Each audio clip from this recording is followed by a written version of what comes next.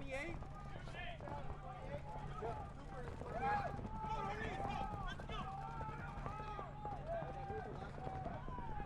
Grant, what number are you? 27.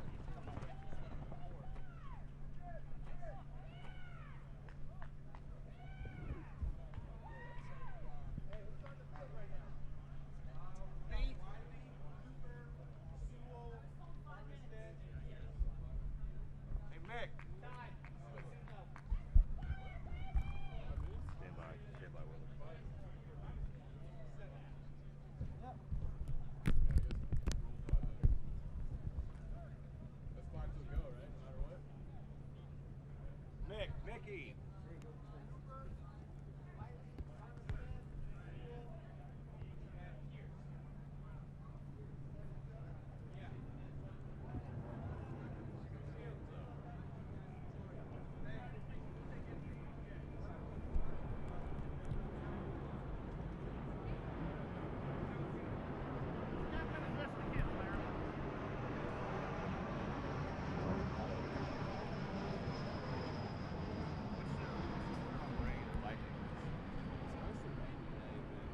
I mean, as far as I've never shot where it's rained.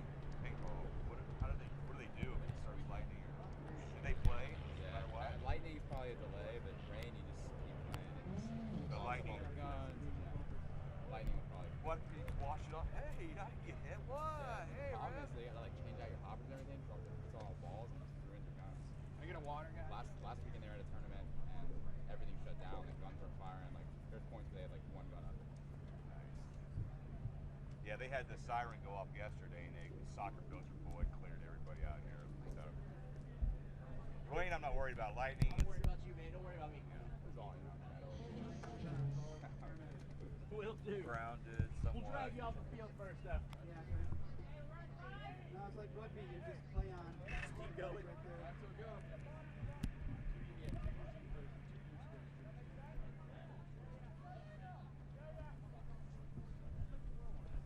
10 seconds.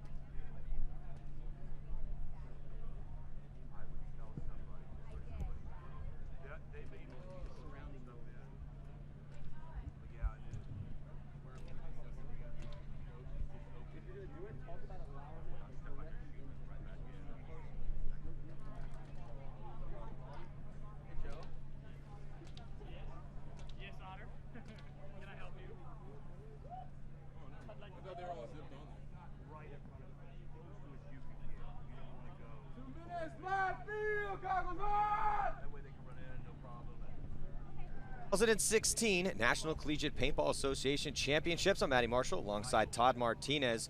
Full set of games coming at you today as we get things rolling. The very first set's going to be the U.S. Naval Academy, going to be taking on the Liberty Flames. So Todd, Liberty, a team that we've seen in this, the top division here in college paintball throughout the years, and been quite the competitive squad. Looking to see what they bring here. So interesting in college paintball, and I love coming to this event every year because every single year, it's college paintball, man. There's turnover of players, and every year we see who's going to step up, which squads were able to maintain their competitive advantage, and which ones are, unfortunately for them, going to tumble down the ranks. That is yet to be determined. So we are going to be getting into this first matchup here in just a few moments. Also, Todd, we've seen this layout before. I really like this field layout, and I really can't wait to see what these guys are going to do with two 10-minute halves and a lot of paintball to be played today. Yeah, this is definitely my favorite time of the year. Like you said, the college programs, these schools have built their programs over the past several years. And, some teams are always contenders. Liberty is definitely one of those teams that we always see on Sunday out here. Navy, looking to make a push. It's anybody's game when you come out here to the college championships. There's been, the regional matchups. Some of these teams have their rivalries. It's college. Everybody, everybody's the same age. Pretty much out here, you got a bunch of college kids, and, all the games are always exciting. And then when you've got two 20-minute halves, two 20-minute halves, two 10-minute halves, 20 minutes paintball. 20 minutes, two 10-minute halves. There's lots of paintball to be played. Absolutely. You always get to see those runs. Teams go on. Last year we saw a lot of big runs there at the end, and it's just an opportunity for teams to really go back and forth out here and show what they got. It creates the potential for comebacks. When you do not have a mercy rule and you got a lot of time to work with, it creates the opportunity for you to get out there, get a lot of spins, and change the momentum of the game. Obviously, paintball, a huge game of momentum, and never more so than when you have this much time. Here we go on the breakout.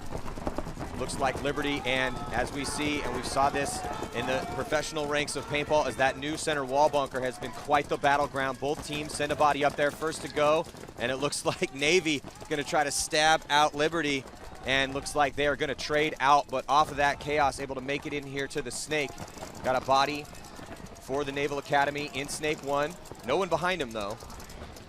Yeah, they came out to that cube on the break, slowly made his way into the Snake, and now he's going to crawl up into the red zone into Snake 2 and get a look across the field as both teams have that trade out in the middle. He's going to have open season on the Liberty players across the field as they make a couple bumps out, getting into Dorito 1 and the tall tower on the Dorito side, another bump up into Dorito 2. Here comes Liberty matching Navy in the Snake now as Navy loses another body off the Dorito side. Yeah, so it's Wiley here in the Snake right now on your screen for Navy, shooting crossfield. Yeah, they did lose a body. Referee comes in, gives him a check. Looks like he is clean. And also with Liberty having a body in the Snake as well. Looks like that's Ciavarini, Daniel Ciavarini. So those are the two players right now kind of with the ball. But here comes the move up on the D side of the field as Liberty makes a huge move, takes out one. And I think he's still alive. He's definitely still alive. Wiley's going to get it from the front here as Liberty comes down on both sides of the Snake and makes him pay. That's Campbell come down the inside. And Ciavarini coming down the outside. Yeah, you get a little double dose there. They saw that coming, so good first point there by Liberty. Well, poor Wiley, not much he could do. Wiley gets in, he does what he's supposed to do. He gets in the Snake, but couldn't see who that big move was from on that D side of the field. But with the way that this field layout is, and that you're going to see guys get up to that center constantly, almost every single point. You can't quite walk up there. You got to stay low as you run up. You can't depending on how tall you are, can catch balls coming over the top of that. But this is the same layout as we saw at the Dallas NXL event, the first professional event of the season. And it was a straight trench warfare up in that center, so I'm expecting the exact same thing here at the 2016 College Championships. Well, there's a lot of big bunkers in the back. Anytime you got a lot of tall stand-ups, that means good shooting lanes on the break. It looks like it, just from first glance, it should be a little bit tougher to make it out wide on the Snake side. You saw both teams that last point go running up the middle to the big center W bunker, shooting towards the Snake side. Both got in there, tried to lock off the Snake side right away. But if you look over to the Dorito side, if you can make out to that tall tower, the bumps to all those Doritos are actually really short. So, you know, when you have bunkers like this or field layout like this where the bunkers or the bumps are really short, then you're going to see a lot of aggressive play, and it's really going to come down to winning gun battles like we say every year. You know, who come to play out here, who's been practicing their fundamentals in the off season, and you know, it's winning gunfights heads up. We saw it right there. Liberty comes out, wins a couple gunfights head up, you know, not really kills from across the field, and then it was off to the races down the Dorito side. Yeah, I mean, once they didn't have those bodies over there to look at, and that's also what I really, every year when we come in, how quick are guys going to be making moves? Timing, such a crucial element of the game of paintball, and you know, the better players are going to be quicker on those moves, quicker. They see that opening and they take that opening once it's there. They don't wait too long to try to ponder all of the different variables and every single possible angle where they can get shot. They've already kind of done that homework in their head through walking the field and knowing. I mean, we're only talking about 5 guys on each side, right? So once you kill a couple guys, it shouldn't be that hard to figure out who's left and which way they're shooting and then execute on those moves. Yeah, I'm looking down here too at that center wall bunker. You got 2 small temples on that Dorito side of it too, you know, making that wall bunker even a little bit bigger. If you look right there in the center of your screen, you see those 2 red Aztec temples on the Dorito side of the Big W bunker. Look for teams to make moves into those on the break. Here comes both teams up the middle again, shooting towards the snake side. They both go to that snake side yellow tower. And, oh, looks like the Liberty player takes one standing up tall. Where did he catch that? Where did he catch that one from? I think he got shot standing in the gap of the W. Yeah, I couldn't see who's shooting that angle, though. Here comes move being made now by Navy down on that D side, and he gets torched up, trying to get into that red zone. Navy now making a move into Snake 1. He's wrapping around. He wants to make a move. Probably should. I don't really think anyone's shooting at him right now, and he's got a body up in that center. Oh, he gets shot on his gunfight.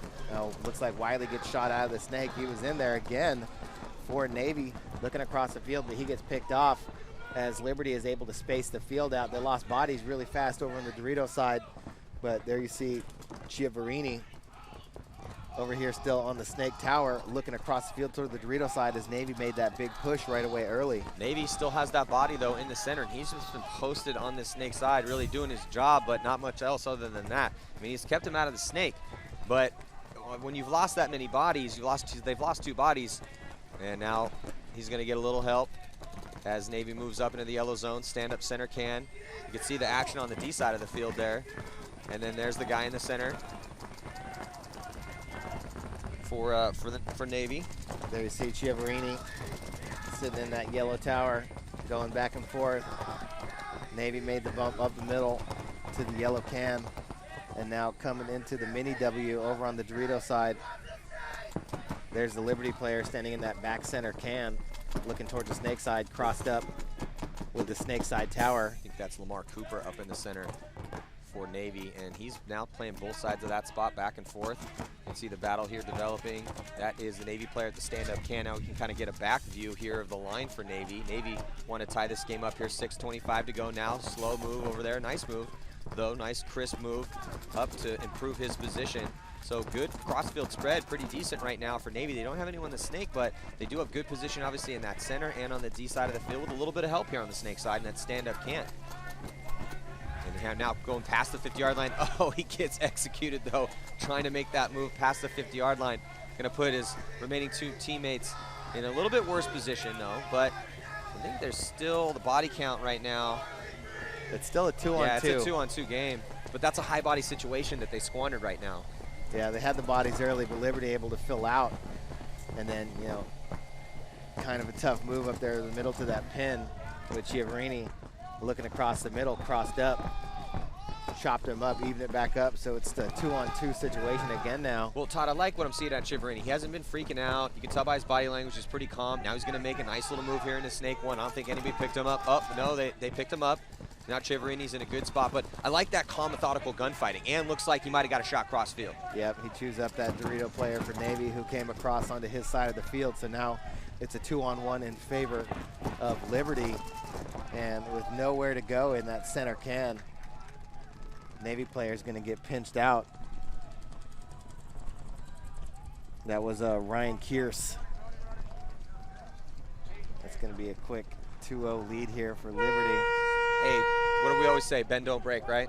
Mm-hmm. In a low body situation, Liberty, with only 2 players left alive, in those back spots, you can see Chiavarini didn't freak out, He was just talking to the guy right beside him, shooting his lanes, and definitely would have to say that, you know, that Navy just kind of dropped the ball there. I mean, they had 3 on 2. Let's check out this replay. So you're looking at Navy. There's that first body to die in the snake, and he made it in there clean. Then we're looking at another body here for Navy. That was Kierce, and couldn't do anything from that spot. And unfortunately, now the score is going to be 2-0 here with a little under 5 minutes to go, 4:55 on the clock. But that was Navy's point to win. Those are the points that when you go back and you look at them, you're so frustrated because that's when you could have tied it up. Well, let's check in with the third member of our broadcast team. So happy to have her here, Lauren Kelly, down in the pits. Lauren, what do you got for us? Thanks, guys. I am here with Brian Natsky from Liberty. Now, you guys are historically a strong team. We see you make it to Sunday often. But last year at Nationals, you got 5th place. What have you guys done to prepare leading up to this Nationals to make sure you can have a higher placing? One of the things we've really focused on this year was our team unity and working together as just a team and building that bond on and off the field. And that has really helped us. Plus, we have our, he's not here this weekend, unfortunately, he had a commitment, but our chaplain, Matt, we've been doing Bible studies every Thursday, and also we've been just having these little devotionals where he just pumping us up before every practice, before every tournament, everything. And that's really helped us just come together as a team, help us play together, and just be more of a cohesive unit. Absolutely, and teamwork is always important on and off the field. What are some things you do during practice to make sure you have that cohesive team chemistry? One of the things that we do is we work on our communication and just working on always keeping that those calls up. And I'm sorry. Okay, there's a lot going on. Back to you guys. We'll see if they can keep this lead. Yeah, Liberty does look pretty good. You can tell that, like we talked about. He just talked about teamwork. We were just talking about teamwork. It's evident out there right now in the way they're playing this game. Still, though, a lot of paintball to play. Only have a 2-point lead. Don't want to get ahead of ourselves here. Liberty trying to make a big move up the middle, but Wiley went straight into the snake on the break and just chopped him up, coming to that center W bunker. And now he's going to come across and get into snake too. He's going to have control of the wire. Both teams went hard down the Dorito side on the break, but Wiley looking to be a little bit more aggressive here for Navy early. Yeah, Todd, Navy just having survivability problems. You know, they have Wiley going over here on the snake side and definitely taking a little more ground here in this point, but they're not going to be able to win points if they're consistently down bodies and consistently losing at least 1 and mostly 2 here in the first couple points. Bodies out of their spots, not getting any production out of them. See if Wiley can try to turn things around here for him, Todd. Yeah, Wiley still going back and forth. Liberty's got a player in that 40 Dorito in the red section. He's wrapping around the outside trying to deal with that Navy player over there in the small W. Looks like he's getting ready to get on his horse. Here he comes on the Navy side of the field. He's coming to get him. Looks like Armistead's going to get bunked out, and Liberty continues to make the move. Referee going to check him, see if he's alive. Wiley's still alive in the snake, but he's going to get bunkered again. Wiley's just getting worn out over here, and it's not really his fault. I mean, for the 2 points we've seen him get bunkered, everybody died around him. Yeah, Brendan Liakos coming in and serving up Wiley once again, but it's definitely not for a lack of effort from Wiley, getting in there on the break, controlling his side, but both teams trying to go hard down that Dorito side. Giant car crash over there. Liberty ended up on the positive side of that. Wiley, second time he's ended up looking at players in his backfield. Yeah, he's getting far up on the snake side. Let's check out this replay here. So, it looks like the point was just conceded. So we're jumping into this replay. There's Wiley. You see that move coming down the highway right there from Liberty. Just wears Wiley out, and it's going to be a long day for Wiley if he can't get guys to stay alive behind him. Well, you know, Maddie, we've watched Liberty out here, like we said. We've seen Liberty in this. They took 5th last year. They're a team that's consistently made the deep into the tournament out here. Navy, we haven't seen Navy out here before, at least not, you know, in the past couple years. So, you know, looks like they're taking a step up, you know, into the high division. Which is admirable. Yeah, and you know, honestly, the points that they've lost so far have been, you know, small mental mistakes, you know, a little bit of poor teamwork, you know, creating an advantage and then not capitalizing on it. You know, the things that you would expect from a team that doesn't have quite the experience as a team like Liberty. Yeah, they're not getting blown off the field right now. They're losing some close points. That last point wasn't that close, but yeah, I don't. Small moves, positioning. Well, they need to get their survivability dialed in. anytime you see this, and you've been watching paintball for years, you know we always say this when this happens, but when you get a team that's losing bodies off the break, we would always do this when we were playing, is you got to get a team huddle going real quick, or somebody that's going to say, hey, let's get 5 bodies out alive, let's get a conservative game plan. We need to at least slow the game down a little bit so we can get out there and play some paintball, because unfortunately, if you just keep running the same game plans, it's getting guys shot off the break, it's not going to work out well for you. Yeah. So see if Navy can turn it around here. We've still got about 3 minutes and 2 seconds left here in this first half of play, but you know, even though the points have been relatively close, it's just been all Liberty. I do like what I'm seeing out of Liberty. I think this, you know, if they can get a good dominant win here against the Naval Academy, I think it's going to bode well for their chances. And it looks like they got some talent on that squad. Oh, didn't. So looks like Liberty drops the ball and throws away potentially this point. They only got 2 bodies out to start this one. Looks like Navy got a little bit of a bad break too, but the player going up the middle for Liberty shoots one body off the break, going to the snake side, but then he gets bunkered out. Here comes Navy on the run, still 1 Liberty player left. I was going to say, if Natsky could pull it out, that was Natsky up in the center for Liberty. If he was somehow able to pull out that, what was it, 2-on-4, because also it looked like Navy did. How many bodies did Navy get out? Did you see? They got all 5. They got all 5? Got shot on the break. Well, it was a 2-on-5 then. Yeah, Wiley got shot coming out to the snake side. Wait, 2-point game now. And yeah, if we could get another look at this breakout here from Liberty's side, I mean, talk about trying to throw momentum away. You're up 3-0, and here comes the last Liberty player sprinting out. Horn blew about then, and then the 2 players, they also got a bad start too. The only person that got a good start was Natsky going up in the center, and he's the guy that got the shot on. Was he? Yeah, shot the shot? He's the one that shot Wiley running out to the snake Yeah, side. Natsky was the only one that really was dialed in that point. But so now situation is 2-point game, 2 minutes, 31 seconds to go here in the first half. Those first couple points were relatively close. If Navy can get out, work on those survivability, and Liberty doesn't, you know, dial up their play here. I mean, you can't go to sleep obviously on anybody at any time if you want to win tournaments. But I don't know. They're maybe making it a little dramatic for us here early in the morning. Yeah, well, you always want to set the tone, you know, as a team.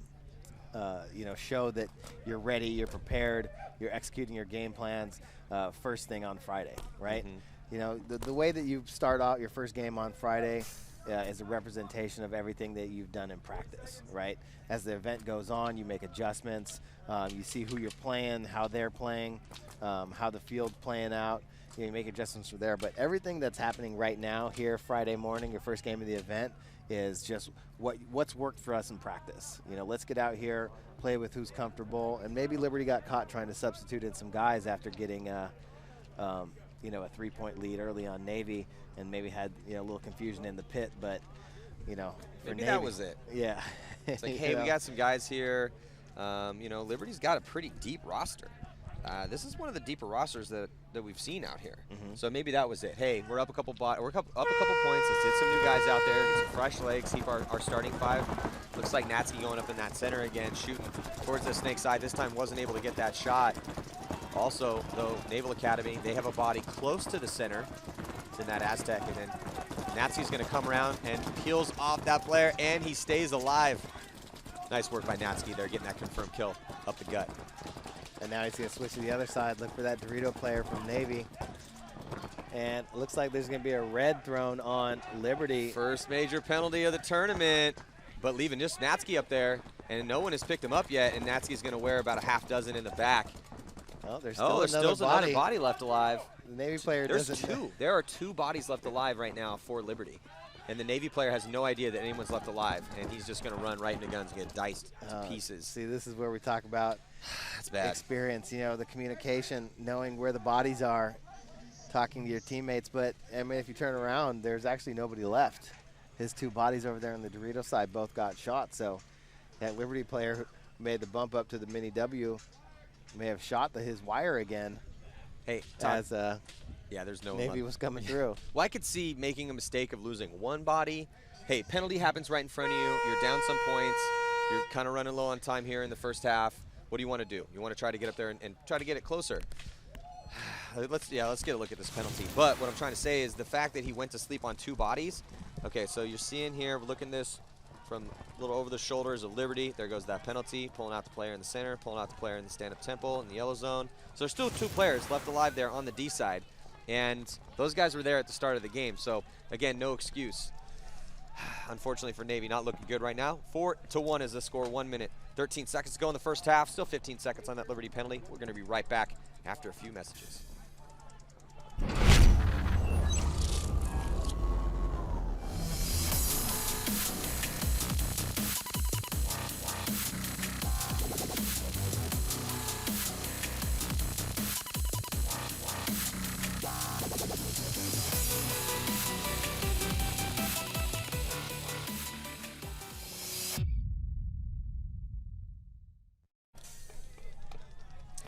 Welcome back here, 2016 National Collegiate Paintball Association Championships. Liberty taking on Navy right now, and it's pretty much been all Liberty so far. Navy has made it slightly interesting, but Liberty looks pretty good, Todd. Yeah, Liberty, I mean, just, well-oiled machine right now. Just firing on all cylinders over here on the Dorito side. Just attacking, winning gunfights, charging, making moves. If they lose a body, they're recovering really quickly.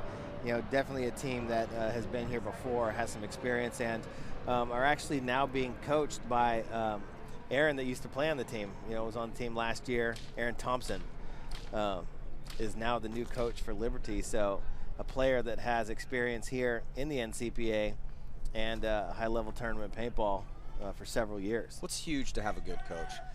If you can have, Todd, obviously a coach yourself. Like Liberty almost got a little bit of a bad start. Ended up being a good start, though. 4 bodies, a little power play right now for Navy. See if they can take advantage. Looks like a little battle roll for Navy trying to get into Snake 1. He gets shot out. They also lose another body, too, off that D side of the field. So what was a power play is now a low body situation for Navy.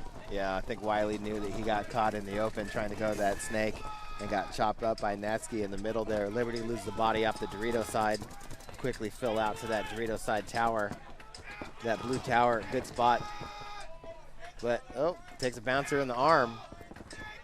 Good spot over there to protect Natsky up in the middle. Navy still trying to push up, but Natsky loses a gunfight, heads up. Oh, nope, he traded out. So 1 body walking off for each team. Campbell now in the Snake 2 for Liberty, shooting across the field, looking like he wants to come into the 50. There he goes. Well, it looks like he wants to put another point on the board here before this first half expires. Campbell going to load up another pod here, and he's getting shot at a little bit. 2 players left alive right now for Navy, trying to lock this point down and keep the time ticking off here and allow them to go in with just allow Liberty to go in with just a 3-point lead. Yeah, it looks like Campbell had a little issue with his gun, and that means that the time's going to expire. Liberty will take that 3-point lead into the second half, and it looks like about a second left on that that penalty that they got. So, a second counts on a breakout. That's 1 second that you have to wait to come out and bring your gun up and start shooting downfield. But that guy should be able to get into one of those back bunkers pretty easily and stay alive.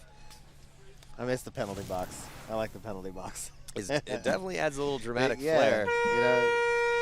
See there. You get stuck in there. There's a replay. There's a little battle roll. I've never seen a panda roll like that before. Yeah, I mean, anytime I see a battle roll like that, I'm thinking, does somebody have a hit? I don't know. Well, looks like Lauren's with Wiley down in the pits right now. So let's check in. Lauren Kelly down with Jesse Wiley. Hey guys, I am here with Jesse Wiley in Navy's pit. Now you guys are down 3 points during this half. What are you guys going to discuss to ensure that you can close out those crucial points to tie it up and hopefully take the lead? I think just communication right now is our biggest weakness. We're getting a few good breaks, a few bad breaks, but if we communicate, I think we can just turn the tide. Every point's just going either way. So as long as we keep communicating, I think we can turn this around. What were some drills you guys really worked on leading up to this Nationals event to make sure you could execute at the highest level possible? We just tried to put in as much time as we can with what limited time we had. Communication has been our biggest focal point thus far, so I mean, hopefully it'll pay off if we keep just working at it, putting in the work. Liberty is a team that has the opportunity to get a lot of practice in between tournaments. Do you guys have that same opportunity? We try and do our best. It's definitely not an excuse for anything that happens during the tournament, so it's all about just working hard when we get the time to get out on the field. All right, well, I'll let you go talk to your team. Thank you so much, Jesse. Navy is down 3 points, 4-1. Liberty is up. We'll see, though, if Navy can bring it back. Stay tuned. All right, so we're going to be right back with more of this Liberty and Navy match. Stick with us here, 2016 National Championships. See you in just a few. The R2 has taken Dye's proven rotor platform, known for years for delivering high-level professional performance, to a new height in paintball loader technology. The R2 gives you the freedom to switch between low and high capacity, allowing for a choice between a 200 and 260 ball capacity at any time, without the need for tools or additional shells. The R2 Reload Alert gives you a progressive alert as you deplete your paint reserve. The Reload Alert system signals you when the R2 is low on paint, and it's time to reload.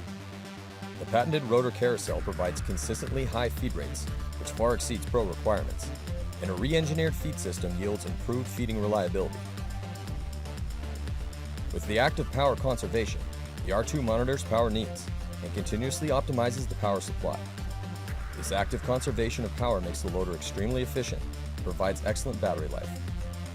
The R2 alerts you with a red indicator light when the batteries have reached levels low enough to possibly impede performance.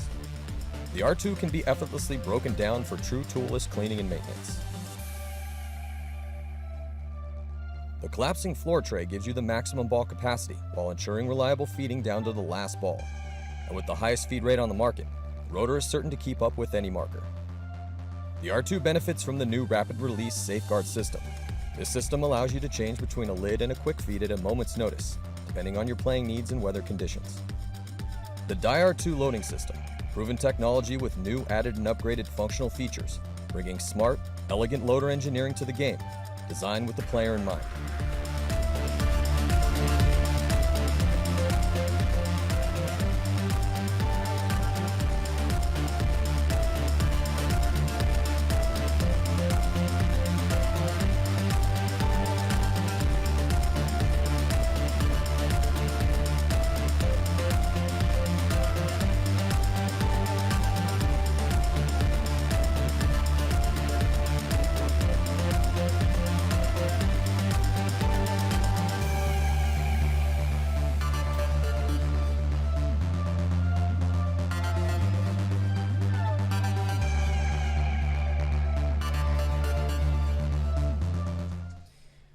We are back here, 2016 NCPA National Championships. Thank you guys so much for joining us here.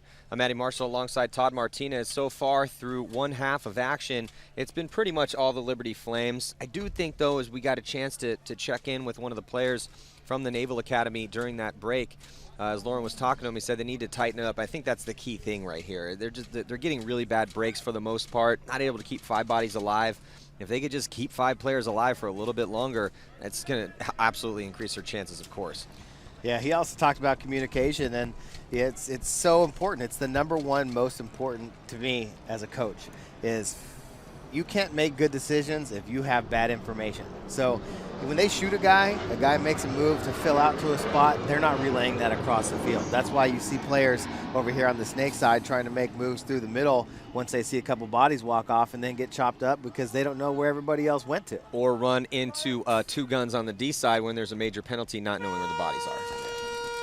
So here we go. These teams switch sides. Naval Academy going to be on your right when looking here from the snake side. And then looks like Naval Academy just going balls to the wall up into that center. 2 bodies up, both one shooting towards the D side, and the other one shooting towards the snake side. And Liberty's just getting bodies peeled off left and right, Todd. Yeah, Liberty lost one on the break. They got their body out of the box, but Navy went double W. Now kind of playing it. Liberty, they lose another body and get another penalty. So just the player up in the middle for Liberty right now. And Navy, not sure if they realize it yet, but he leans out, gets a shot in on him, and that's going to do it. The Navy still don't know where the bodies came off from. Yeah, they really they shot one on the break, and now they got 3 bodies over here on the field, and they're still looking for players. Yeah, there's one body alive, and they have not been able to count the bodies. They've got to be able to count the bodies. This is the point they got to win, because now this major penalty is taken off. This point should be over. And is this guy going to run into a body as well? That should be it. So yeah. Where did that other guy get shot from then? Well, the one on the break, the guy in the middle, and then the 2 bodies that walked off on the penalty. That was 4, but you see Navy, as they come through, just looking. They don't know. They don't know who's died, where they died from. You have to figure it out. And that just cost them extra seconds on that Liberty penalty. Well, now 2-point game, and every second on those penalties is so important because, you know, it keeps the other team with one less body on the field. When you get those gifts, you have to take advantage of those, and the way you take advantage of those is you count the bodies and you talk it up. Try not to run to your death. And they're clearly shooting people, too. Yeah. You know, Navy, it's the second time that Liberty has gotten a penalty. They've definitely shot bodies over there on the Dorito side. They're getting up far. They continue to attack the W, which I like. I think with the W, you know, teams are starting to figure out, you know, like, how do we play this thing? And, you know, some teams don't go up there. They go up late. They delay. They try and sneak in. Some teams just go up there on the break. I'm a big fan of just going up there on the break right away. I'm a big fan of that, too. I think there's a lot of options, obviously, when you get up to that spot. If you have a tall guy, as far as angles he can shoot from there, depending on the field layout. But I'm a big fan of getting up there off the break, too. Why? Because of all the points that I've seen played this year, very little times have guys actually got shot making that move off the break up to that bunker. Because when everyone's going out wide, those are the easier bodies to shoot because you're running into a fortress. And so most of the guns go out wide. Thus, you can get up there a little bit easier on the secondary. But depending on how strong the sideline bunkers are, the snake and the D side, because if those are really strong, then you want to have those couple different plays where you run 3 one way and 2 the other, and secondary the guy up to the center. But, Todd, I agree with you. I'm also a fan of running them up there off the break. Yeah, you make the other team have to worry about you because you look at the guy running up at you through those 2 gaps in the W, and you know, you think, hey, I can shoot that guy going there, and that just pulls a gun from your guy that's trying to run wide. Yeah, it looked like it was a gross major penalty on Liberty. Well, gross major means that that player is going to be out for 10 minutes. And the referees pulled him out of the penalty box right now, so that player will be suspended for 10 minutes. He's going to have to sit. He's got to go into paintball jail. Yeah, he's got to go to paintball jail down there in the scorekeeper's tent. So that means a major penalty. That player is out, and he cannot be used. So referees getting it sorted on the field now. Liberty will be starting with 4. A different player will go in the box to serve the time.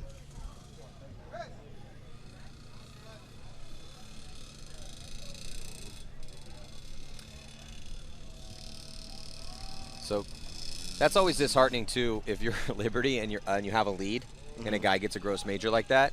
It just takes the wind out, or it can take the wind out of your sails a little bit.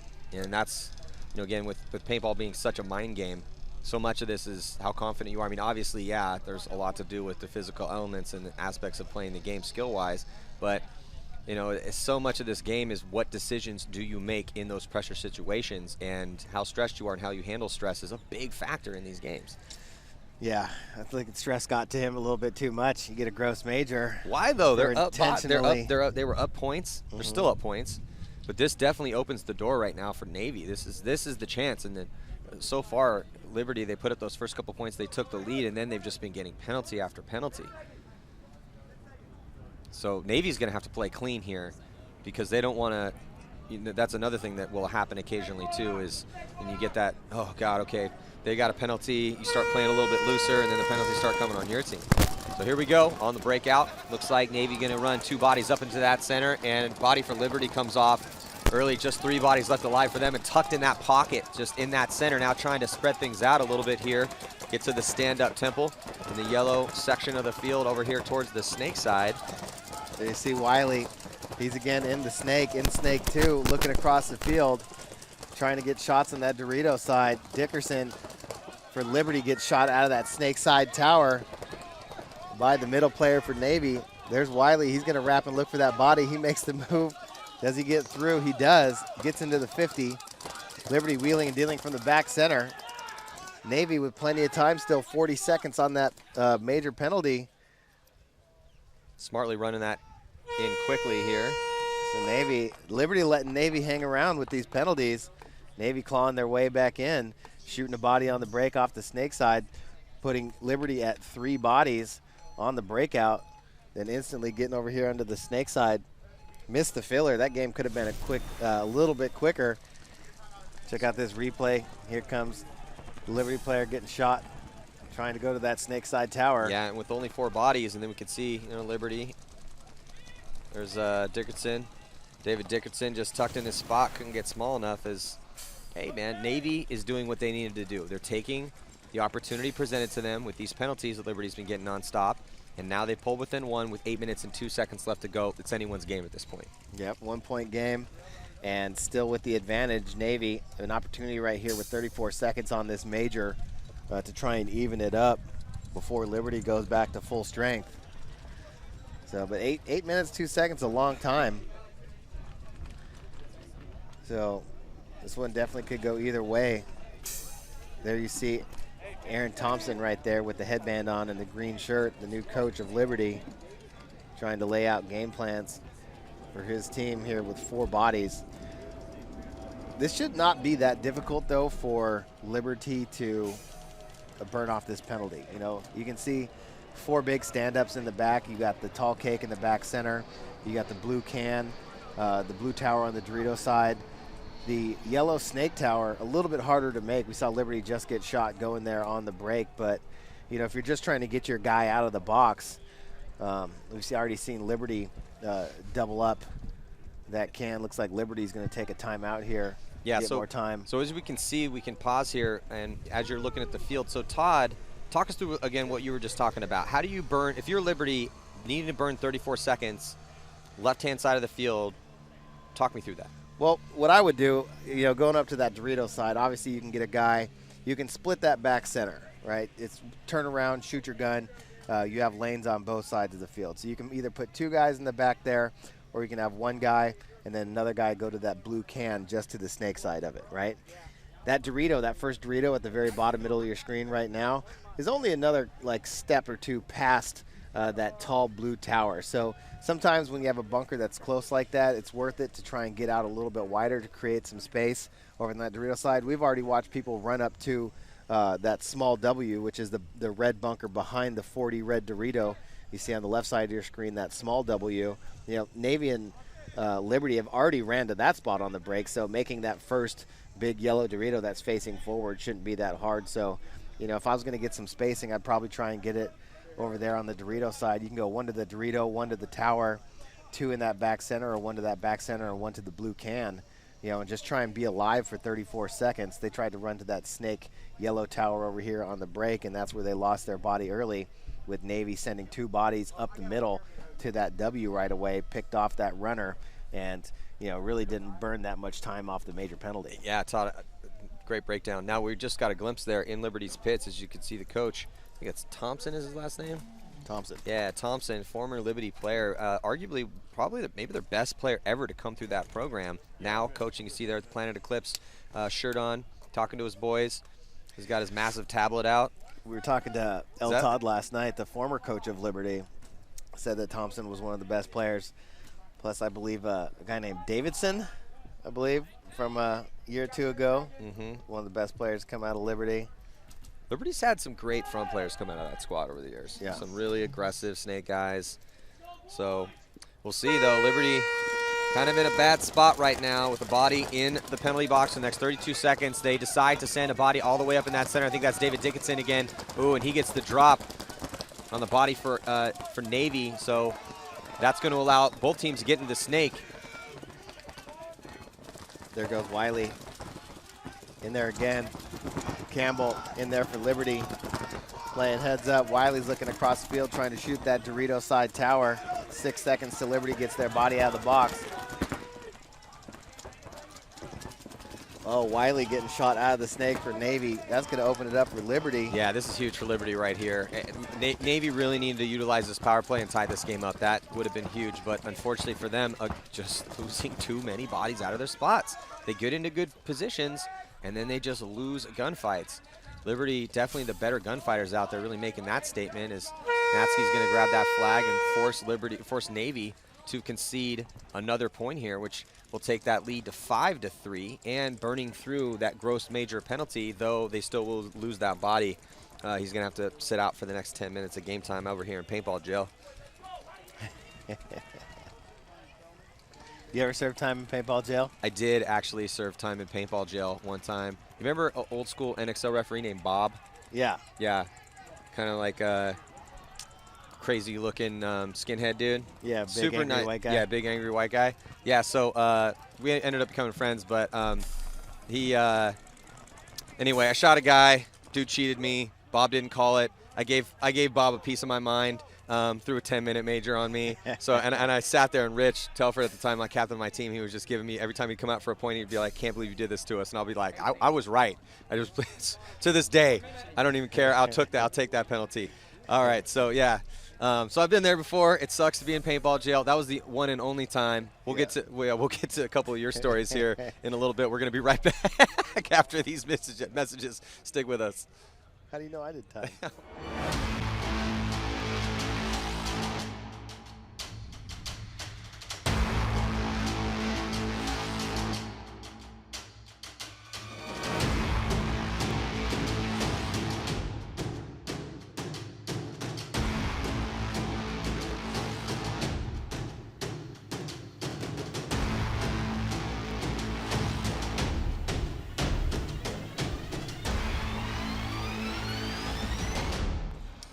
So welcome back here, 2016 NCPA College Paintball Championships. I'm Matty Marshall, Todd Martinez. So we got just about 7 seconds to go before the start of this very crucial point for Navy. This is it right here. Navy, they need to get this point to stay in this match. Down by 2. If they go down by 3, and yeah, there's still 7 minutes left here, but they're not going to be able to do it. This is the point. So Liberty's starting with 4 bodies. I guess with the gross major, you're not getting that body back out of the box for the full 10 minutes. So Navy continuing to run 2 bodies up to the W on the break. Just got a little info. It looks like they had a gun problem, couldn't get the guy out in time. Oh. Which to me, you have 12 dudes on your roster. How is that an option? Yeah, right. But here comes Liberty blazing down the Dorito side of the field. Hasn't stopped. Is just gunning down Navy players. Gets a little 2-pack there, coast-to-coast run. Nobody picked him up. And this is what we're talking about, lack of communication here on Navy. They're making it to spots, and this is another problem along with survivability off the break. But when they do get into good spots, look, everything comes down to lanes and angles, right? So if I'm up in the center wall and I'm the guy in the snake and I look over and I see my guy looking snake side, and there's no one else left alive on our team, I better be looking towards the D side. Or tell him to look towards the D side and I look the snake side. Because if you just have 2 guns left and you're both looking on the same side of the field, what's going to happen? A guy is just going to just tippy-toe all the way down on the D side of the field. That guy didn't even go that fast. No. But no one shot at him, so he just kept going and then riddled the last 2 dudes in the back and point over. And now Liberty with a commanding 3-point lead with 6 minutes and 10 seconds to go. Yeah, that was like a casual stroll through the park. I mean, I know we're out here at this nice new field, you know, just taking a regular morning walk through the park, guns blazing down that Dorito side. Yeah, he just ran gun up the whole time. Nobody picked him up. Yeah, shot his entire loader at everybody on the Navy side of the field. Yeah. Didn't do anything about it. But this is what's a little scary for Liberty right now. Liberty, favored in this game, been a veteran of the competition here at the College Paintball Championships in this division. But we're seeing some cracks in their armor here.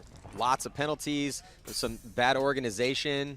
And let's get a replay here if we could check this out from that last point where the player that didn't make it out in time with a gun issue. Again, when you're rolling as deep as Liberty is, so here he's coming out at the last second and tries to change guns out. So he changed another gun out, goes in there, and they couldn't. And then they have to start with 4. But here's the problem. Like I was going to say, is that you can't just leave it up to one guy to have a point and run all the way down there and hope that Navy makes the mistake and not looking towards the D side to save the day. Yeah. It's good that they're doing that, but it's, again, if they start playing some of these the teams that are higher ranked here, that are a little bit more of the favorites, it could be scary for Liberty. Well, that's another point too, where Navy played 5-on-4 and had an opportunity to put a point on the board, and we're unable to do so. So after coming in within 1, making it a 3-4 game, Liberty scoring the last 2 points in a row, starting down bodies, and now they are going to be back to full strength. So on the breakout here, Navy again sends 2 bodies up into that center. They've been able to pretty much walk up into this center 50, but what are they doing from there is the big question. And more often than not, it's guys dying around them and then they're getting run down. So right now, Liberty just trying to take those far spots. They get out real wide over here. First time we've seen a guy in this back bunker on the snake side of the field, and he's just locking things down, rolling his gun. Yeah, and Navy made it up to that center W on the break, had an opportunity to shoot him. missed him, let him get out wide. Now he's just going to get in there and camp out, make Navy come through the middle. Liberty crossed up in the two blue stand-ups, now making a move into Dorito 1. There you see that snake corner player from Liberty. There's the double wall. Looks like they're going to lose one, though, off that Dorito side. He's going to come off first as Liberty's starting to make a push up that Dorito side, getting into the W. They lose one body, though, however, off the snake side. And lose another body out of that center, getting shot out of his spot. Actually traded out, though, with number 54 for Liberty in that back corner bunker. That was Christian Campbell over there, kind of been all over the place. There goes Smith again, running down that Dorito side, bunkering out a Navy player, but another Liberty player going to catch a major. I don't think the refs even brought their yellow flags today. Liberty's just catching majors left and right. And that's just going to get the bodies pulled for Liberty as Navy. Hey, run and grab that flag. That guy is fast. I think that's Arena. Jose Urena for Navy Academy. Has got some wheels on him. So now this is going to be a 2-point game here. Well, you know, I was saying that if they didn't score that, if Navy didn't score that last point, that Liberty should run away with this one. But if Liberty keeps throwing these major penalties out here, they're going to make this game as interesting as it is. And there's still a chance here for Navy. Yeah, I mean, they're still close no matter what. They just have to win these 5-on-4s. Yeah. You know, here comes another one. Well, let's check in with Lauren. I think maybe she might have some information about all this penalty chaos that's going on with Liberty. Lauren, what do you got? Hey guys, yeah, as you are seeing, Liberty is having a problem with penalties. I wanted to give you some information on that gross penalty that Josh Akuda got. He got it because he was filling his paint, and as he was filling his gun, he was shot in the pod. He looked at the ref and then threw the pod, which is why he got that gross penalty. Here at the NCPA Nationals, when you get a gross penalty, it is a 2-for-1. So they pulled another player, put him in the box for 2 minutes, and Akuda is out for the rest of the match. They did already burn out that penalty, so they won't have it on the board anymore. Back to you. Refs being tough out there. I'm not a fan of that penalty. We just came from the Millennium event in Barcelona, a little outside of Barcelona, Spain, for their first event of the European Professional Series. And we saw a couple of those at that event as well, too. And, hey, man, if a guy gets hit and wipes it, absolutely. Gross major. You saw him, huge chest hit, just wipe that thing off. That's what that penalty exists for. But that whole, like, I got shot on the pod and ditched it, okay, call penalty on it. But how is that a gross major? It's, you know, again, it's in the technical term, it's a pod wiping hit. Yeah, but if you're not actually wiping it, then I don't know. Again, I'm not saying don't pull a penalty on that, because you did get shot. You get shot, you're holding anything, it doesn't matter, you're going to get pulled. But 10 minutes, I think it's you got to go to paintball jail for that? I think it's just the fact that it's intentional. You know, you knowingly tried to stay alive, whether you wipe a hit off with your hand. So regular or major then. Shuck your pod. Regular major then. Well, if a ref sees you deliberately wipe a hit, then that's definitely paintball jail. You know, if you get shot and then play on super bad, then that's just a regular major. But again, it's still kind of the same intent, right? I'm dead, but I'm still gonna go kill more people. I get it, but my point is that going to paintball jail for throwing a pod is a little rough. Regardless, it happened, and here comes Dickerson on the run through. Dickerson gets 1, he gets 2. I think he might get 3 here, and Dickerson, I think, is still alive. Wow, this is what Liberty has been making mental mistakes to put themselves in a low body situation, and then guys just step up and have games. But yeah, I saw that hit on his pack. Referee gonna go pull him on it. I'm not sure if he got that. Hold on a second. How is that a minor? Dickerson runs through and shoots everybody and gets a minor penalty for a hit, and a dude that gets shot in his pod and drops it gets a 10-minute paintball jail penalty.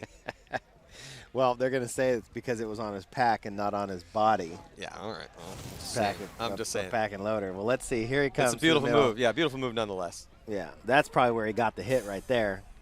And then he takes off. And then once he got to right here and turned and faced us, that's where I saw the hit. You see it right there on his left-hand side. But he probably got it on his initial trade out before he went and ran and bunkered everybody.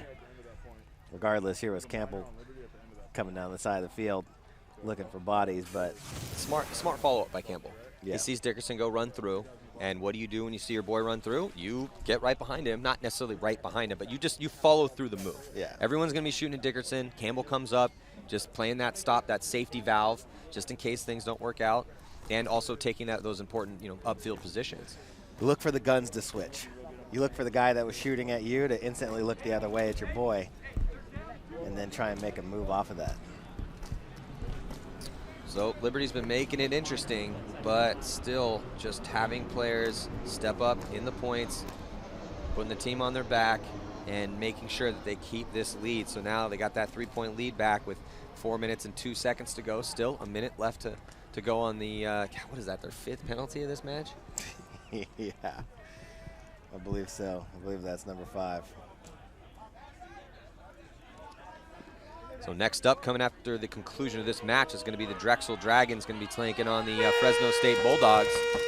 So stick around for that one. And the second match of the day, full day of competition here, prelims 2016 NCPA championships. Here comes Navy with the double dub again. Losing 1 body, but starting with 3. So Navy with the instant advantage. Wiley's in the snake again. And Navy going to continue to run in the middle of the field in the wide open and get chopped up. And also not know where the bodies are. And also losing the body count again. And then he's just going to take cover, man. Wiley, I think that was Wiley, right? Yeah, that was definitely Wiley. Yeah, so Wiley goes and runs the flag. He sees that there's a guy left alive. And instead of just taking position and gunfighting with him and letting his players follow up and try to actually score a point and come with and pull within 2, instead he just head down, just starts running to try to hang the flag. I mean, there wasn't a chance in hell that guy was missing that shot. No. I mean, they started with 3 bodies, and they shot 2 right away. That was just the 1. All they had to do. The Navy started with their 5. Where did all these guys die? They only have 1 body left, and Liberty's about to get one out of the box in 3 seconds. Oh, he wins it, but is he going to run straight into that gun? Now he's got to win another one-on-one. And he didn't look at the clock. Cooper. That's Urena, yeah. Jose Urena again. Is that? Oh, it's Cooper. Yeah, Cooper wins a one-on-one, goes running down the field just as the Liberty player, I believe Smith, comes out of the box, has to win another one-on-one, but doesn't see the guy come out of the box and gets shot going to the middle. I'll tell you what, though, at least for Navy, if they can tighten up these mistakes they're making, they're horrible mistakes in the sense that they're putting them in these bad situations, but these are fixable mistakes. These are very fixable. They just need their coach to isolate the issue. You always need to isolate the issue and hold your players accountable. Yeah. You can't just be like, hey, you tried, buddy, good job out there, max effort, amazing. Yeah. No, you have to hold them accountable, isolate the issue. The issue here is communication. Yeah, the survivability is an issue, but let's just skip that, right? Because they're putting themselves, inner point, into some good spots, as you can see the replay here. But they just they need to keep that cross-field communication, count bodies, and talk it up, and then also watch the clock. Yeah. If you have a penalty, you need to be able to see the clock, put yourself in a position to shoot that guy, that body when he comes out, or at least not just go running into his gun. Yeah, Cooper did a good job to win that one-on-one, but he should have never even been in that situation. So it looks like Lauren's got an update for us down in the pits. Thanks, Maddie. Navy here is talking in the pits a lot about communication. During that last point, Cooper just didn't really know what else was going on the field. He thought it was a one-on-one against Liberty, which is what caused that confusion and caused them to lose that point. Back to you. Yeah, I mean, that's definitely what we saw. It just comes, these are small things that can be fixed for Navy. But again, you have to hold your players accountable. Somebody in that pit has got to be figuring out the issues, isolate the issue, and then hold your players accountable. So now got about 17 seconds to go before the start of this next point. 2:32 on the clock, and a big 4-point lead right now for Liberty. So Liberty going to be back to full strength. Getting all 5 bodies back out. Navy, let's see if they go 2 guys to the W again. They go 1. Liberty goes 2. Here comes Liberty, going to trade out right away on the break. Another Liberty player tries to come through on the other side. He gets shot off. So Navy's going to take that 2-for-1 trade up in the middle, and they get Wiley into snake 1. Yeah, Wiley dives into snake 1, immediately looks cross field. He does have a player in front of him, and that player I think might have either just got bounced or shot because he's asking for a check. The ref running in. Wiley on your screen right now, trying to stave the attack off. It's pushing down on that D side of the field, and Wiley's not been able to get the shot. He's still alive. Wiley finally picks him up when he gets all the way into his backfield. So there's the snake battle on your screen. Wiley on your right. Liberty player on your left, and Liberty player is just trying to take the time off. I mean, he's engaging in this gunfight, but right now it's just him left alive looking at looks like 2 bodies, so he just needs to try to slow these guys down as much as possible. Actually, no, there's still another body left alive, so now it's a 2-on-1. Here, Wiley, last player left alive for Navy. Oh, and Wiley's going to wear it again from Liakos coming down that snake side. Nice work by Liakos here. He got into the snake. Didn't slow play it, but he understood the time issue at stake and definitely counted the bodies. Just solid paintball right there. And Liberty, no penalties there, so thank God for them on that. They need to fix that because they don't want to head into play some of their games later on, getting 5-6 penalties a game. There's Liakos on the run through, takes out Wiley, stitches him up pretty good, and then still keeps that gun up to look downfield, and that's what Navy has not been doing. Eyes downfield, scanning, looking for streams of paint, incoming streams of paint, and also staying close to bunkers, just in case somebody picks you up and you have to dive back and stay alive. Yeah, just overall field awareness, you know, knowing, it's not just knowing how many guys on the other side of the field are dead, it's knowing that your whole team is dead on the other side of the field too, and you got to protect yourself. You know what, another thing I love about the college championships, other than the camaraderie of the teams and just kind of coming out and getting to see who the new players are going to step up on each squad and which teams are good every year, but if you're watching at home, this is a really good tournament for players that are looking to get better at paintball to watch, because there's just so many different instances. There's a lot of paintball being played, and so there's a lot of times where you can kind of, you know, look and see, you know, how can these guys get better, right? And so if you're out there and a young up-and-coming player, definitely want to watch some of this weekend and kind of see, you know, where you can fix your own game. Let's check in again with Lauren. Thanks. I am here with Chris Smith in the Liberty Pit. Now, you guys are ahead 5 points. You only have 1:13 on the clock. You're clearly going to take this win. Something Navy has been struggling with is communication. As a team who has worked well together and been successful over the years, what are things teams can do to improve communication on the field? Use names. I mean, turn around and actually look at the guy. A lot of people get into the zone and just screaming, and we still have problems with that too. We haven't been perfect in this game either. We've had a problem with penalties, and you know, hopefully after this one we can clean up the penalties and be able to move past that. And yeah. All right. Well, Liberty is up 5 points. We'll see if Navy can get any more points on the board before this is over. Back to you guys.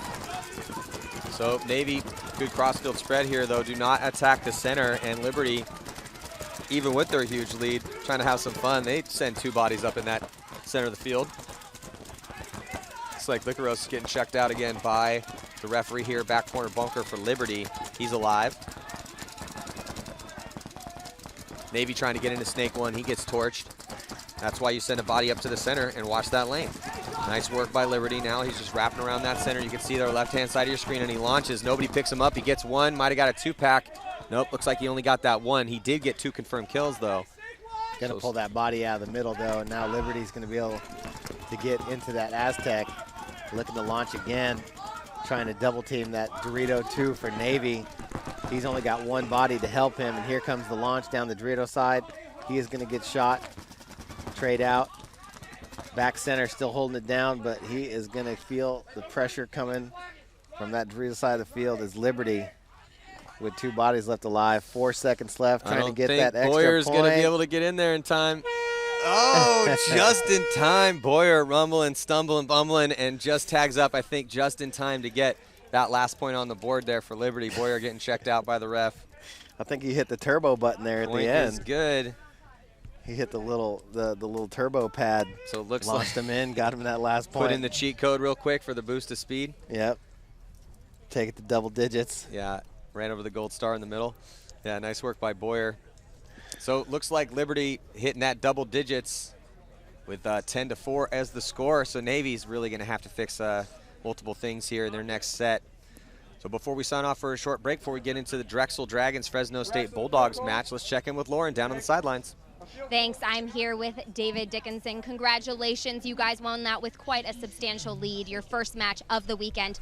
While you did win that match, you guys definitely had a lot of penalties. Do you historically have problems with penalties, or was this an unusual occasion? This was unusual for us. Normally we like to play really clean, really towards the book, on the record, and today I don't know what happened. We got caught in packs, caught in hoppers, didn't feel it, and ended up getting penalties because of it. Absolutely. Overall, I think you guys played pretty strong, but are there any things you think you can improve moving on this weekend to ensure you excel and make it to the finals? Yeah, I think definitely we need to get our communication up. Communication is the biggest part of paintball, I believe, and our communication is good, but it could always be better, and that's what we need to work on the most. Last year, I believe you guys got 5th place at Nationals. Was there anything that stood out last year that you think caused you guys to get into those semis and those final matches? I think the guys, a lot of our younger guys that we brought in, trained up from guys that have never played paintball, really stepped up, really did the work, put in the time required, and it showed on the field. Absolutely. Well, congratulations. Next up, we will have Drexel versus Fresno State Bulldogs. Stay tuned. You won't want to miss it.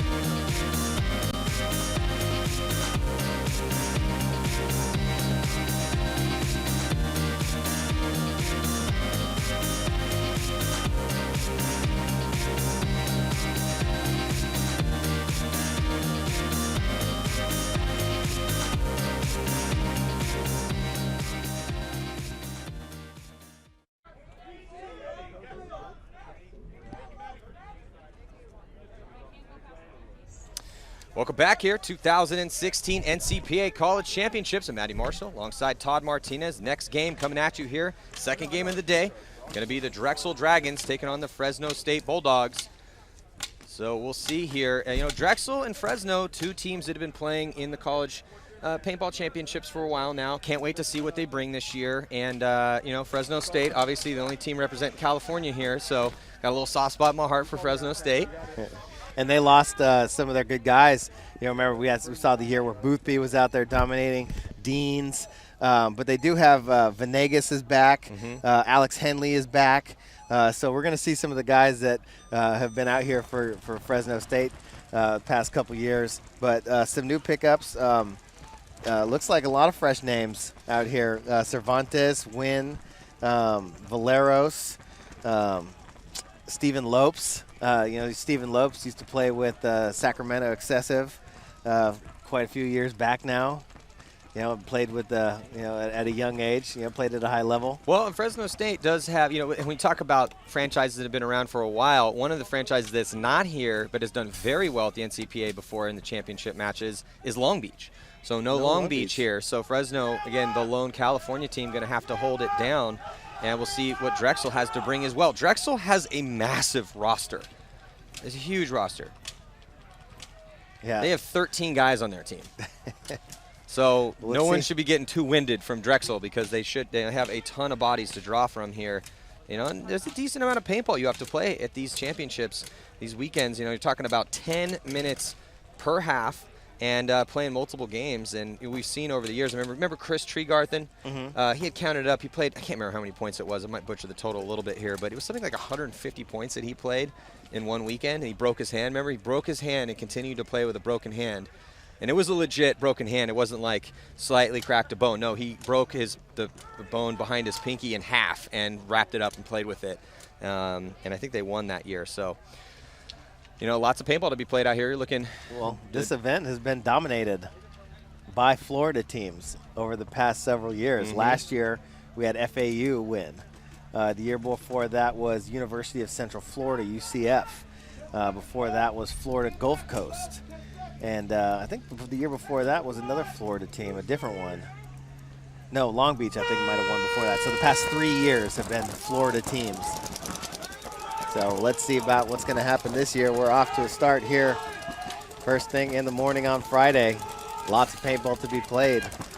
Drexel taking on Fresno State. Fresno State losing one body off the get over here on the Dorito or Snake side.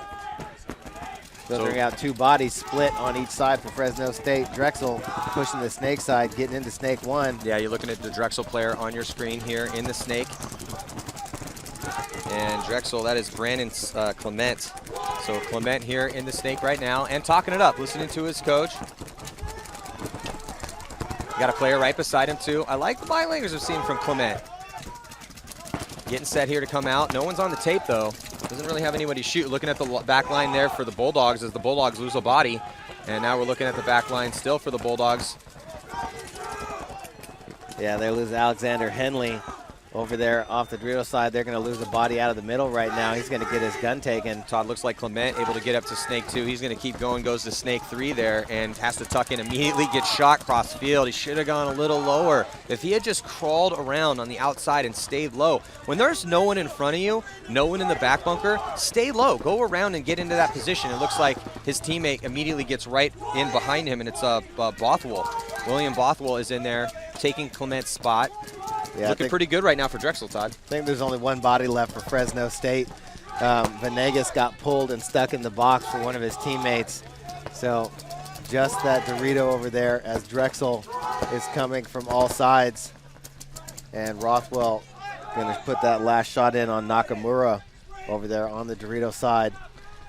So first point going to go to Drexel as Bothwell runs in that flag.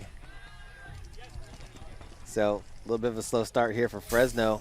Drexel shooting the first body on the break, then filtering down the Snake. And there you see Clement getting into the 50, getting picked off, but strong presence for the Snake side early for Drexel. Absolutely, and you can see there the pressure being put on that player because of the position that Drexel had. They had body coming up on the D side. I really like the tag team over here just in that first point, Clement and Bothwell over here on the Snake side.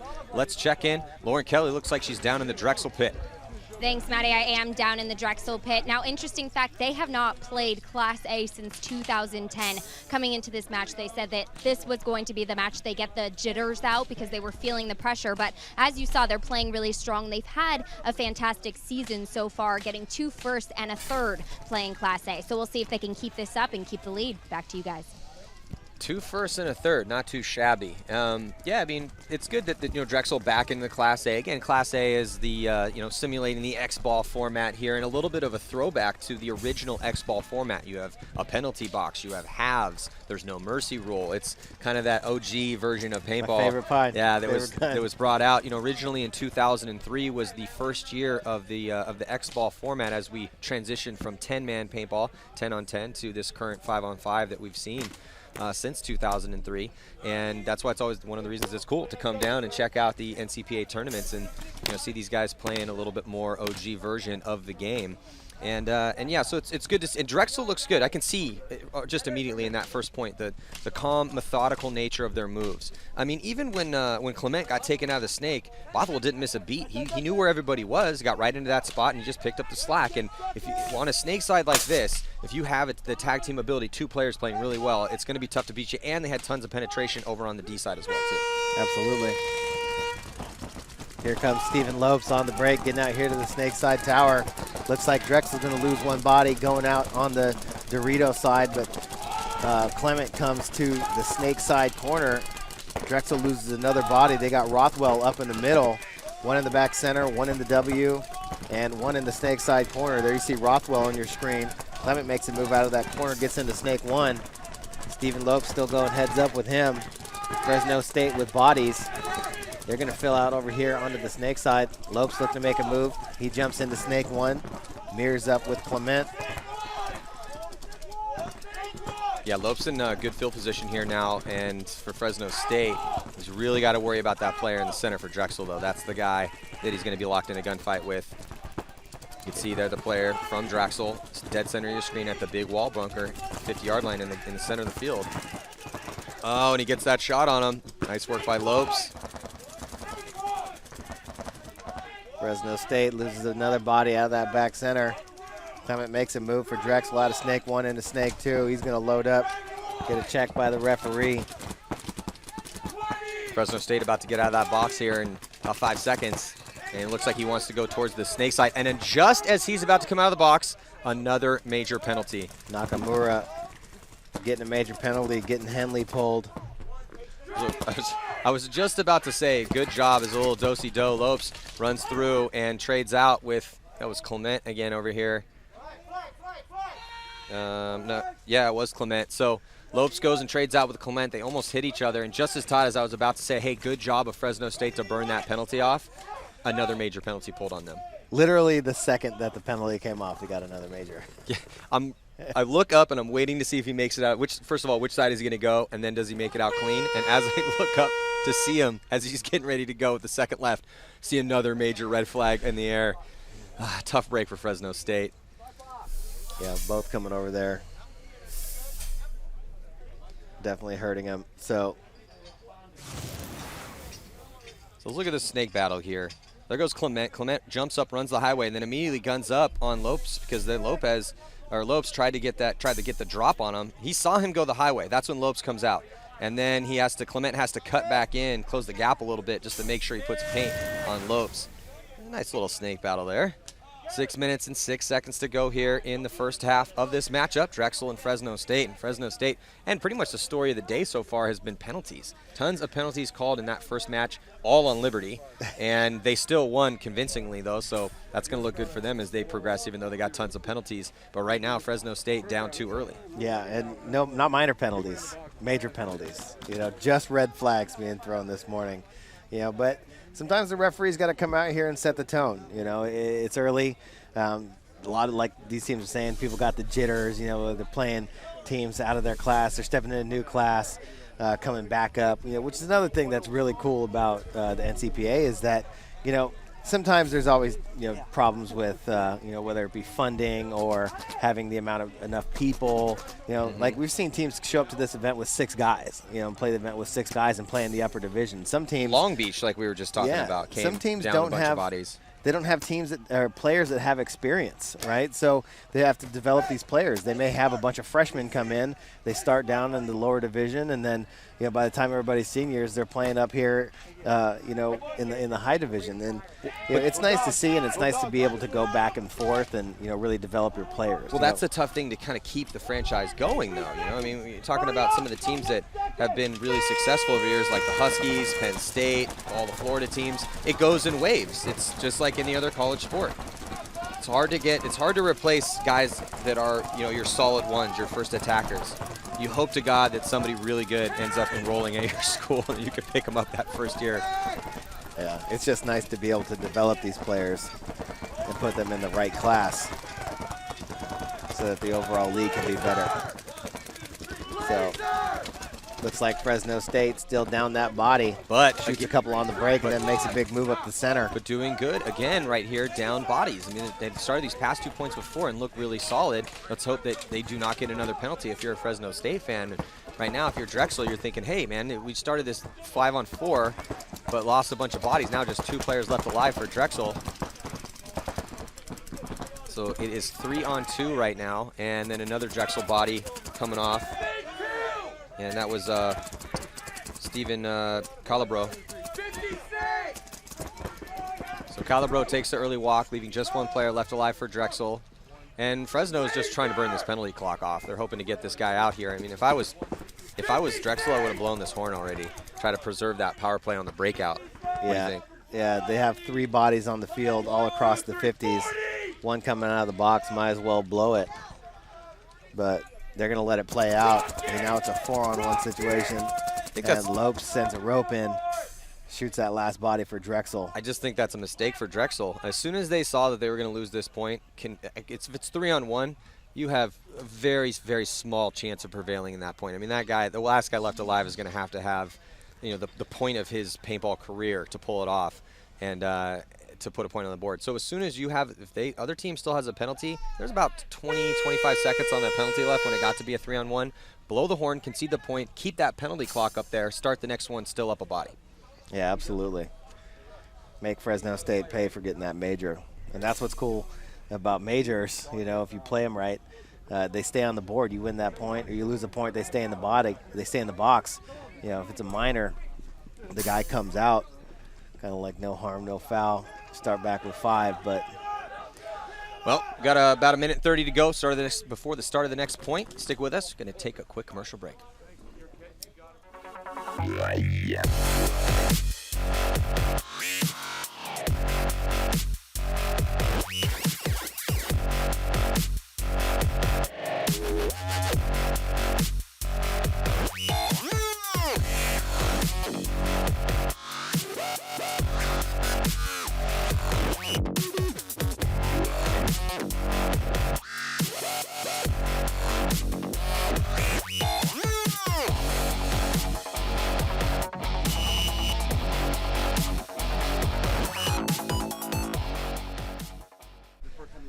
Welcome back here, 2016 NCPA National Championships. And Fresno State down by 1 right now against Drexel. The score 2-1, 4 minutes and 12 seconds to go in the first half.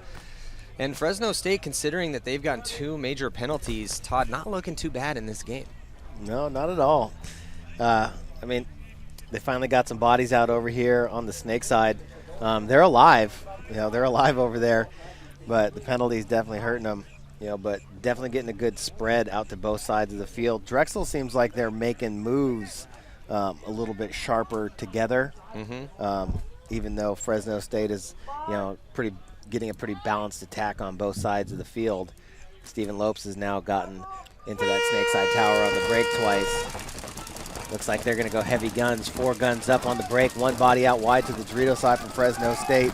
Drexel lining up 4 bodies in that pocket and then stretching 1 body out to that snake side tower. And now Drexel starts to fill out. Steven Lopes getting shot from Fresno State early. Again, he comes walking off. Fresno State looking to make a bump out here on the snake side as Drexel makes a big move. There you see Clement getting into snake 2. He's got help behind him. Number 21, Bothwell. Yeah, that's the tag team for Drexel over here that we're probably going to see all tournament long. Yeah, Clement and Bothwell, you know, really working well as a team together right now. Clement getting into the snake And nothing is better for a guy that's with his face in the ground than having somebody that's standing up tall, shooting over his head, communicating with him. As Fresno State does not have very much of a presence on the snake side. They try and make a move out. Looks like Venegas makes a move. He does get in wide, but loses 2 bodies behind him, so he's now in the snake tower, mirrored up with Bothwell. Clement gets shot out of the snake from across the field. Yeah, that leaves a battle here right now between Bothwell and Nakamura.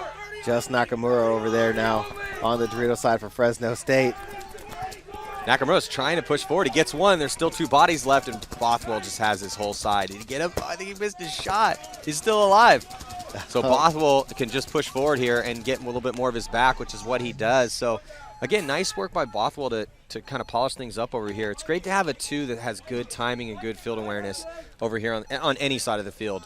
But with the way that you can lose guys in the snake so fast, it's a treacherous spot to play. So when you have a guy like Bothwell's playing right now for Drexel, and you can see he's getting checked out by the referee.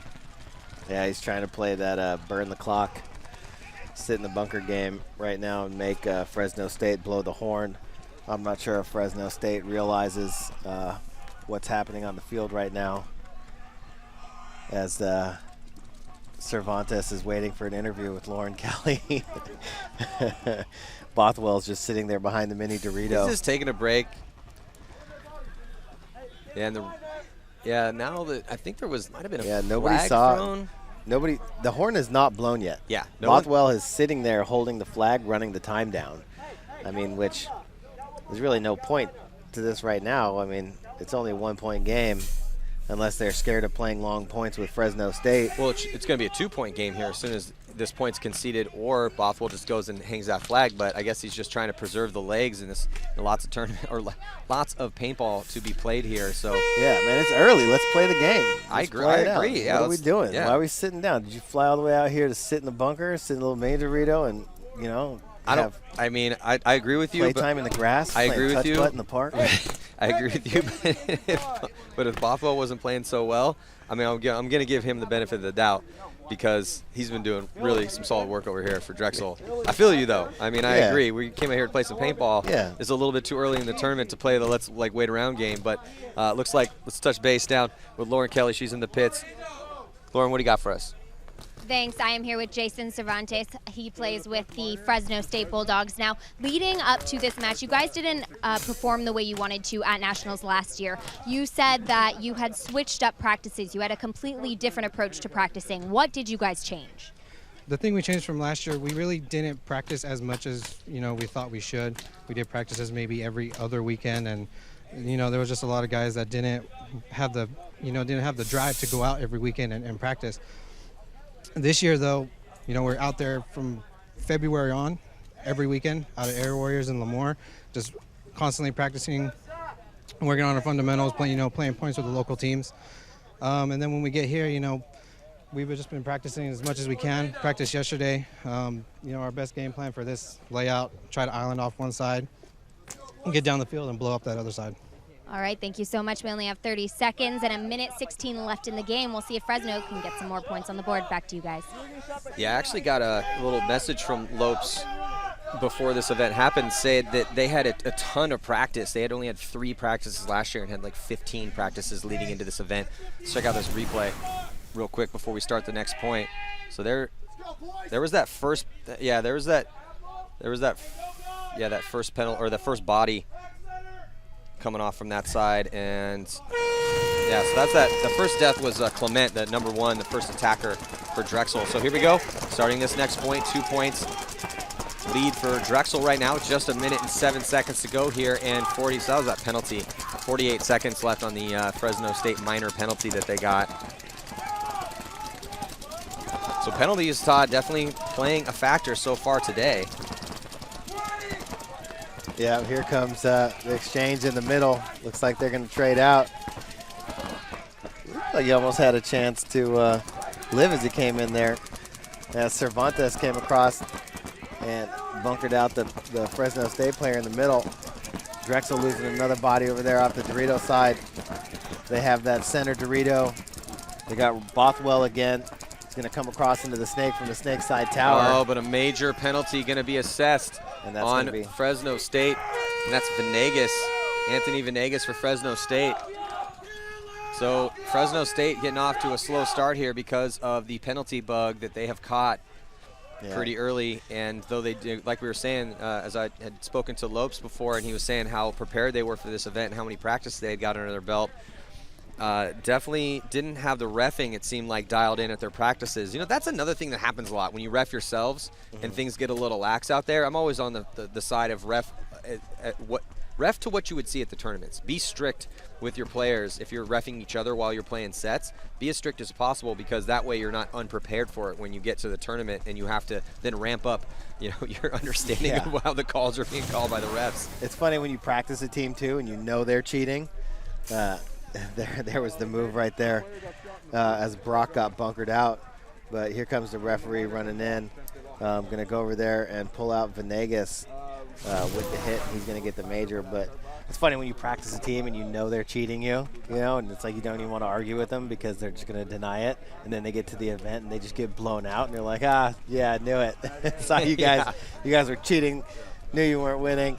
Then they go out there and just get a ton of penalties at the event. It's like cheating.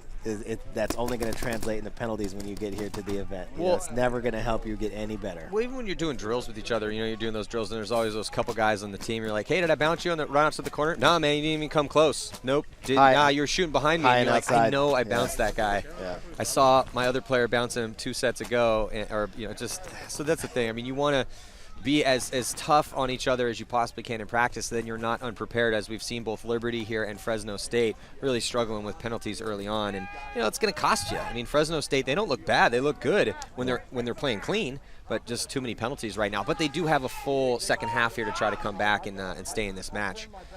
But they still have this major penalty they got to fight through right now, and Fresno State getting a bad break. They only have 3 bodies alive, so the mistakes are starting to compound here for Fresno State.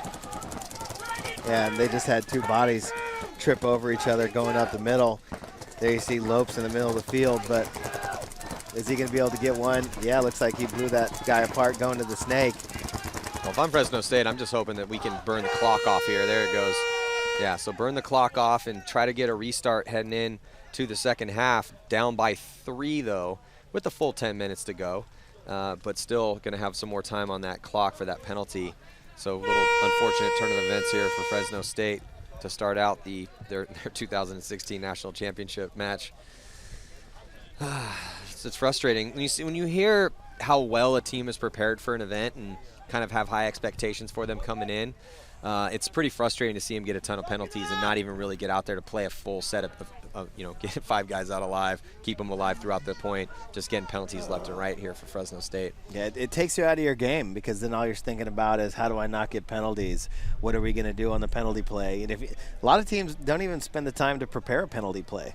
They just go out there and be like, I hope we don't get any penalties, and then next thing you're sitting in your pit and you're like, what are we going to do with 4 guys? What are we going to do with 3 guys? Okay, you run to the stand-up. I'm going to go up to the center. which way should I shoot? Oh, shoot right. I don't know. Yeah. Right? So, I mean, it takes you out of your game. You come out here, you get a penalty, guy goes in the box, and it's like, okay, well, what do we do without that guy? That was like our main guy. There's a million things you could go in a ton of different directions. Yeah. As soon as you start getting penalties, things start to unfold, come apart, and you're just like, Yeah, well, we'll see if they tied it up here for the second half. But before we get into that second half, like to touch base with Lauren. Looks like she has Lopes down in the pits for Fresno State. I am here with Stephen Lopes. Now, you guys got a lot of practice in coming into this Nationals tournament, way more than you did last year, but a lot of your problems are coming from those penalties you're getting on the field. What do you think is causing all of those penalty problems? We actually had 3 gear penalties and a mask off penalty. So we've been playing pretty clean. We had 1 minor that was for playing, and the rest have been gear malfunctions and a coach with his mask off. That's something we prepared for. Like we worked on that all the time, keeping our masks down at practice, keeping everything in line. Yesterday we went through all our guns. Everyone was at 10.5. Come to the event, we're chronoing at 12.5, and it's just ridiculous. All right, well, it's the first match here. You guys are going into the second half, so hopefully you can get some points on the board, tie it up, and take the lead. Stay tuned, guys. We'll have the second half coming up. Even more heartbreaking. Listen to Lope. Pass them around.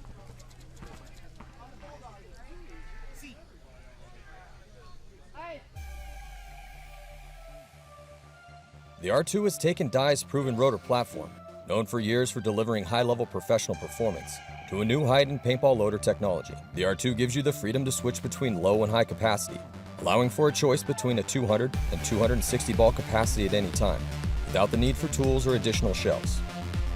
The R2 Reload Alert gives you a progressive alert as you deplete your paint reserve. The Reload Alert system signals you when the R2 is low on paint, and it's time to reload. The patented rotor carousel provides consistently high feed rates, which far exceeds pro requirements, and a re-engineered feed system yields improved feeding reliability. With the active power conservation, the R2 monitors power needs and continuously optimizes the power supply. This active conservation of power makes the loader extremely efficient and provides excellent battery life. The R2 alerts you with a red indicator light when the batteries have reached levels low enough to possibly impede performance. The R2 can be effortlessly broken down for true toolless cleaning and maintenance. The collapsing floor tray gives you the maximum ball capacity while ensuring reliable feeding down to the last ball. And with the highest feed rate on the market, the rotor is certain to keep up with any marker. The R2 benefits from the new rapid release safeguard system. This system allows you to change between a lid and a quick feed at a moment's notice, depending on your playing needs and weather conditions. The Dye R2 loading system, proven technology with new added and upgraded functional features, bringing smart, elegant loader engineering to the game, designed with the player in mind.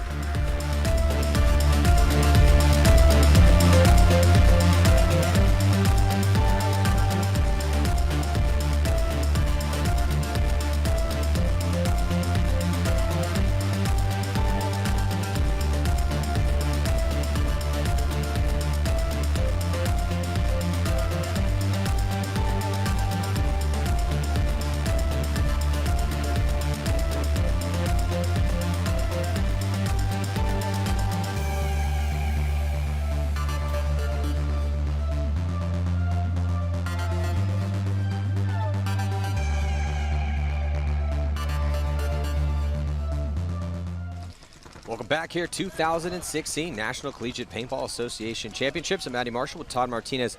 What a heartbreaker to listen to Lopes talk us through those penalties. Even worse than I thought, in the sense that they weren't getting playing on penalties, they're getting all these gear penalties, which is really frustrating for, you know, that mental focus that you want to kind of bring out here when you keep getting these ticky-tack penalties. But it is what it is. You still have to fight through them. We'll see if Fresno State can do just that. Still a minute and 28 seconds to go on that major, down by 3. Yeah, those are definitely easier to shake off than when you have guys running out, getting blown up, and playing on penalties.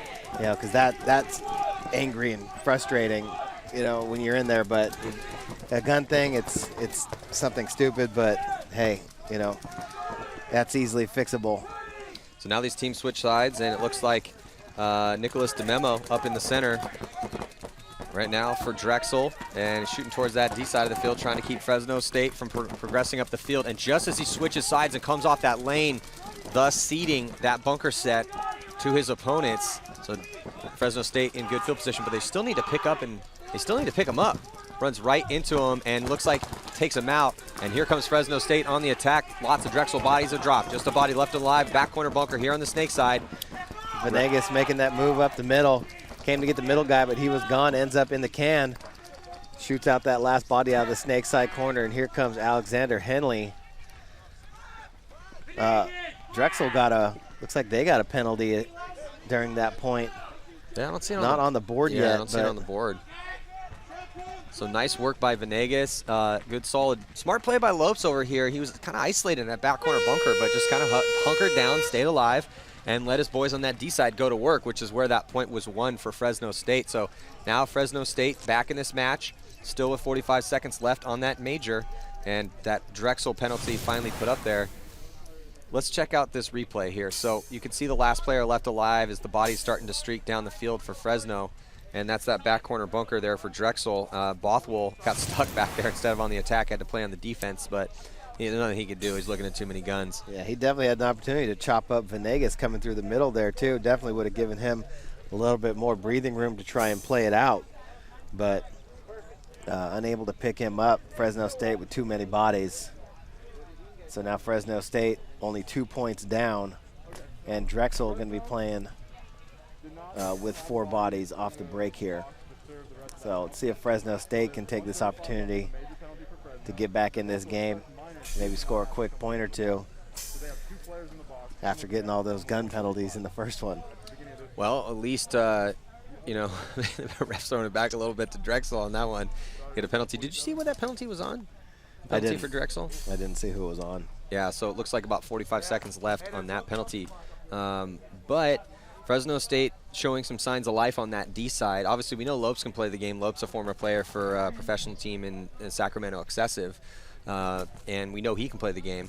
So it's good to see their ones, and you know, the one is that first attack. We call them the one. We call the two. That's the second attacker. The three is the guys that play in the back positions are kind of the last to attack, depending on what happens with their wrecking balls of the front players in front of them. But it's good to see Fresno State kind of a little spark of life here, fighting through that. You know, again, that when you get those penalties, sometimes the confidence starts to wane. But it's good to see them toughen it up here for the second half. Drexel needs to hold on. Now only a 2-point lead for them. Well, the guy that I'm looking to, you know, for Fresno State is Alex Henley. He's been here the past couple years with Fresno State.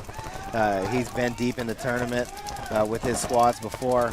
Fresno State out here right now only starting with 3 bodies. They got 2 in the box, but Henley's got to step up and be a leader. You know, he's been here before. He's the veteran on this team, the upperclassman, if you will. Yeah, and on the flip side for Drexel, I really like how Clement and Bothwell are playing over here on the snake side of the field. Clement at the 50-yard line right now as a body drops for Fresno. And Drexel's going to get their body out of the box in 10 seconds. But, you know, Clement's in a real good field position right now for Drexel. Lopes just gets eaten trying to come out, break out of his spot and get wide. Here comes Bothwell streaking down the Dorito side, but that last body for Fresno already shot. He's going to wait, go grab the flag as Fresno State's going to come out of that box right now. Are they going to tee off on each other? They will. Henley right there coming out of the box goes toe-to-toe from 5 feet away with Bothwell. Lucky not to get a penalty because he shot from within the box. Usually you have to come out of the box before you can shoot your gun. But Clement looks like the hang's going to be good for him, and that's going to send the Drexel lead up by another one here. Yeah, so a 3-point spread in effect. 27 seconds left still on Fresno State's penalty. 7:25 to go here in the second half. Let's check in again with our sideline reporter, Lauren Kelly. Thanks. Going into that last match, it looked like Fresno was going to have the body advantage, but unfortunately what happened was during the previous point, they failed to have a body in the box to burn off that penalty. So they got another minor, and they still had to serve out that previous major, which caused them to have 2 bodies in the box off the breaks. Back to you. Good Lord. Jeez, dude. Who is your coach over there? Get it together. 7 minutes, 25 to go here. A lot of time left, though, for Fresno State to try to get back, but not if Drexel keeps playing the way they are. I mean, Drexel's playing pretty good. Their off-the-break shots are dialed in. Again, I really like how I'm thinking Clement and Bothwell so far are our best dynamic duo on the snake side of the field for any of the 4 teams we've seen play so far. Obviously, still, you know, tons more paintball to come at you. So got a full day of play, essentially, is the next set that's going to be coming is going to be Kennesaw State Owls, going to be taking on Connecticut Huskies. The UConn Huskies, you know, has been around in Class A here and doing well for years. So anytime the Huskies, I'm always interested to see what sort of squad they're going to bring to the Class A championships. Yeah, UConn definitely a dedicated school. Always want to be here. Always have a solid, deep roster. Former national champions themselves. Yep. Though that was years ago. So trying to look But they've been contenders. Oh, they've yeah. definitely been contenders here year after year. The teams around the league are definitely worried about UConn every time they show up. It's just been all Florida and Southern California for the past good half decade here. So now on the breakout, see Drexel kind of with a really conservative break, and they lose 2 bodies off that break. Now just 2 bodies left alive there in the center for them.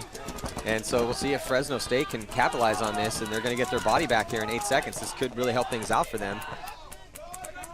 Which way is he going to go? Looks like he's going to go snake side. No, he's going to come right into the center. So Drexel tried to go heavy guns to get a body on the break. And there goes the move on your screen for Fresno. Oh, but the referee comes in there and pulls out number 51, Garrett Brock. Luckily did not get a penalty though. Now Lopes is in really good field position here for Fresno. Lopes gets into the 50 snake, immediately shoots out the Dorito 1 across the field. It's like just 2 bodies left alive. Lopes gonna wrap on the back center, get another kill out of the middle. Here comes Venegas up the middle. He's wheeling and dealing, trying to find that last body. It's number 14, Todd Rocher, sitting in the middle, and he can't do anything as Fresno State, with 4 bodies alive, come from all over the field, and Venegas gonna go grab that flag and run it in. It's Fresno State able to burn the time off their penalties, get their guy out of the box, and put a point on the board. Well, other than Brock dying out of his spot, that was a really good point for Fresno State. Yeah, it looks like Fresno State's gonna get another minor penalty here for their pod guy coming onto the field early. Let's see if the referee decides to hold up on that one or give it to him. At a certain point, I would start flipping my lid if I was in the pits for Fresno. I would start, hey, if we're getting these gear penalties, these kind of, it's like the ticky-tack penalties. Pod guy comes out too early. We don't have our guns shooting the right BPS, balls per second. Yeah, you lift your mask before you come off the field. Yeah, just really easy stuff to fix. Let's check out this replay. So we're watching this point get closed out. There's Lopes and the snake on the left-hand side. Last body coming off for Drexel. And you could see that cross-field spread. Again, so the point I was trying to make is that it looked really good there. And there's Lopes making his move into the snake. Is with 4 bodies alive in that point for Fresno State, Todd. Yeah. That's if you're the coach for them or fan. That's what you want to see. Again, the only mistake they made was Brock dying out of his bunker in that point. But now getting another penalty, I think for their pod guy coming out too early, is just kind of constantly just throwing hurdles in front of themselves to try to jump over, making it as hard as possible on themselves. Yeah. I mean, paintball's hard enough as it is. Rule number 1 is don't beat yourself, always. Rule number 1, don't beat yourself. And that is what Fresno State is doing right now. They are just kicking each other in the face before they walk out onto the field. Well, that's what I'm Every saying. single one of them. Lopes looked really calm and composed when Lauren was interviewing him before we went to half, but at a certain point, somebody's got to get a little intense over there and be like, hey, tighten it. I'd start screaming at guys and be like, look, tighten it up. We flew all the way out here to try to win this tournament. We didn't go to 15 practices before this event to lose games because we can't keep our masks on and because, the guy we brought to pick the pods up is trying to get out there a little too early. Just easily fixable stuff. Yeah. So it looks like a timeout being called here. A 2-point game. Drexel 5, Fresno State 3. We got 6 minutes still on the clock here in the second half. We're going to be right back. Stick with us.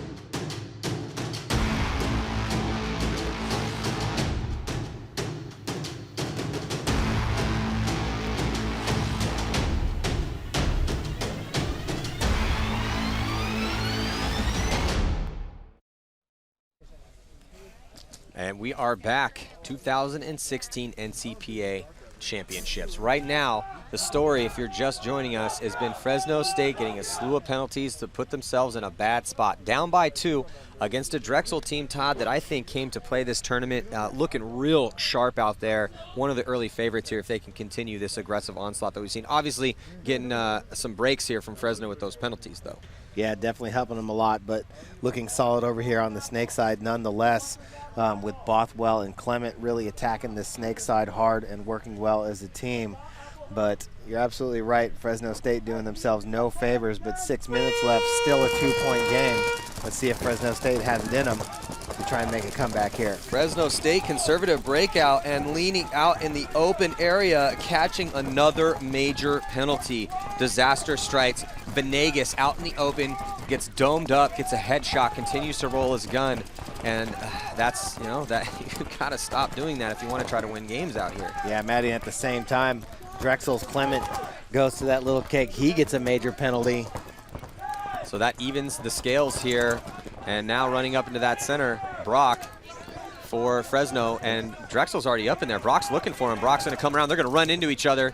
And a little bit of contact there, yeah, Brock, which is legal. And they are both eliminated, though. Brock had the opportunity to go get him clean and live and decided to come around the opposite side. Players need to be smart and use those temples. Well, Todd, it looked like when that battle was going down in the center, I think Fresno lost another body. I think that was Lopes that came off over here on the snake side at the same time, and they lose another body out of their bunker. It's just, you know, mistakes are really starting to set in right now for Fresno State. And Drexel, though, I'm looking across field. I only see one body, I think, left alive for them. Yeah, that body over there is the guy. He actually caught a bounce back in that first Dorito, then won his gunfight straight up with Henley, and now he's the last body left alive with Lopes walking off. So he doesn't realize it, but he's the only body left alive on the field. If he makes his move slow, Drexel's going to get their body out first. I think the rest of the team is screaming to him that he's the only guy there. So Fresno State's going to blow the horn. That ended up being number 12, Ian Kinarney. And there he is right there, number 12 on your screen. The last remaining soldier out there for Drexel. Is they're going to get another point. Both teams have a major. Fresno State, minute 31. Drexel, 39 seconds left on their majors. So check out this replay. So we're looking at the replay here as Drexel doubles up that center, trying to see where that penalty comes from. As we were looking over at the penalty, another penalty on Fresno. And then you could see, yeah, the penalty. He looked at it. Was that Clement? Yeah, that was Brandon Clement. So Brandon not helping his team out. And then number 21, Bothwell, who's been another star for their team, goes and cleans out Brock out of that center. But Fresno also had got a penalty, a major. So 39 seconds on the penalty for Drexel and a minute and 31 on the penalty right now for Fresno State with about 4:20 to go. You know, it is possible. And we've seen, this is again the same layout we saw at the Dallas NXL event. So you can score some quick points on this particular layout. I think about 12 seconds was the record. But Fresno State just cannot stay out of that penalty box. So if we can, let's get another look at the penalty for Fresno State. So as we saw, two penalties, one on each team there, and there's that penalty on Venegas, who caught Lopes pulled. So it was Lopes that got pulled. There was another body came off, so Lopes had to go to the box. This time can't be right on the penalty then, because that happened on the break. There's no way Fresno State had. They fixed it, yeah. So 35 seconds on Fresno's penalty, 39 on Drexel's penalty. So we'll see what happens here. Both teams going to be starting with 4. 8 seconds to go before the start of this point. All right, so there you see the 4 bodies for Drexel on the breakout. On your right side of the screen, going into that snake tower, the blue can. Over there on the snake side, going up the middle to that mini Dorito and the Dorito 2. Jacob Cerna getting in the game right there on your screen and quickly leaving with that face full of paint. 28 come walking off the field. There goes Anthony Venegas. He gets walked off by Drexel himself.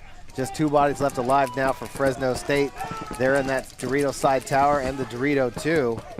Now trying to reposition here, spread the field out a little bit. And they get a body repositioned at the wrong time, though. Just kind of took Lopez's spot, or Lopes' spot. So Lopes gets shot trying to get into a bunker already taken by his teammate. And here comes the attack from Drexel. Makes a move up in the center.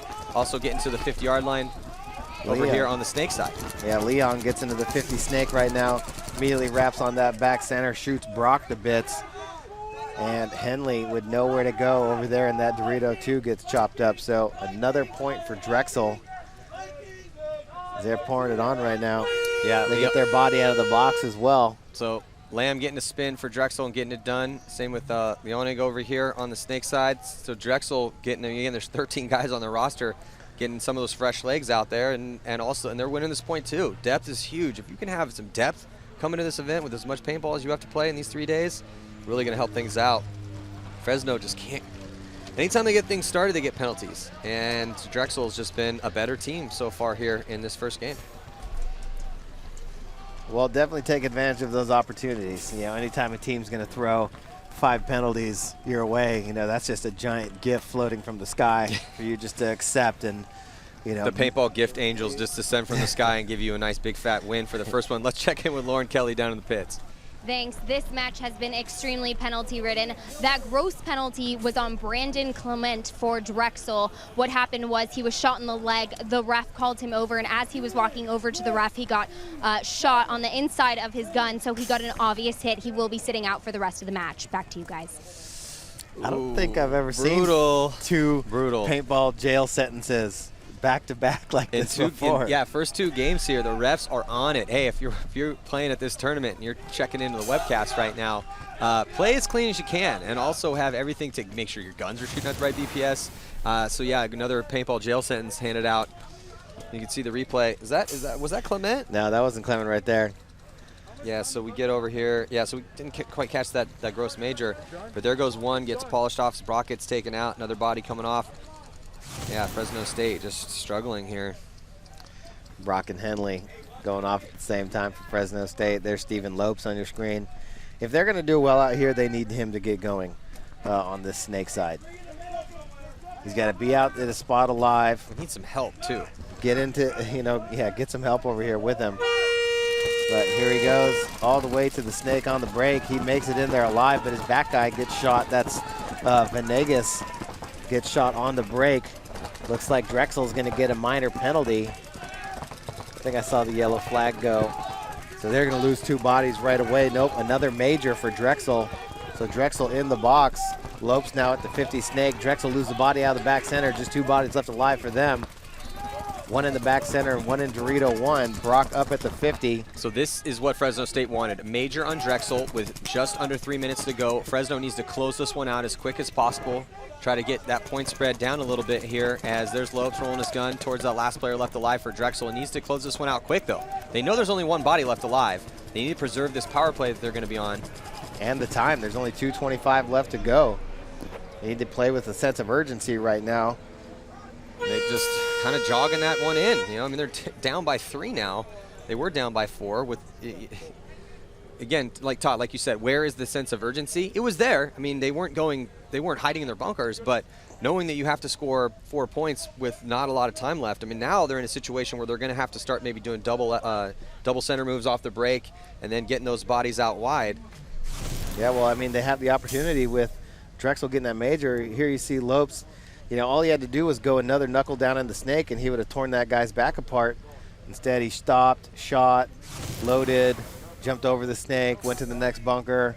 You know, either it's a lack of communication and you don't know where the bodies are, or you just don't have that sense of urgency. But, you know, Stephen Lopes should know. You know, I would definitely hold him responsible for knowing what's going on over here on the snake side of the field, and, you know, knowing the clock awareness. But, you know, you had Brock over there. You know, the guys in front of him got to see the bodies walk off. Somebody's got to see bodies walk off. Somebody's got to call it out. But, you know, after everything that has happened here, it's still a close game. You know, it's still relatively close. 3 points. Well, what we're going to see is some entertaining action right here because there is no choice for Fresno State. They have to push aggressively. They don't have much time left, and that's when you utilize those creative plays you can come up with. Seeing this layout before, as we saw it played many points in Dallas, what do you think is the best aggressive game plan for them right now, having to score 3 points with not a lot of time left? Well, I like with the big W going up there on the break. And, you know, just from the 2 points or the 2 matches that we watched so far this morning, I feel like that Dorito side's the faster side. If you get up to that center W, you can lock off the snake side and keep people from really moving up the field. But there's so many short bumps over there on that Dorito side and those 2 temples on the just off the side of the W, you know, the pins, the 2 big Doritos. I think there's a lot of moves to be made really quickly over there. So, you know, yeah, it is a 3-point game, but I think that this could be a fast field, and I think you can win some 30-second points if you really put your foot to the gas and, you know, execute. So it looks like Fresno State's going to call a timeout to talk over that play and see which one they're going to go with. And there's Lopes, Stephen Lopes on your screen, rocking that XSV, excessive headband from his former team, now defunct, but legendary pro team. He's kind of there in the last gasp of that squad. getting some good experience and trying to help out his college right now. But Fresno State, when they head into their remaining matches, I mean, they need to have a really good meeting here and talk about, hey, look, we've got to tighten things up here. We can't have these little penalties affecting us. Let's check in with Lauren Kelly.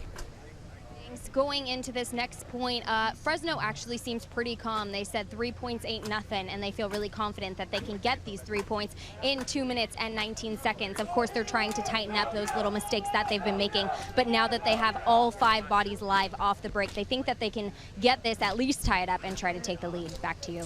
I'd like to see it. Yo, we saw tons of clutch out of this team before. You know, Michael Boothby would hike up his white pants, Deans would tie up his fast shoes, and you know, they would be off to the snake side, you know, really looking to make that quick push. You know, this team, you know, the culture that this team is, that we've seen from them over the past few years, is a never give up, clutch, attacking team. West Coast offense. That's what I'm talking about. You know, Drexel over here playing with the lead. They just need to play smart, tighten it up, not get any penalties, and just be alive in their bunkers and just try and tick those seconds off one by one. Well, unfortunately for Drexel, they have played outstanding to just kind of piece up Fresno State, obviously getting some help with those penalties, but they don't have Clement. Clement, one of their stars here on this snake side, getting that gross major, still going to be out for the remainder of this match, so we're not going to see him out there. And still starting down a body here, so now they jump. So fighting fire with fire. Drexel sending 2 bodies up in the center, going to run around, take one out. And it looks like he might have caught one. Yep, he's going to come off too. Oh, man, I don't like that move for Fresno State. See the bodies go up there, go get him right away. Don't let him come for you. Well, this is taking time. Now I guess Cervantes is in there, but here comes Henley. This is what I was looking for out of Henley, charging down that Dorito side. Gets 2 on the move. Well, he clears everybody out, so Lopes needs to get up on his feet right now.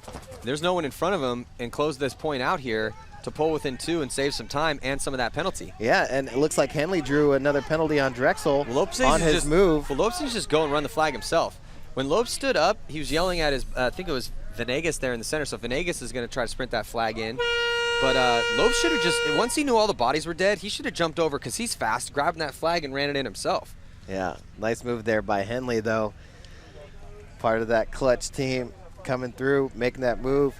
And I think Drexel's going to get another minor. That minor will come off, though.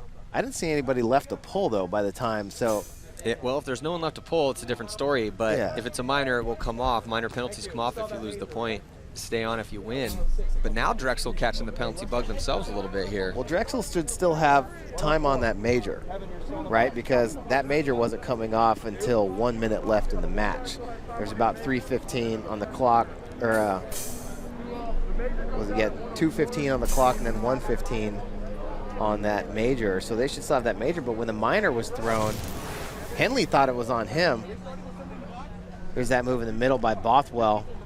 Yeah, and then he got shot in the side by Lopes over on the snake side. He got bounced, then he got shot on the D side. Anyway, he comes off clean, so no penalty there. And Bothwell's again another one of those stars. Yeah, but you know, I saw the flag go up.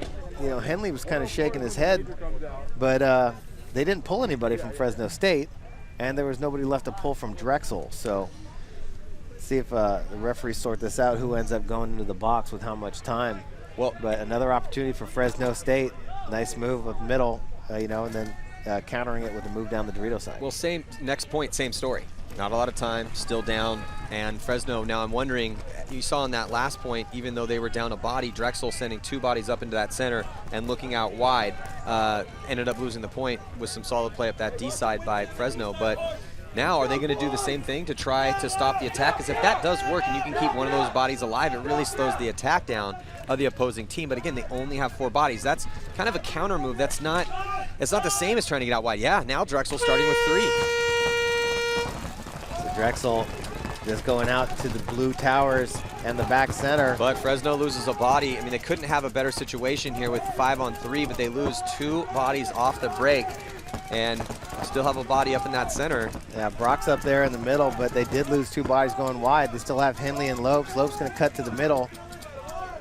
I don't think they've shot anybody yet, and Drexel's going to get 1 body out. He's going to go running, and he gets picked off. But Brock gets domed up, and Cyclops in that center trying to shoot the body coming out wide. So there's 3 bodies left alive for Drexel. Yeah, 3 bodies all locked in that pocket in the blue back bunkers, and it's going to be up to Lopes to try to make something happen. Lopes just runs right for the flag, though. There's that sense of urgency, but, you know, I mean, it was just kind of a desperation run, and then Bothwell continuing to play solid. He's definitely one of their all-stars. I like what I'm seeing out of Bothwell. I mean, Clement got that. Clement was dominating over here on the snake side, and that was the duo of Bothwell and Clement snake side. But we saw Bothwell, Clement got that gross major, kind of taking him down a notch, hurting his team a little bit. But Bothwell just continuing to do really well for Drexel. Yeah, Bothwell playing smart, starting that middle, attacking the W, or coming out here on the snake side, backing up Clement. So good first match here by Drexel to give themselves a win. Again, stick around. Coming up next, we got Kennesaw State Owls taking on UConn. Should be a good game as well. Yeah. But Fresno State here, story of the match for them is far too many penalties. And Drexel, good execution, capitalizing on the penalties. Drexel looks dominant. They look good. I know that Fresno got a ton of penalties to make things a little bit easier on them, but if, you know, Drexel, they're getting guys up in the center. Their D side's playing pretty well, but that combo of Clement and Bothwell over here on the snake side, if they don't, whatever teams they're playing, if they don't have another two stars that are gonna be able to match up and stop them from, and they're just playing smart over here. They're playing aggressive, they're making good moves, they're winning gunfights, they're making it out alive. So we can see here on this replay as, you know, the closing moments of that point, just Fresno, you can see there's Lopes on the left-hand side and Brock up there in the center. Brock trying to get that shot on the player moving out wide, just gets Cyclops and has to walk off. So yeah, not looking good. Well, I mean, this game's over. Drexel takes a pretty dominant win, but still 21 seconds to go. We're gonna see another aggressive push by Fresno. Let's check in again with Lauren Kelly. Thanks, Maddie. After that last point, Drexel started celebrating here in the pit with 21 seconds left. They know they're pretty much going to take this win. Before that last point, going into that last point, they had 3 bodies live off the break. They said they threw a curveball to try to get that win. They did it properly. They won. It looks like they will be taking a win in this first match. Back to you. Yeah, Drexel, like we've been talking about, they're looking solid. Definitely one of the favorites here.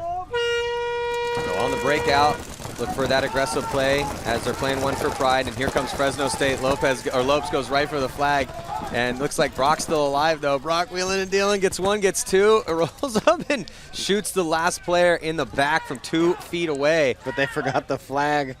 Lopes was the flag guy, swung and missed on the flag, but kept going, and then nobody went back to get it. They could have had a point. Not really going to make a difference here, but well, there's that quick point. Yeah. So we know it's possible here. The tri body, the tri center move. Hey, it looked nice. I mean, Lopes went first, took all the shots. Brock on the slight delay, you know, a little slower than Lopes, big man, and he just went through perfectly. And you always love it when you get to shoot the last guy from just a foot away, right in his back when he's not even looking at you. But no one able to grab that flag. So before we head to a quick break, before we get into this Kennesaw State Owls and Connecticut Huskies match, let's check in with Lauren down in the pits. Thanks. I am here with Billy Bothwell. Congratulations on winning your first match this weekend. Now, that was a crazy match with so many penalties. Talk to me about this field layout. Are there a lot of bounce shots that are causing those penalties? What do you feel is a huge factor in us seeing so many flags thrown? I just feel like we haven't been playing with quality paint for the past few practices, and we've just been getting picked off in places we shouldn't be, and we're getting clipped, and we're not feeling it. Otherwise, we're trying to get wide, and wasn't really working that well on the snake side. We had to puckle it in. Otherwise, we ended up starting going to the W, and you start trading bodies. But it was definitely the fact that we're just not feeling the hits right now. It's still a little warm out. We're up from Philadelphia, so we've been playing in the cold, so we're all used to shooting rocks at each other. So we get here, it's a new experience. Well, it seems to be working well for you. Congratulations on that first win. Back to you, Maddie. Thank you very much, Lauren. Yeah, they looked amazing. Congratulations to the Drexel Dragons taking the victory over the Fresno State Bulldogs. Stick with us. Kennesaw State Owls going to be taking on the UConn Huskies. We'll be right back after these messages.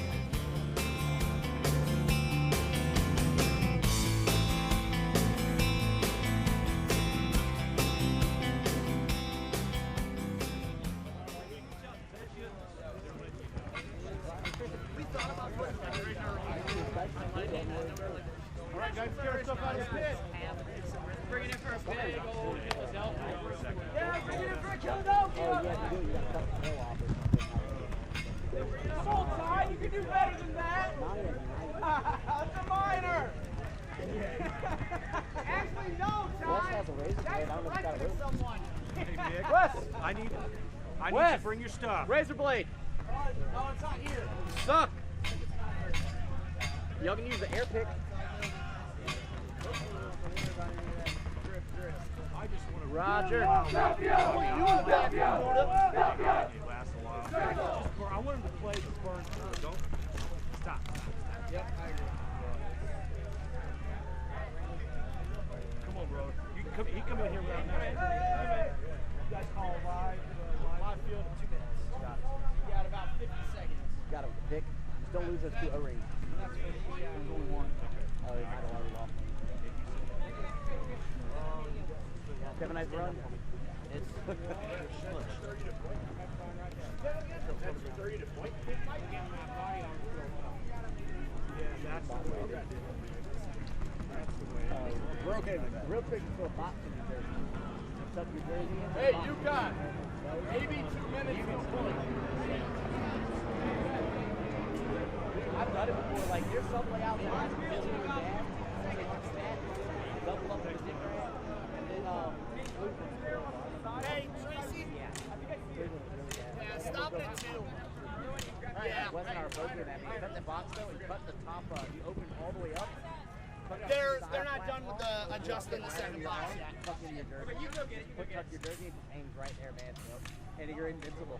It's so loud. I remember that one because they moved me to a corner. They're like, after my field was done, they moved me to a corner. I get to go back there. Whack!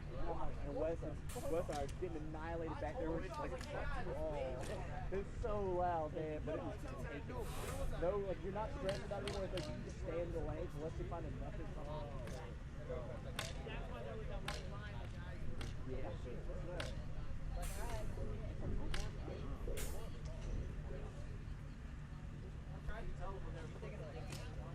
Don't stress, man. I get a couple. As long as they're not just roping me up, but so far today's been okay. I've had a couple guys that were shooting blind shots that are just all they can see in my head.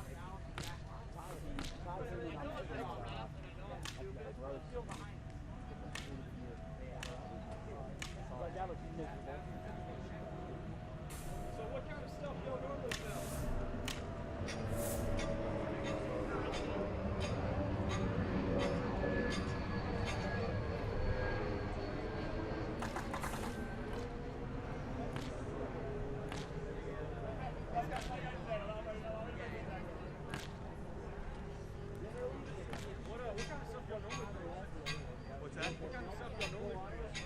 I just work with these guys. Whatever gets shot, whatever they wiggle, I shoot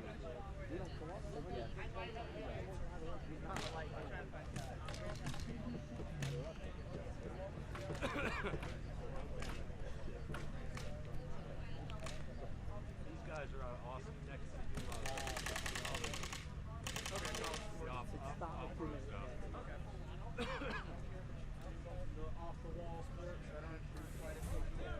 But it's fun as hell to watch. I love it.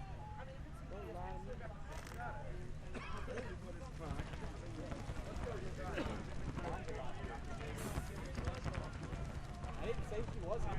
That's the wide field. She was like wide field lady. Just say it. Just say it.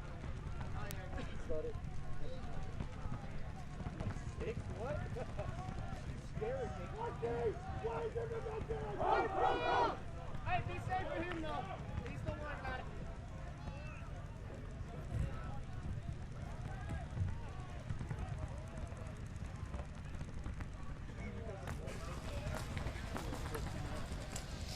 Welcome back here, 2016 National Collegiate Paintball Association Championships. I'm Matty Marshall, alongside my longtime friend, paintball legend, Kevin Catfish Garcia. How you doing, buddy? I'm doing good, man. Doing good. Glad to be back out here. Yeah, great to have you back here. Another year of college championship paintball. You've been here at this event many, many times before. Your thoughts on coming back this season and getting a chance to call these games again? Well, I mean, I like calling these games for the main reason. It's one of the hardest formats in paintball, I believe. because there's no rebuilding for these guys. Because I mean, you keep a player for 4 years, and I mean, you're lucky to get another star. You know. And you don't know exactly who's going to – you're always hoping every year that somebody that's either has a lot of talent and has potential is going to come in, or a guy who's been playing for a couple years, and you get those guys and they can build around them. So, UConn Huskies, a team that's won this tournament in the past, but it's been a few seasons, since they've seen that top level, and looking to see what they're bringing here. I mean, they have a couple returning guys. We've seen Bernadakis out here. We've seen Connor Tluck before, John Stingle. So, we'll see if the rest of the guys that have come onto this squad can help produce results. And they're playing against, the Kennesaw State Owls. Kennesaw, they've been also playing in this division for a long time. Looks like Kennesaw, they're going to be on the left-hand side of your screen, doubling up in that center off the break. And looks like UConn also able to make it a body up there in the center, but they lose a body coming out wide here, snake side, as Tluck dying early. What's going on here in the middle? It looks like Kennesaw getting shot out of the middle. He comes around. Oh. Yes. A little foot massage. Yeah, he got 2 of them. 2 for 1 trade. That's not bad. Yeah, so looks like trying to do damage control. UConn running all the way over from the D side. The back player is going to come all the way to the center. There's no one on this side of the field right now for UConn. We'll see if Kennesaw can figure that out. They have Kevin Hampton. Kevin Hampton, he's out wide. Needs to get into that snake and start making some moves here. Gobble up some of this real estate that's being given to them. Well, he didn't do that, and that allowed UConn to be able to displace and get a body out a little wider. He's now come over 4 bunkers. Little safety valve action right there. Yeah, and looks like he gets a kill too, trying to even things up a little bit as the body count has dwindled for both of these teams. Just 2 players left alive for UConn, and I think there's 2 or 3 left right now for Kennesaw. Looks like we got one of the, let's see, Connecticut players on the Dorito side. Was it a 2-on-2?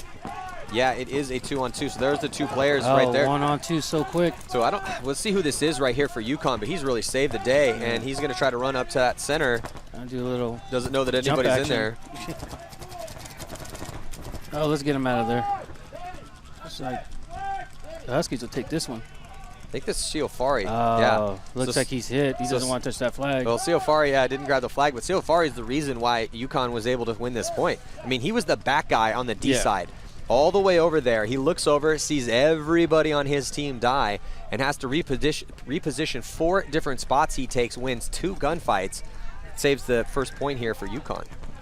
Definitely a good move to kind of close out that field, especially that side of the field where it was just wide open to Kennesaw. And that's, I mean, Kennesaw did have the body advantage there for a little bit, but not long, and it really wasn't, it was that break, that trying to keep 5 bodies alive on the break is relatively hard on this field, and we've seen it in the 2 matches this morning. It was just, it's difficult to keep your entire group of guys alive. Each team's got 5 guys, and it's tough out there to live off on the break. Every field out's a little bit different. Sometimes it's survivability off the break's a little easier, but so far here, this particular, with this layout at this event, we've seen a lot of guys die off the break, and that was kind of just the problem for both teams. But just better heads-up play there by Ciofari on the started on the D side and then come all the way around. Kind of save his team, save that point for them, for sure. Yeah, so got 2-minute breaks in between these matches here, or in between these points. 10 minutes on the clock in the halves. Kind of cool to see that OG X-ball style still played. Yeah, definitely. As you're very familiar with. That's where you cut your chops. Well, you cut your chops in the woods, but the good old 10-man days. Yeah, but then as things emerged out of the woods, and we started seeing 7-man air ball. Things evolved, and we're seeing this replay here. There's Kennesaw. And you can see, he caught one. Can't really see the hits very well in the jerseys they got. Kind of hide the hits a little bit. I like that. That's kind of.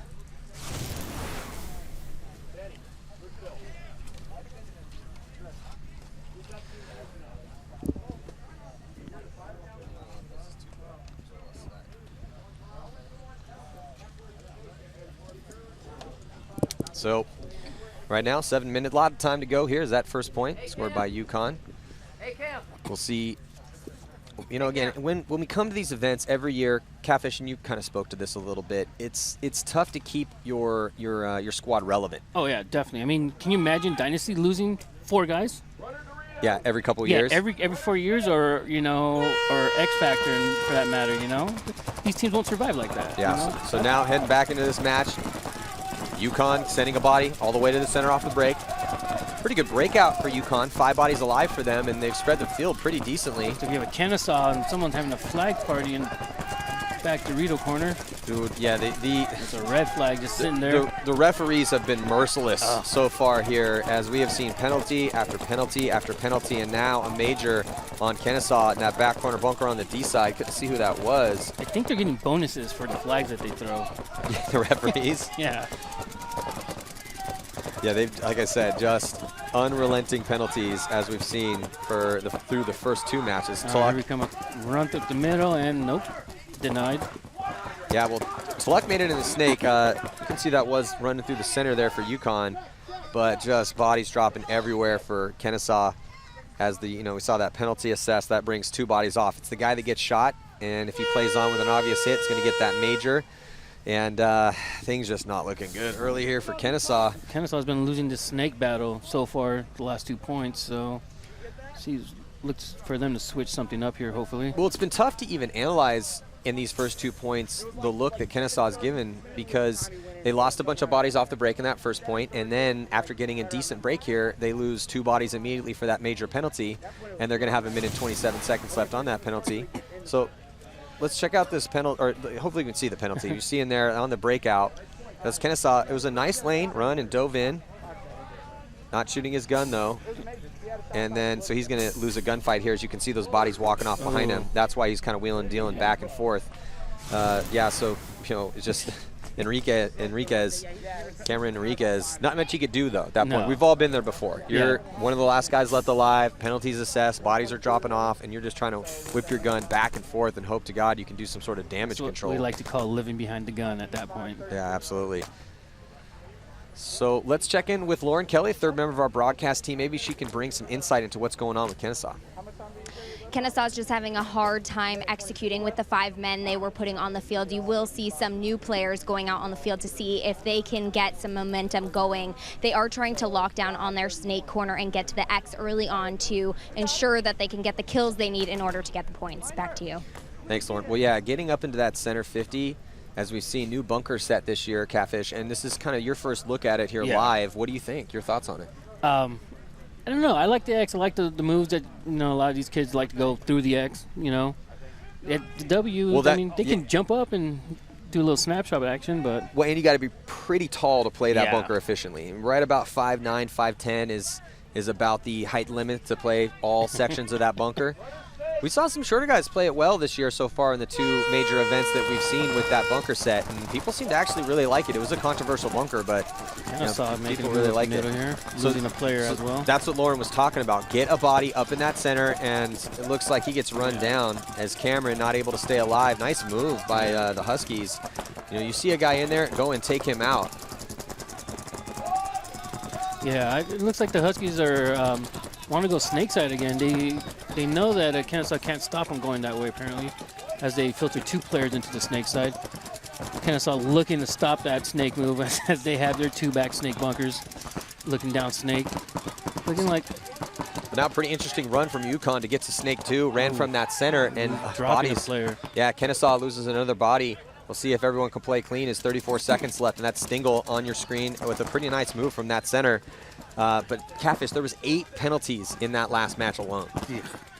8 lovely penalties. I mean, they're getting bonuses out there, man. I truly believe that. Well, and the refs are, just kind of keeping things. They're setting the tempo right away. They're like, hey, we're going to be very hardcore on you guys.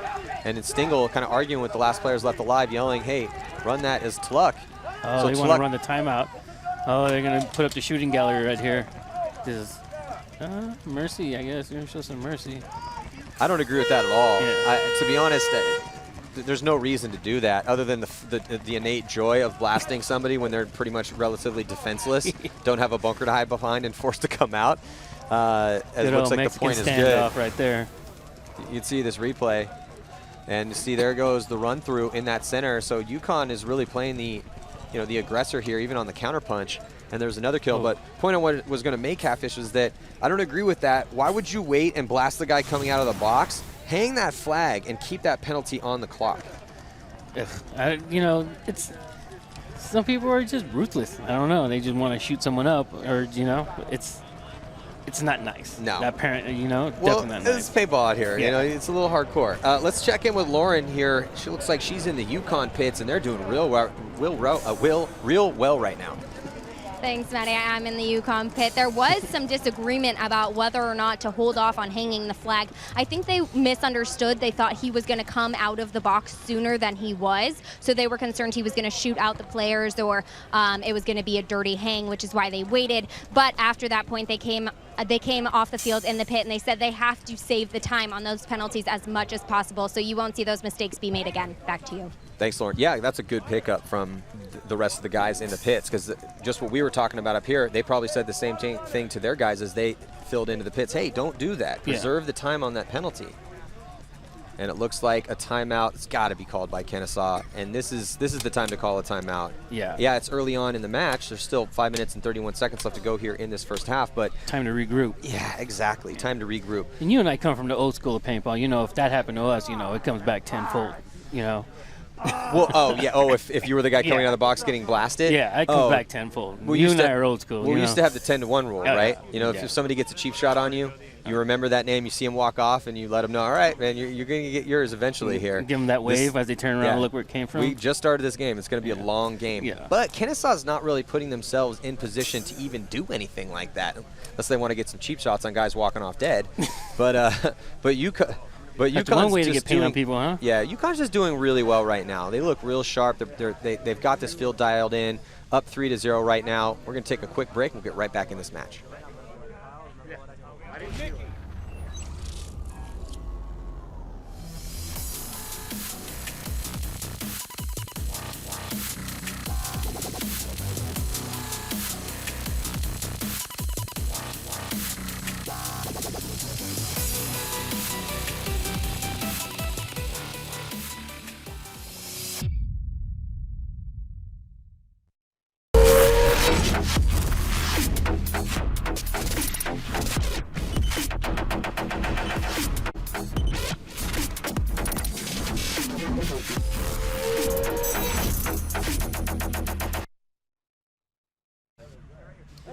We are back. 2016 National Collegiate Paintball Association Championships. Thank you guys so much for joining us here on the webcast. And it is a gloomy Florida morning here, but this is pretty much perfect paintball weather. It's slightly overcast. It's actually completely overcast, but also not that humid. It's not cold. It's not hot. This is perfect if you're going to play a lot of paintball. Well, perfect paintball weather would be just thunder and storm and just bunkers flying everywhere. Knock on some wood because that's what's coming our way here later on this afternoon. Hopefully that will blow past us. But it's like they say about Florida weather. If you don't like it, just wait 20 minutes and it should change. It's all up to the paintball gods at that point. Well, they've been unkind to us over the years. Especially here at Florida.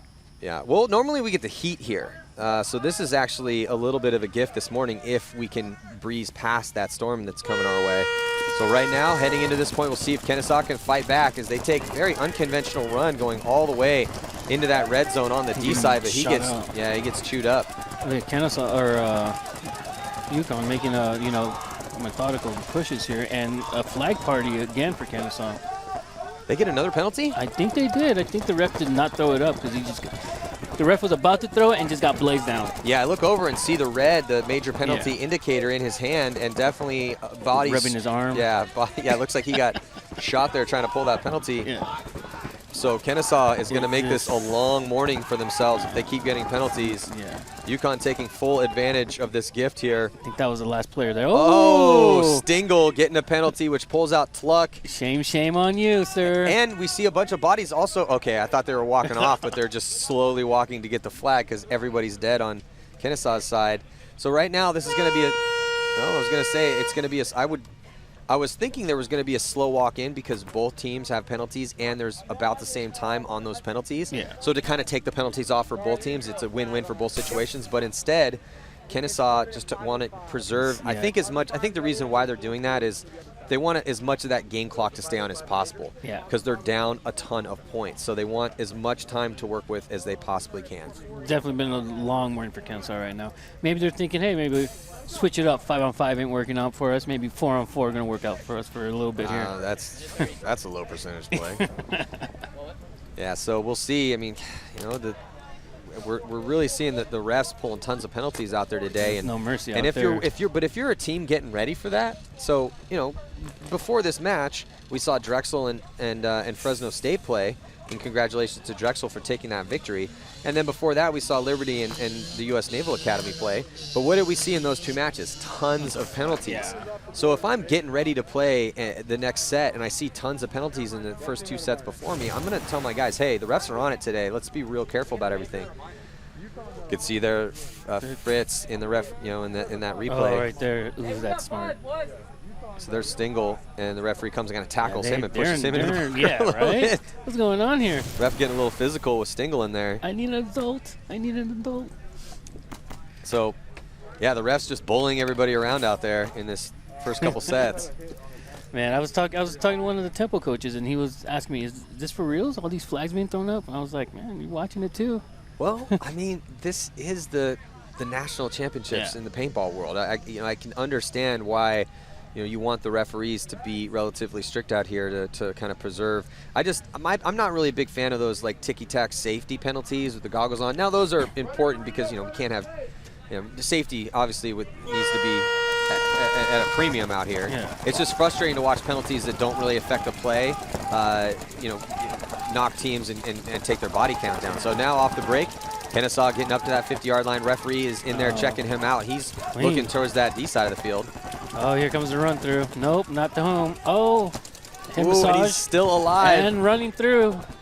Hands out a head massage and just keeps walking. Looks like Kennesaw into the snake as they lose another player coming out the back. Looks like Dorito side. Connecticut player coming down the Dorito side here. Well, this is what Kennesaw was hoping for here, as they're on a power play. It's still 1 minute and 11 seconds left on that UConn penalty. Yeah. Time ticking off in this first half. This is a must-win point for them. If they go down 5, I don't care how much time's left. It's going to be incredibly hard for them to score those points. With the 2-on-1 here, Kennesaw looking like they're in the driver's seat. You do need to pay attention to that penalty. So this is Enriquez doing it like it's supposed to be done here. Bunker to bunker, gun up, shooting those lanes. Slicing the pie as you would. Oh. And yeah, perfect job by Enriquez so far. And UConn forced to concede that point. Still 38 seconds to go on the major penalty for UConn with 3:20 to go in this first half. And Kennesaw finally getting their first point on the board here. Making a last minute push there. You can see, as we're looking in the pits for Kennesaw, they should be pretty happy with that point that they just scored. There's Weiss getting a little pumped up. That's what you want to see, a little fire in your teammates. So we can see this replay here as there goes the run through. Kennesaw on the attack. That was number 4, Cameron Heinen. It comes through, takes care of the W, and keeps going, looking for the next guy. Heinen not able to make it all the way to the backfield, but he got his job done. Yeah, that was his job. Go around, take that guy down, and if you're still alive, keep going. Well, you've been the guy up the center before, and if you're in that position, it's hit the check boxes. All right, get into your spot, stay alive. Check. Yeah. All right, what's my job? Is my job supposed to shut down the D side or the snake side? Now I'm up there in the D side, check, right? But if you're not feeling any pressure and you're watching bodies come off, look to go on the attack. So it was a great job there by Heinen, especially when you're down points like that. You want to put that quick point on the board, utilize that up the center of the attack, and try to pull a little bit closer, which is exactly what happened. Yeah, so. At that point, once you ran past that bunker after you took that guy down, I mean, there's nowhere for him to hide. So the only other option for him to do is just keep going. Keep going, looking for the next body. So we see the next set of bodies here coming on to play this next point for UConn. Minor coming out here. Yeah, Ciofari had played it really well in that first point. Haven't seen much of him since then. But UConn with some depth. They got 10 solid guys on UConn squad. 10 strong. Kennesaw not playing with quite as many. 8 guys on their roster. And we've had a lot of teams come in with 5, 6 players. Over the years, yeah. But we're seeing some deep rosters so far. I think they're learning their lesson, Not only that, it's like we said earlier, and there's a move up the middle. Well, Kennesaw double stacking up that center. One gets taken out, but one is still in there. That's why you double stack that center. And he's still alive. Referee's going to get in there and make sure he's clean, though. And it looks like Tluck is able to get into the snake here for UConn. No one on the snake side at all for Kennesaw, though. Kennesaw with the W, though. Yeah, so now Kennesaw, and he comes right around and just gets decimated by Tluck. So, Catches it. yeah, it was Christopher Weiss up there in the center for Kennesaw. He was able to stay alive in that first engagement, but Tluck kind of went to sleep on that snake, and Tluck just shot him about 3-4 times. Just working up the snake. Just slowly, methodically working up the snake, trying to get that shot across the field. Yeah, Tluck is improving his position. Again, not looking at, there's no one in the snake with him. He does have a body in front of him, though. Kennesaw was able to get here and play on your screen, but he also has to worry about that D side as well, so he switched his gun over that way. That's going to make Tluck able to stand up and be able to get on his horse over here, now past the 50-yard line. Over. Here comes the pain train, sir. The pain train, all aboard. So another solid point for the Huskies as they also get their body out of the penalty box. They will be 5 strong heading into this next point. And there's Scroggins coming off. So let's see this replay here. So there's the doubled up attack up the center for Kennesaw. And you see the first one come through on the D side. Weiss able to stay alive. Christopher Weiss. And then here comes Christopher Weiss come over. No idea that Tluck had made it in the snake. That's just a lack of communication there. There's been a few games I've been watching, actually a few points, more than a few points I've been watching where the communication is just not there. Yeah, communication needs to be stepped up by all the teams. Only a couple teams are doing it well. Let's check in again with our third member of our broadcast team, Lauren Kelly. Thanks. I'm here with Cameron Enriquez from Kennesaw. Now, you guys have a pretty big point spread to make up here in order to get a win. What struggles have you guys talked about in the pit that you're having that's stopping you from getting those points you so desperately need? I mean, like right now, they're playing like the pocket really well, and they're just like filling out, and we gotta like hold the lens, and we're failing to do that right now, but we're gonna keep trying. Gotta have fun with it. We've seen you double up on that W bunker in the center. You said you can play any spot on the field. Can you kind of break down that W bunker in the center of the field and what the best way is to play it that you guys have found? Well, I mean, right now we're just like really trying anything. We're getting to like the W to try and stop them from like spreading out wide and getting that, but we tried it right there, but kind of failed, but we can keep giving it a go at it. All right, we'll see if they can execute on the field. Back to you guys. Well, they're definitely need to keep giving a go at it because there's 12 minutes and 11 seconds left in this match. Still 2:11 in this first half and a full second half. So, you know, Kennesaw, they need to not, I like the, Enriquez, he seemed excited to be here and ready to have some fun, but they're not completely out of this game. Yeah, they're down by 4, but there's still a lot of paintball to be played here. So they're going to... Snake goes Kennesaw for the first time today. Kennesaw runs all the way wide. They may take Snake one off the break, all the way back bunker behind him, and that player's going to get pulled out. So they do lose one body over here. Yeah. But they got a guy in the snake, which kind of makes up for that. Well, that was an aggressive run to run 3 bodies out wide on this layout and not send anyone up the center. Yeah, well, I mean, they've been going up the center and just been getting decimated out of the center. So apparently they think, let's go wide this time. Well, that last play worked until Weiss came over and got stitched up by Tluck. Yeah. If he had just kind of stayed in there and played it a little bit more conservative, he would have still been alive. So it's not ineffective. Just needs to be played a little bit tighter. You got Hampton here in the snake for Kennesaw. UConn losing a body, pushing up on the D side. I don't think that was Hampton. I think he took that shot from in the center. But Hampton is in the spot right now, try to help things here, but the body body to keep them from filtering into that Dorito side right here. So there was Hampton on your screen, but look at the body language from UConn. Yeah. All the way out here on his bunker, Stingle in the snake. Well, you got Kennesaw with 2 players now into the snake here. Well, it looked like Stingle wanted to move up for a second, but he got beat back in because Kennesaw doubled up here in the snake. You can see the left-hand portion of your screen. Kennesaw making a move on the Dorito side now, trying to find that snake player. I like the fight I'm seeing out of Kennesaw right now. Well, they need this fight right now. They need to get back into this game, and that's the only way they're going to do it. Well, we always talk about sense of urgency. Yeah. When teams and players get in these situations, we always see in their body language, like, where's your sense of urgency? And you can see there is a sense of urgency. Oh, Stingle head blown off. Yeah, Stingle gets shot, but he was able to get, I think he like double tapped the goggles there for the other player in the snake. It was Hine. And there goes going to go a point here with enough time to hang it up. Nice work. So Kennesaw now only down by 3, again with the whole second half to play. Like I said, it's not over yet. I like the fight I'm seeing in Kennesaw, though. Weiss was trying to get them energetic in there. Maybe it worked. Starting to come out here with a little bit more fire, going wide instead of going up the middle. They probably had a little combo in the pits there. hey, middle's not working, we need to go wide. Well, I wouldn't say the middle wasn't working for them. I mean, yeah, they weren't playing. They were getting, they were getting beat. They were getting beat in there, but they were getting bunkered out a little bit. But still, that's a very and crucial and important bunker. The team that wins this tournament is going to be able to play that center bunker effectively. Again, same layout we saw from Dallas at the first NXL event, and we saw battle after battle after battle commence in that center. So we're going to continue to see that. So yeah, now Kennesaw able to get a point here by going out wide. It was a big risk to send 3 bodies out wide on this snake side, but they were able to get 2 of them out alive, and then they finally started whittling out the bodies for UConn. So that was a solid point from Kennesaw. Yeah, definitely. Yeah, definitely having Hampton in there in the beginning was definitely good for them. It was key. So let's check out this replay here. They had 2 bodies in there. You can see the back player here on the left-hand portion of your screen. That was Cameron in there again. And he got double tapped as Stingle ran out wide, but Stingle wasn't able to get both of them. So he didn't scalp himself coming in. Yeah. So now just 20 seconds to go here in the first half of this matchup. Kennesaw still in this game. I think they are. Yeah. I mean, we got who have. If they had catfish, if they got blown out that last point, I think we'd be singing a different tune here. But because they played very solid in that last point, I liked the aggressive play. They were able to get most of their guys alive through that break and then push up on that D side of the field. The D side of the field is, that's a strong side. I mean, you can get things done on this snake side, but it's a little bit more counterpunch. You got to be real smart over here on this snake side of the field.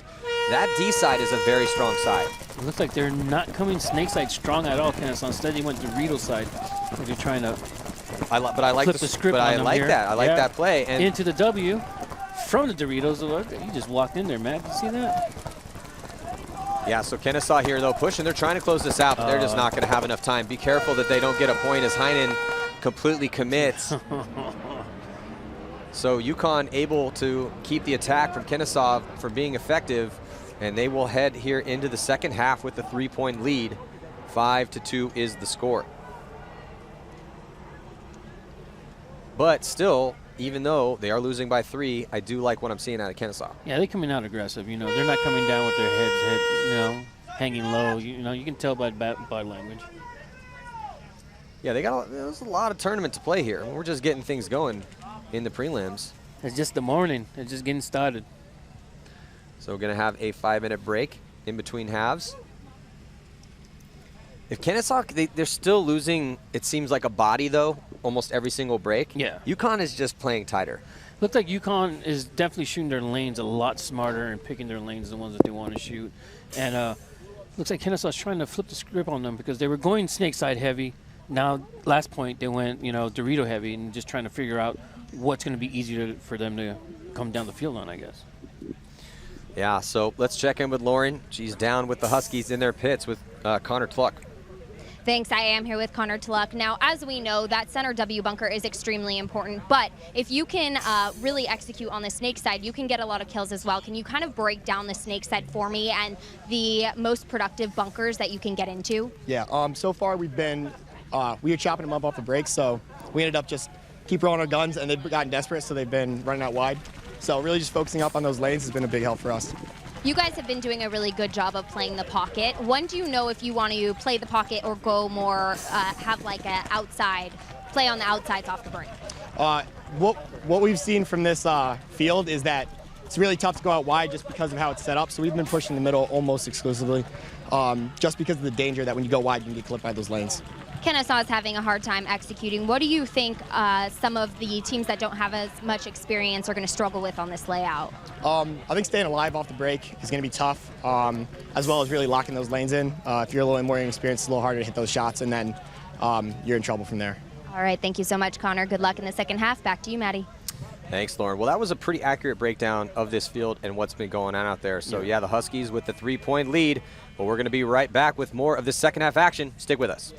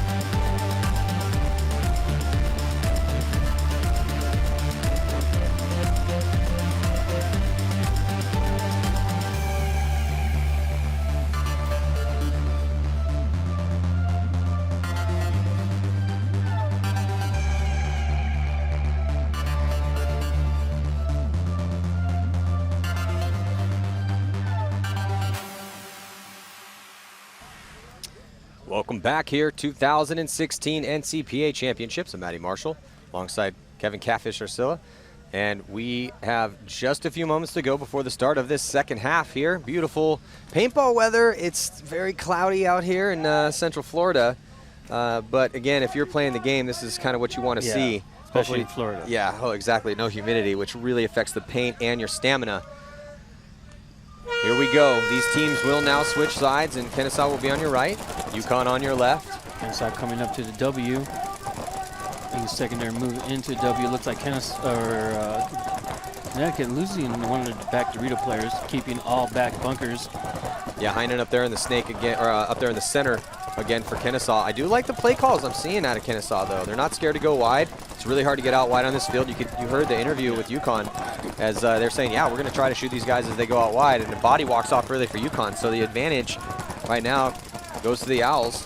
Huskies not making any kind of moves. They're keeping all, as I'm speaking, they jump into the snake here. Ref coming in there to check him, making sure he's alive here. Well, he's checking out his feet. I saw some stuff some paint spray off what could have been either the ground or Tuluk's feet, but he's clean. Good. So, and another body though comes off early, dying out of his spot in that back center. Tuluk does have a little help behind him, and Kennesaw is now pushing up into snake 2. Looks like Tuluk asking for a check on the back of his head. Looks all good. Looking across the field for that Dorito shot. Trying to catch that W slipping again.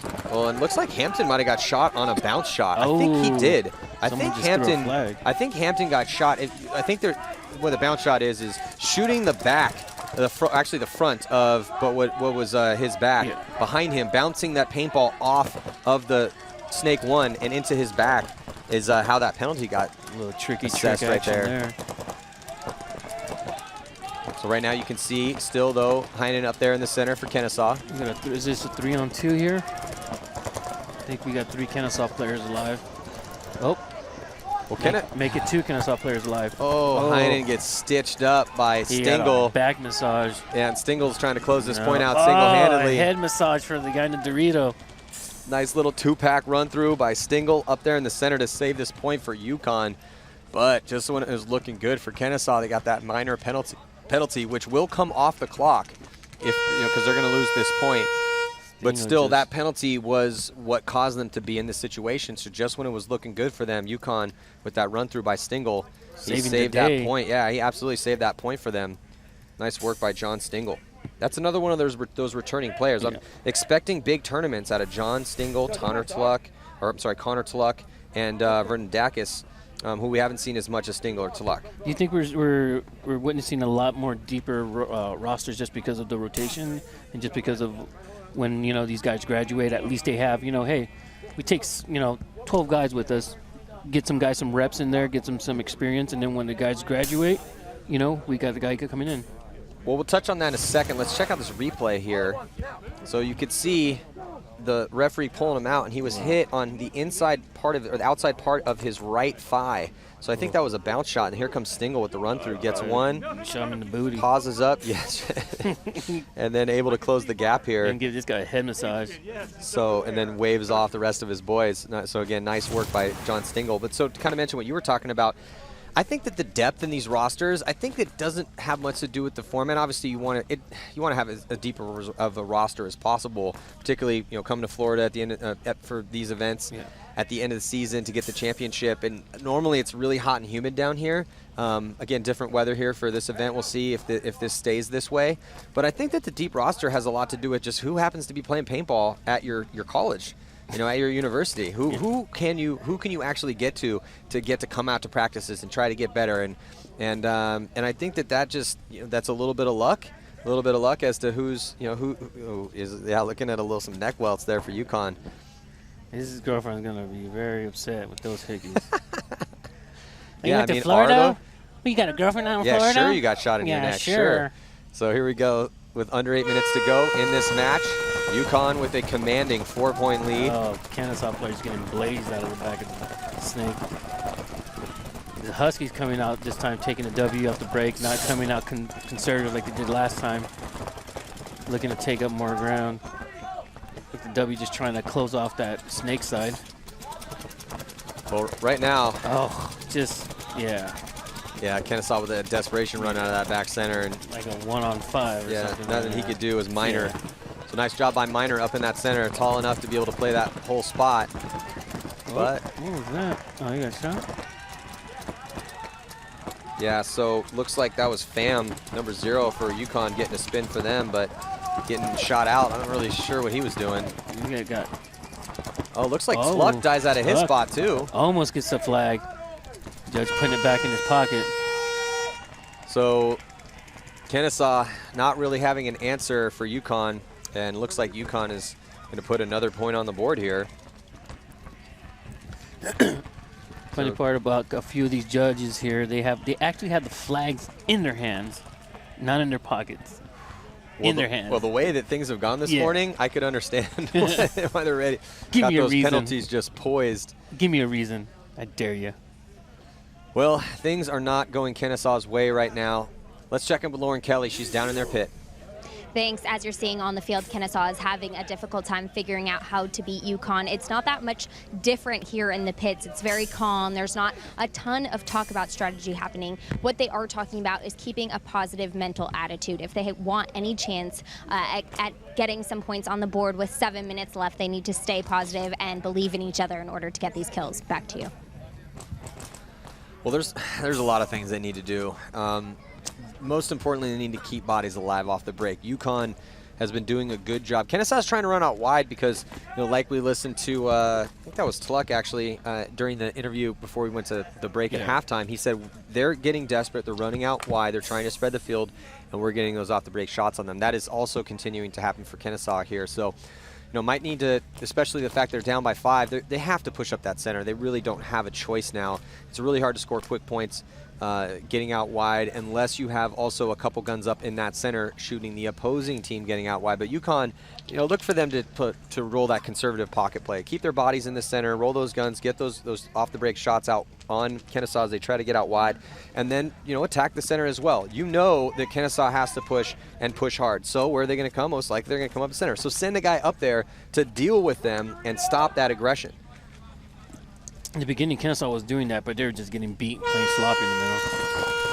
So on the breakout, UConn actually, they decided to go out wide. And there goes Kennesaw running 3. Four. They are Four They are strong. quadruple stacking the center. They lose 2 just in case. So still 2 bodies alive there up in the center. Oh, here he comes. Trade out right here. There's going to be a head massage. I feel a head massage coming on. And right it here. comes around, takes out 1, and they trade out. That's still 1 body, though, up in the center alive for Kennesaw is Christopher Weiss. Man, that's not a good spot to be in, especially if you're by yourself right now for the Kennesaw player up the middle. Yeah, Kennesaw losing the rest of their bodies, so now it's just Weiss all by his lonesome up in that center. Weiss needs to start wheeling and dealing here, my friend. Oh, just get a face massage. So that is going to clear the field here for Kennesaw. UConn, another dominant point for them. Kennesaw must have heard you, man, because they sent everyone. Matt saying we need to go to the middle. Hey, they sent the house. Yeah. They sent 4 bodies up into that center. Actually, that's the first time I've seen that all year. No one in the Millennium did it. No one in the NXL did it. That's the very first time in competitive paintball. They got there, which was impressive. All 4. Well, let's watch this. So here comes the double run up the center. On the delay, they send another body, and then quadruple stacking up that center 50. So take a picture, everyone at home. Take a screenshot. No one's done that so far in competitive paintball this year in the 2016 season. Oh, and there's the facial. But it didn't work out for him. So there's a facial for you, sir. Like we always say, bend don't break, and UConn is looking like a favorite here with just not quite a flawless performance, but they're doing everything right. Yeah, they're definitely doing a lot of things right that Kennesaw's doing wrong. Kennesaw seems to want to go up the middle, but they're just getting beat, man. I mean, they ran 4 players up there, and they all got shot. Yeah, they're trying. At least they are trying. So we're going to be right back after a quick break. Stick with us.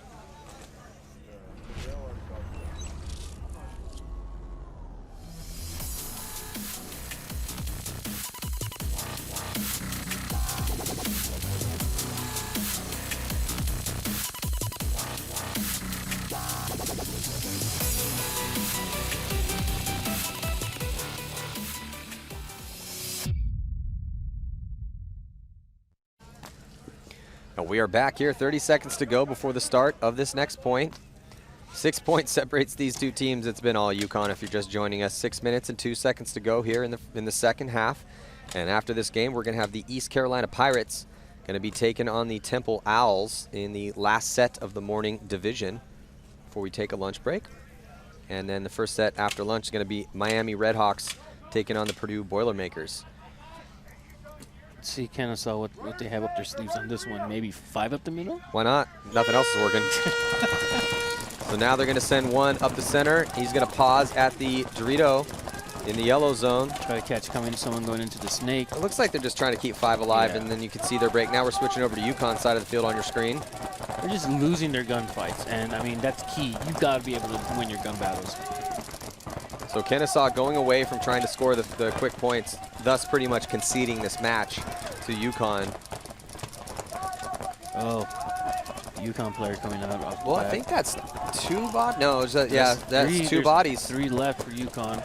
So 2 bodies coming off early here for UConn. 3 bodies left alive for them. I believe Kennesaw has 4 bodies left alive. Yep, there they are on your screen. 4 players left alive for Kennesaw. Just playing more conservative, trying to stay alive. It's like the Huskies aren't in any position to make any kind of aggressive move at this point. Well, they don't need to. Yeah. With a 6-point lead, all they need to do is just take some extra pods out, roll those guns, and keep Kennesaw from pushing forward. That's the stock play you always see when teams are up by a ton of points. Yeah. I mean, they got to come to them at this point. How will they lose another body?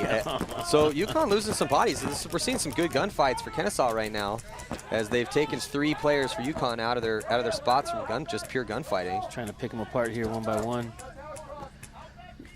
Looks like one of the guys from Kennesaw is having some problems with his gun. You just see their bottom portion of your screen. I'm just surprised that no one in Kennesaw is actually communicating to each other, saying, hey, man, it's a 4-on-2. Let's make something happen at this point, you know? Well, yeah, you want to win quick points, get it to 4-on-2, and then start making moves. Yeah. Or just sit there and try to shoot them out. Well, UConn's doing what they need to do. At least 2 bodies left alive. I think that's Stingle on your screen there. Yeah. Stingle's been stepping up for them. Yeah, he's a returning player. Seen him past couple years, and he looks really good. Minor has also been playing well for UConn. Tluck. Ciafari had a couple good first points. Looks like the bunker's shrinking here for Stegall just a little bit, getting smaller as Kennesaw's coming up the Dorito side. Stingle doesn't have a lot of paint left either. No, he does not. He's not shooting right now either. Well, I just let him run into the guns. I mean, at this point, under 4 minutes, we got this win sewed up. I'm just gonna keep my gun posted one side, and there's the other guy left alive. Keep his gun put. Just cross it up. Yeah. Look in front of each other.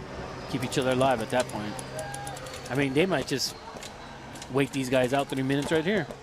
Oh, Kennesaw coming off. Stingle winning a gunfight. Oh, Stingle making a move. And this is Stingle. Yeah, Stingle looking gun up, head downfield, comes around, blasts Boom. one, goes and grabs a flag. Just textbook play here by Stingle. Another day at the office. You know, when we're talking about who's been playing every year, I love seeing it. Every year, who's going to be our best players? Who are our all-stars? But right now, Stingle looking like he's definitely one of them here for UConn. Definitely standing out there. Walking off with a little bit of swagger in his step, and rightfully so.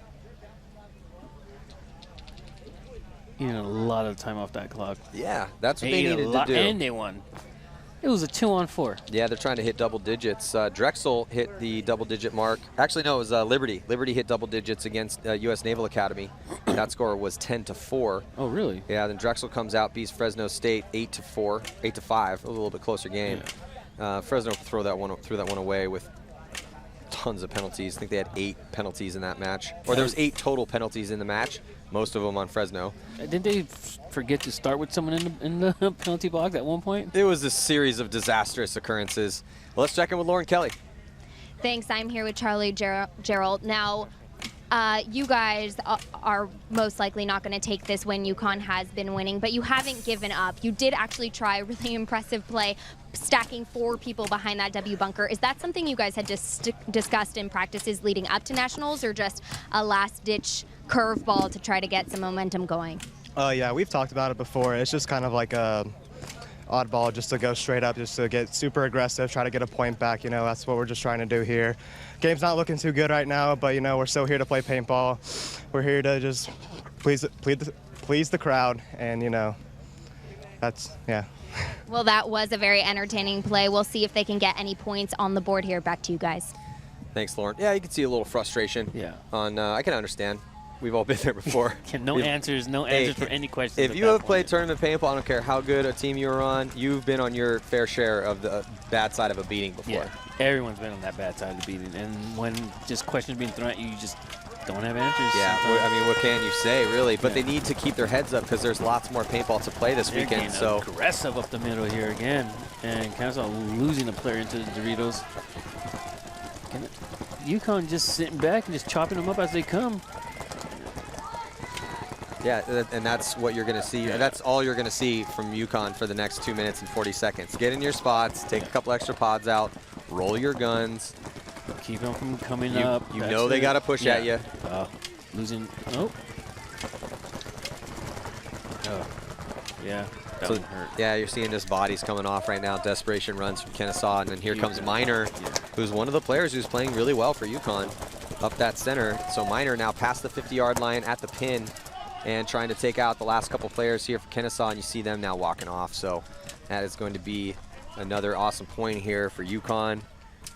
And it looks like they have 5 bodies alive. Sean, grab that flag. 5 alive. Doing a little pirouette. Pirouette. And a little slow walk to the hang the flag You're here. going to put that 10th point on the board. Yeah, and this right now, I mean, you know, there's no reason for Kennesaw to concede the point unless they just want to play more paintball. That would be the only reason, because I mean, this game's over. I think they, yeah. I think they try. I mean, they might just let all the time tick off here. And we might just see, no, they are going to blow the horn. So they finally blow the horn. No reason for UConn to get that extra point, really, other than just run up the score. Yeah. But, I mean, it doesn't look like, I mean, UConn trying to run up a score here. I mean, they're taking all back bunkers, and Kennesaw is just running into, you know, running into the lanes. You're right. They're not trying to run the score up. They're just doing that, hey, take all the back bunkers, let the time off the clocks, try to shoot them when they attack. So right now the beating will continue here. UConn putting up a ton of points against Kennesaw. We're going to be right back.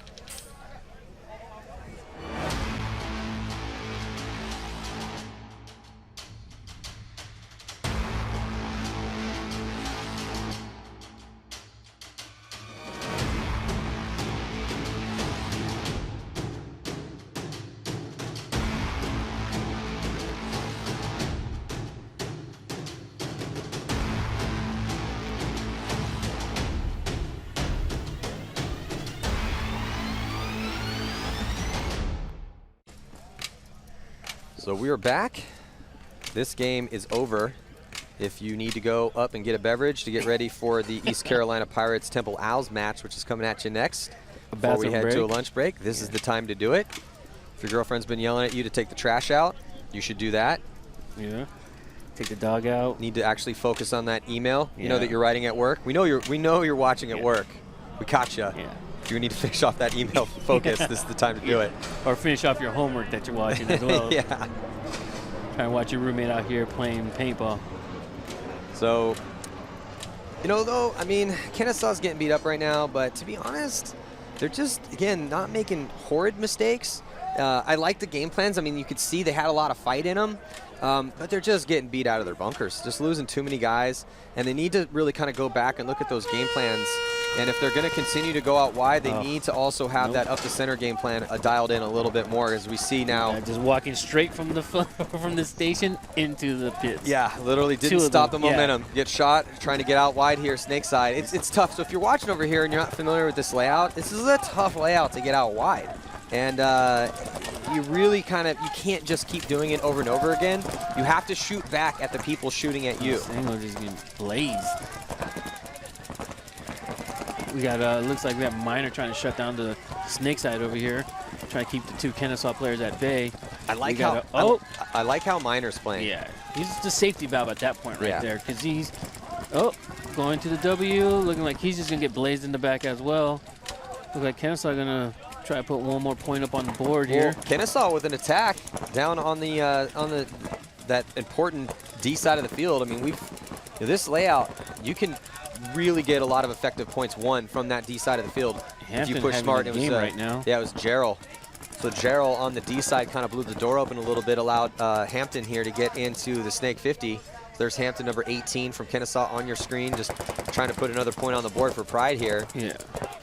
I think UConn that's player just trying to stay alive there. I think that's Stingle, the last player left alive here for UConn. Stingle really emerging as the all-star here. He's gonna get just. I don't think that's Sting. I think that's just one of the. Oh no, that's newcomers. Fam. It's one newcomer just trying to get some reps in. Yeah, that was Fam. Point. You're right. So Stingle taking a rest, getting ready for their next match. Nice work by Kennesaw to put a point on the board here. Weiss wasn't playing bad up in that center. And we got a game all of a sudden. Well, I don't know about all that, but but I do like how Weiss had been playing the center. So let's get a little replay.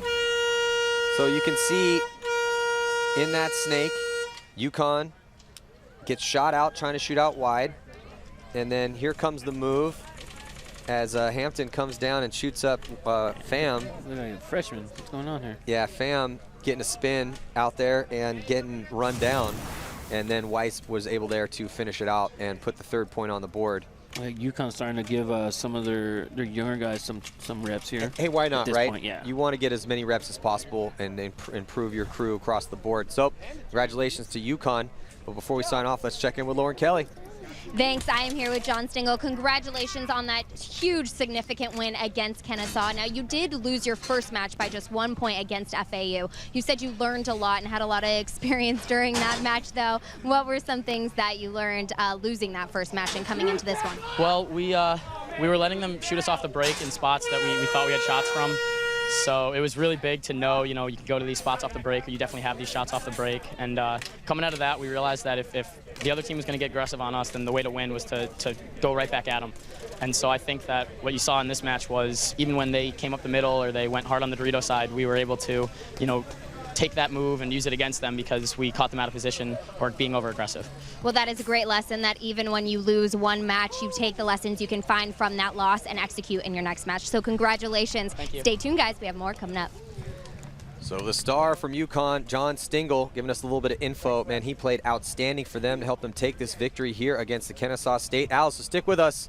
We got lots more paintball coming at you here from the 2016 National Collegiate Paintball Association Championships. We'll see you in just a few.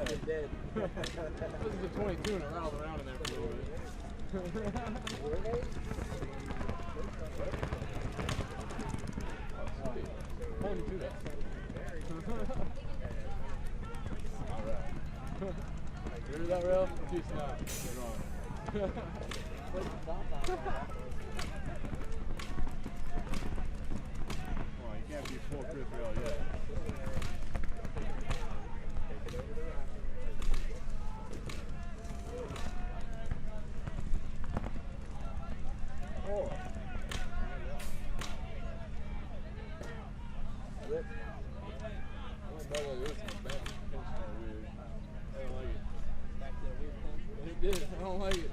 Now that I work in a warehouse, I feel all paranoid. I'm a person back.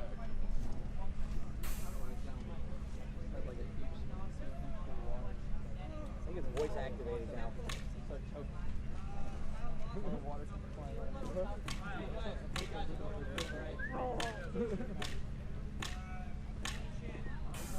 What's your number? 22. Softer. The upgrade. Proud.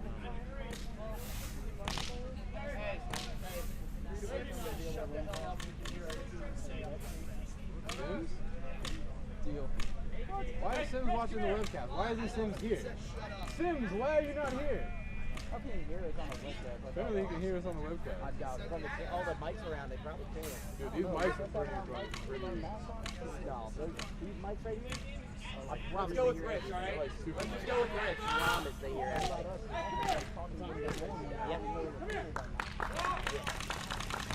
It'll pick up some of it.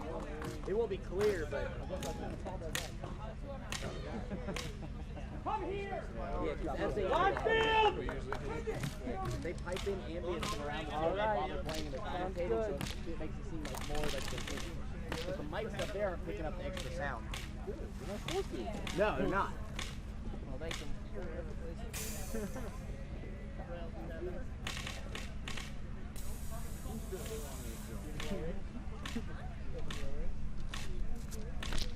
You got a hair tie? That'll work. She's like, you know what?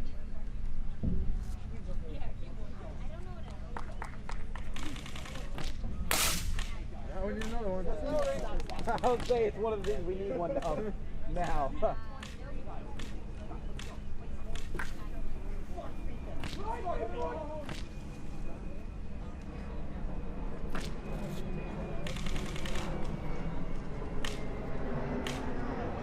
It's slowly getting shittier and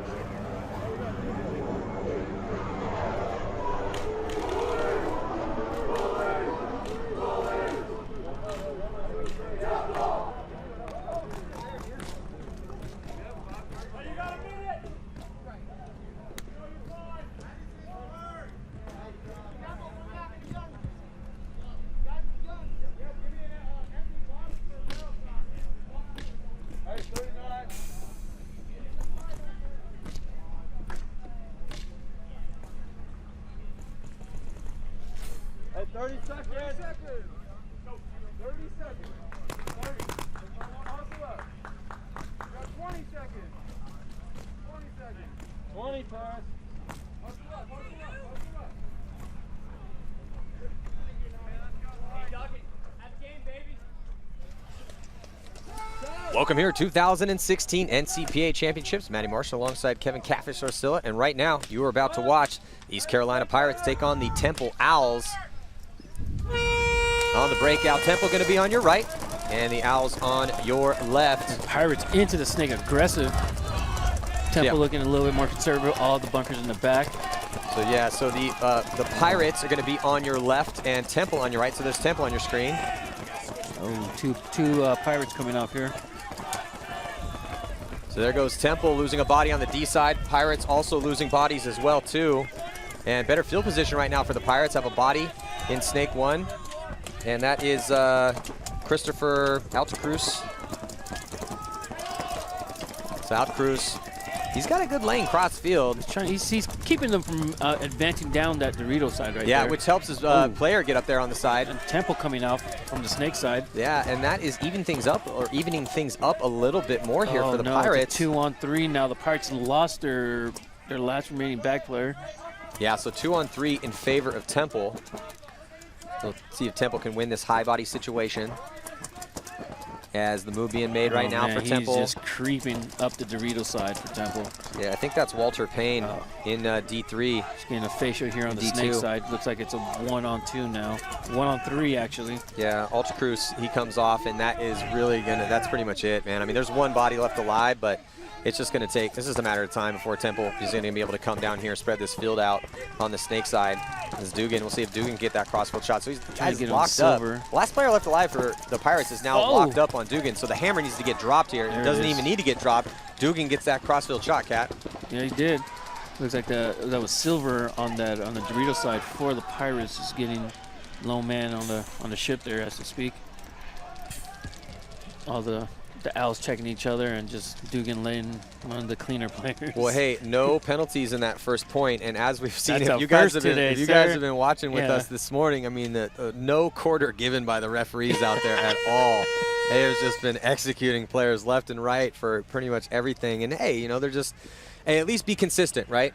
It's like baseball or any other sport. As long as you're consistent, calling the same penalties across the board to everybody, at least you know what the deal is. Yeah, you can go out there and you play to that. So the flags will stop until the morale changes, my friend.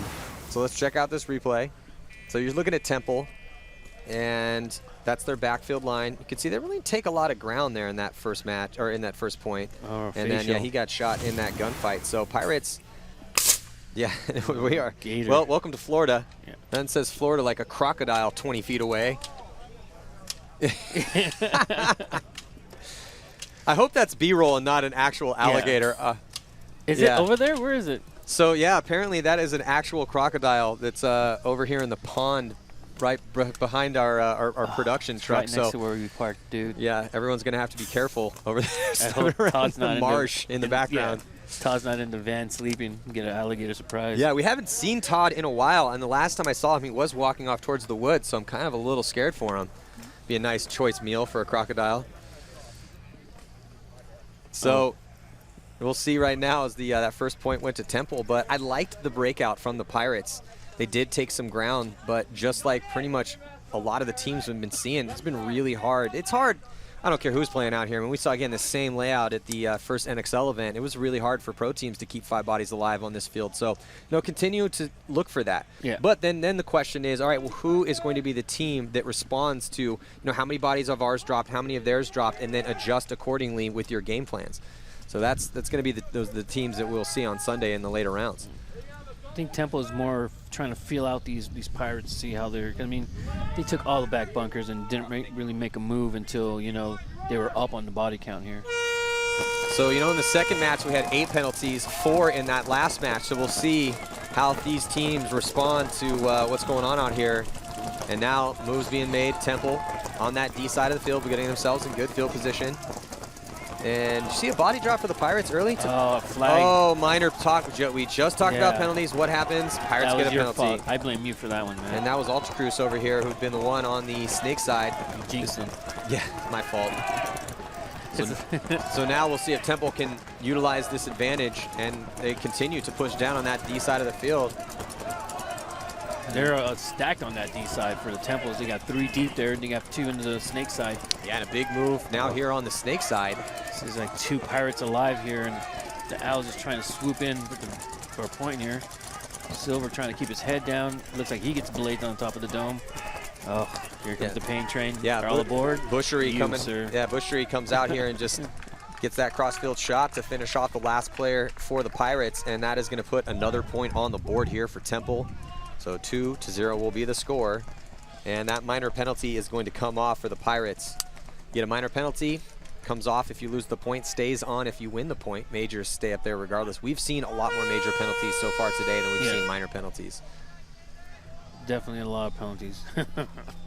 This game only 1. That's surprising. Yeah, well, riding at 50% so far. We've only seen 2 points. Game just began. I'll go with that, though. Like a little chat between players and refs, trying to figure out where that gray area is that they all like to play in. I think I saw a minor penalty thrown on Temple. Yeah, because I see it. Oh, it's a gun? Well, as we were watching that flag get hung, I looked up and saw another, I thought what I looked like a penalty flag thrown. Couldn't tell if it was on the ground because it had just been thrown, or if it was on the ground from that last point from that other minor. But the referees are conversing right now, and I saw a Temple player coming off shaking his head. So must have been assessed on Temple. You could see here on the replay, that was that nice move to clean things up. They're only looking at 1 body at this point. So nice, easy point here for Temple to put their second point on the board. But I think the Temple's going to be starting this next point down a body. Because I think that was 57, Klutzler. Yeah, so Chris was a little frustrated over there. You can see him talking to the referee and shaking his head as he came off.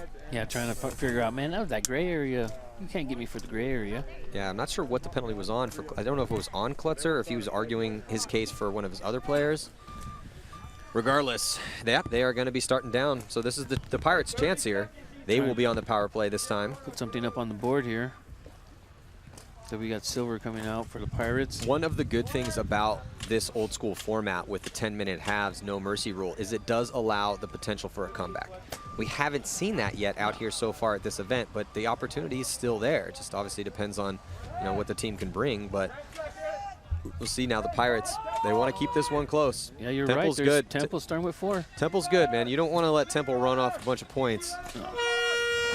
Get that, take that momentum. So real conservative breakout for Temple with their 4 bodies alive. They keep 3 in that back bunker, and they're not able, not able to get the shot on Altacruz.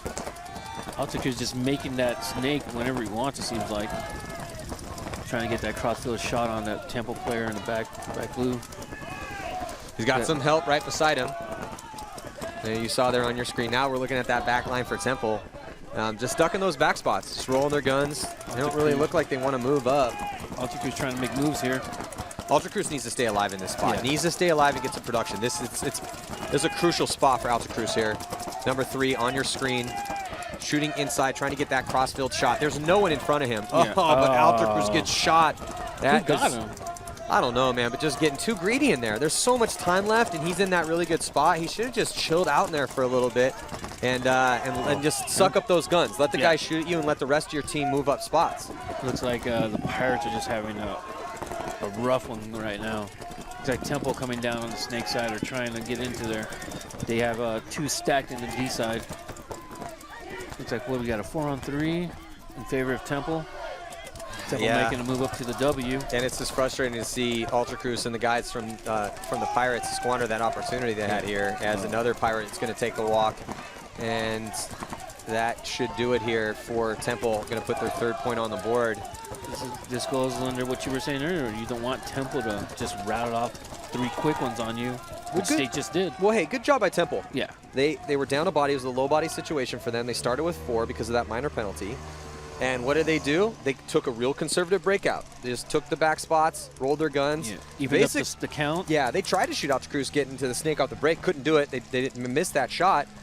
But, and we, you know, when I was a back guy and I was in a situation like that, playing an untested younger front player who I knew was hungry to try to bring some aggression to the game, if he made the spot, I wouldn't be that angry about it because I just wait to do exactly what they did, shoot him out of his spot, because you know he's going to get in there, get greedy with the gunfight, and come out into one of your paintballs, and that's what Altacruz did.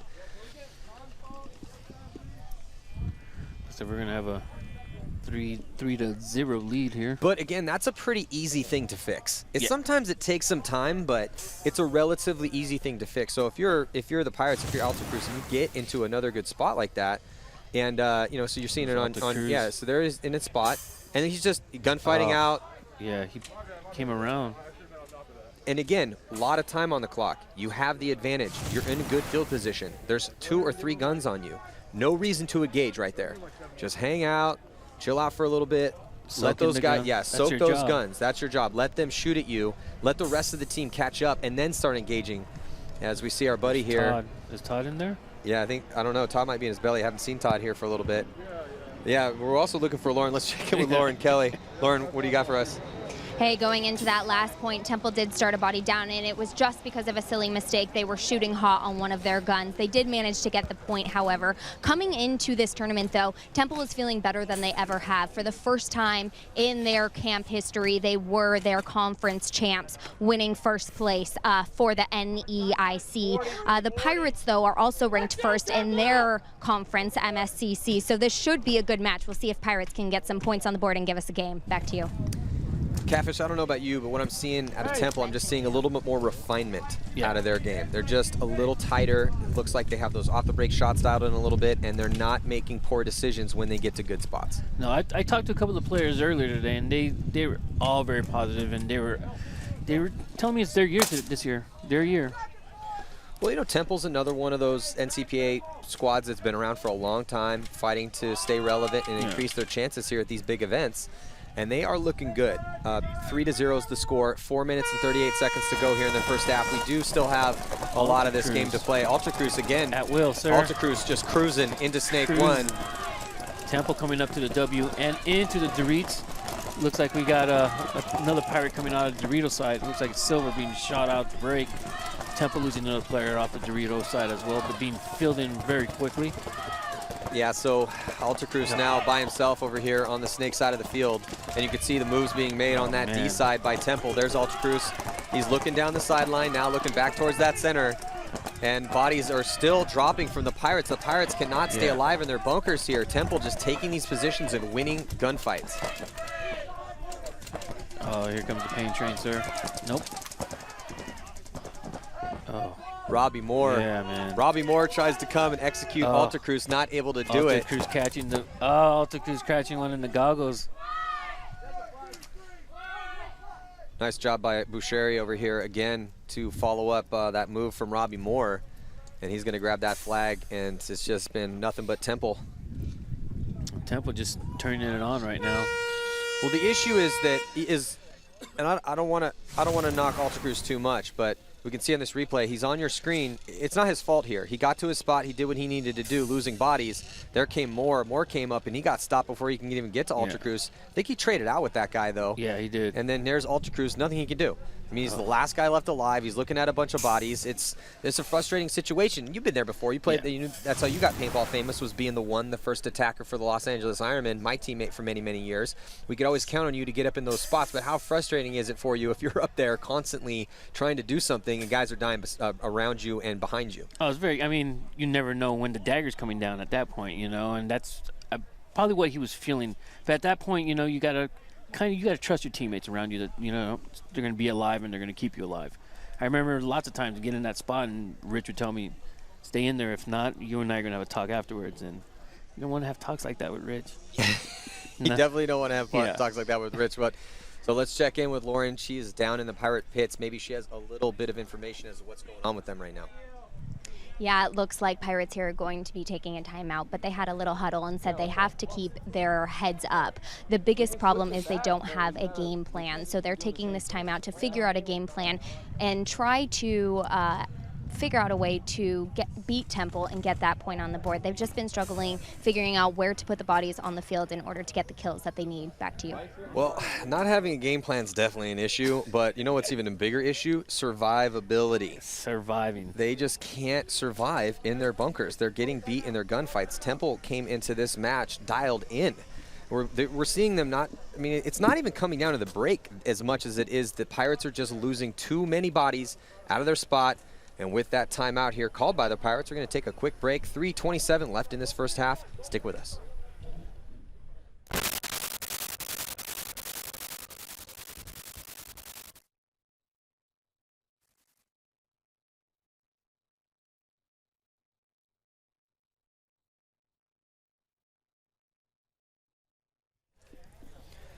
And we are back. So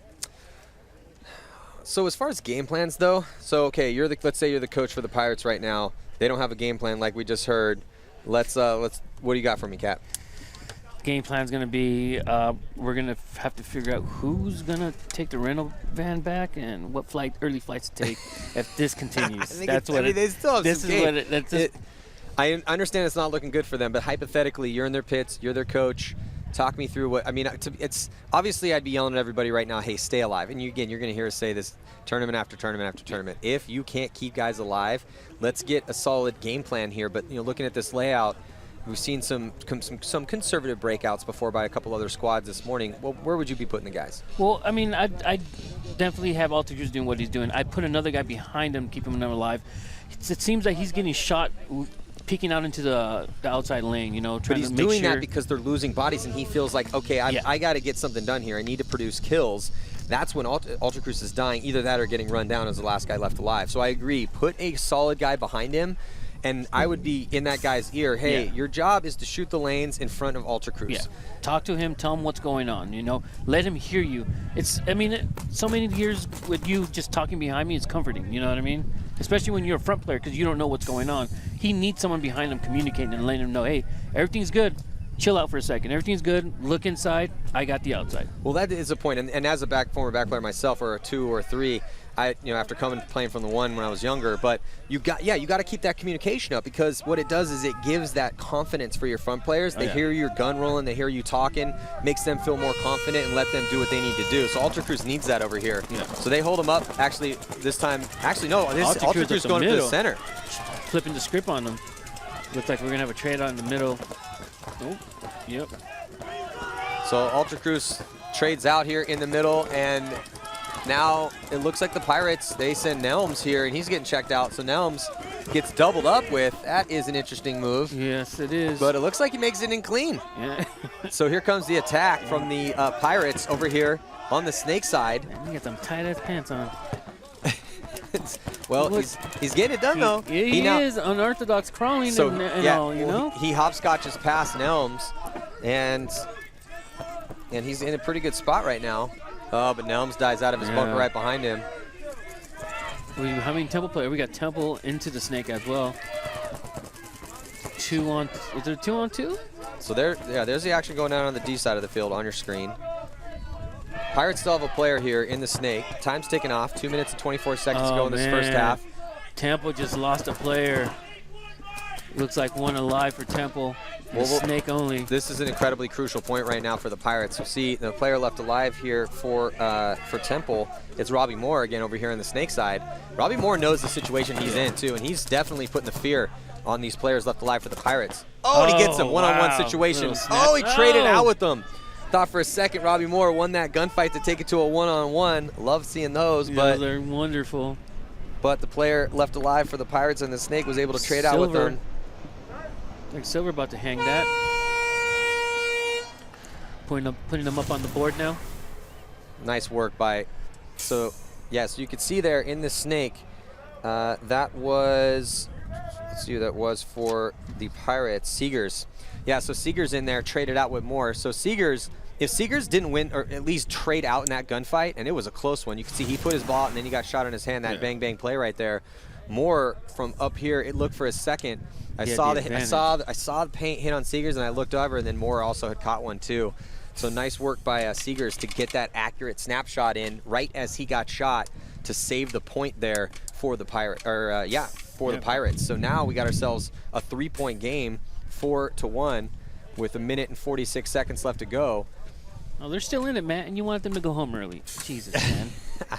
I mean, if we could run the tape back, pretty sure that was you that said that. No, I was right. I was behind the Pirates the whole time. Why you gotta blame me for something you said? ¿Cómo? I feel like we're back in a team meeting. ¿Cómo? Again. Don't play that you don't speak English game with me again. So the Pirates, though, here's the thing. Temple kind of threw that one away. Too many guys dying out of their spots. And it was an interesting, when we saw Seegers double up with, who was that, Nelms? So Nelms already had snake one. Seegers comes and runs and doubles up with him, but then Seegers goes on the attack. Nelms dies out of his spot right behind him. But hey, man, hats off to Seegers getting it done in there. Shooting that last key player, allowing Silver to hang that flag. So Seegers is going to come out to play this next point here. So will we see another point, or will they double the snake up again? I don't think so. That was an accident, I'm pretty sure. I don't know if Seegers knew he was in there, because that's not a big spot. That could have been under play. Yeah, maybe. A rope-a-dope. So Temple on your screen, getting ready to go. On the breakout. Temple into the snake, aggressive. And just blazing out the W. Oh, a couple bodies dropping for the Pirates early. This could. Oh, but it looks like Temple also loses their body here trying to get into the snake. It was Boucheri. Yeah. Actually, Boucheri got into snake and shot the W out before he got blazed. Look like Temple sliding into the Doritos here and then making a move into the snake. So now Dugan is going to get in the snake, comes from the center Trying for to shut Temple. down that Dorito side. Well, he's trying to size up what he's got in front of him. Oh, Dugan gets the crossfield shot. So I don't think the Pirates knew that Dugan had made that move crossfield to get into the red part of the snake over here, get into snake 2. We got 2 Pirates alive, a 2-on-4 now. Yeah, as we get past the 1 minute mark, about 55 seconds to go in this match. Dugan just trying to get up here. Well, Dugan's just tucking in. I mean, Temple has a lead, but they only have a 3-point lead. Whole second half to go. So if they can, they definitely want to score this point here. Ooh. Referee is in there checking out Dugan. He's alive. He's good, sir. We got the W, Tarrant at the W now. Like Pirates losing a guy out of Dorito, and Seeger just wearing it. I think that was Cody up there in the center, Joseph Cody. Temple's pit is heated right now.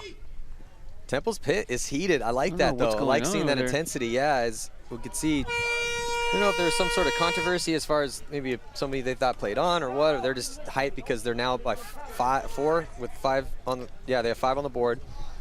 with 4 seconds left, and so we're going to go to second half here. But I think that was Chris Cutler over there just yelling at his teammates or yelling out onto the field. I like the intensity, though. Yeah, that is so nice. You can see the replay here in the breakout for the Pirates, and trying to get out in here and get their guns up on the snake side. Bam, gets scalped. domed up. I will take that scalp, sir. Looked at the referee real quick, and he's like, yeah, that one broke. Yo, You're hit. Those aren't my highlights? No? Okay. So, you know, we're seeing a little something out of the Pirates, but Temple, that was a nice point to finish that one out there, and we will burn that 4 seconds off the clock and go into the second half here with Temple looking pretty dominant. Yeah. It's 5-1, but you know the way they closed that point out was nice, and they're getting, you know, they got a pretty deep roster, 10 on the Pirates side, 13 deep for Temple. That's a lot. So they got a lot of guys to work lines. with.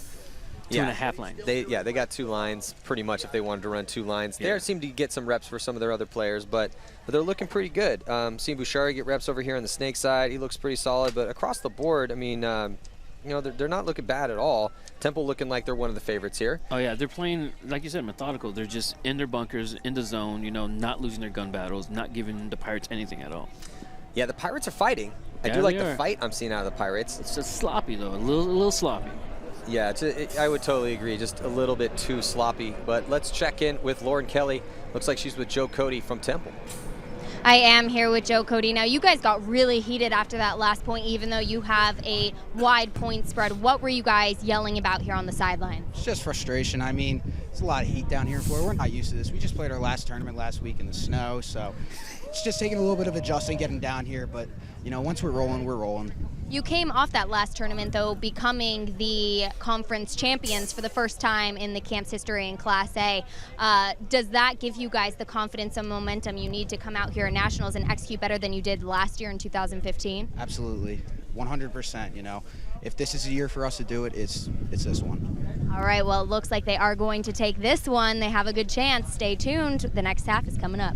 Yeah, there is a lot more paintball to play here. The R2 has taken Dye's proven rotor platform, known for years for delivering high-level professional performance, to a new height-end paintball loader technology. The R2 gives you the freedom to switch between low and high capacity, allowing for a choice between a 200 and 260 ball capacity at any time, without the need for tools or additional shells. The R2 Reload Alert gives you a progressive alert as you deplete your paint reserve. The Reload Alert system signals you when the R2 is low on paint, and it's time to reload. The patented rotor carousel provides consistently high feed rates, which far exceeds pro requirements, and a re-engineered feed system yields improved feeding reliability. With the active power conservation, the R2 monitors power needs and continuously optimizes the power supply. This active conservation of power makes the loader extremely efficient and provides excellent battery life. The R2 alerts you with a red indicator light when the batteries have reached levels low enough to possibly impede performance. The R2 can be effortlessly broken down for true toolless cleaning and maintenance. The collapsing floor tray gives you the maximum ball capacity while ensuring reliable feeding down to the last ball. And with the highest feed rate on the market, the rotor is certain to keep up with any marker. The R2 benefits from the new rapid release safeguard system. This system allows you to change between a lid and a quick feed at a moment's notice, depending on your playing needs and weather conditions. The Dye R2 loading system, proven technology with new added and upgraded functional features, bringing smart, elegant loader engineering to the game, designed with the player in mind.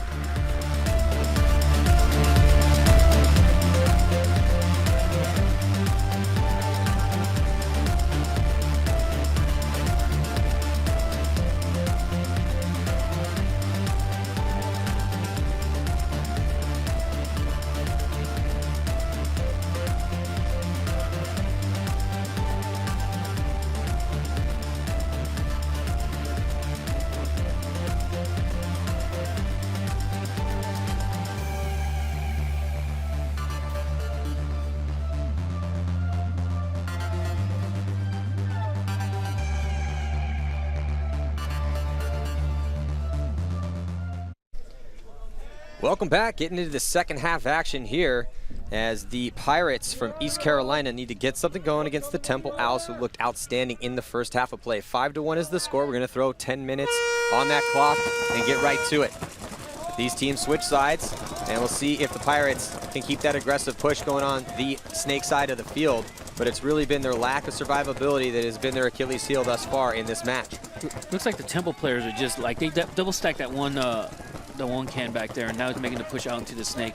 Trying to get those key kills off the break before they make any moves. Seems to be working for them. Looks like we got one of the Pirates into the Dorito, and Temple just walked into the snake right now. Uncontested. Well, it's Neems again here in the snake for the Pirates, and he has that standard crossfield shot from snake 1, which you're going to see the majority of the players. You know, it's a lot easier to gunfight crossfield here unless you want to move up. Then you have to force a check off down the sideline. Your back player is offset. You don't have a back player right behind you. Oh, and it looks like, yeah, that's Ultra Cruz who's going to come off, get shot out of his spot, and see it switch positions with Neems. We have a Temple player messing with his loader here in the snake. But again, that's the survivability we keep talking about, Catfish. It just, the Pirates cannot keep 5 players alive. No. They're having trouble. Definitely having trouble keeping players alive right now. Temple's just doing a smarter job of choosing their battles. You know, when you're locked in those, when you're in those positions, oh, just as I say that, they lose their body at status D1. He jinxed them. Yeah. Matt Marshall jinxed. So it's even up on the body count. Here comes the attack. Do not know why he made that move. Could have easily just taken Snake 2, but instead decides to push up and runs right into a gun, gets taken out. That was Bouchari over here. One of the Pirate players I think he got a bad call from his coach. As soon as Bouchari got shot, he turned around and immediately started yelling at his coach. So maybe he felt like he got some bad information.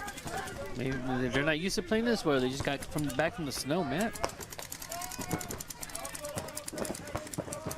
I don't know, how could you not be used to playing in nice paintball conditions? It's like 73 degrees out here, light wind, overcast, not humid.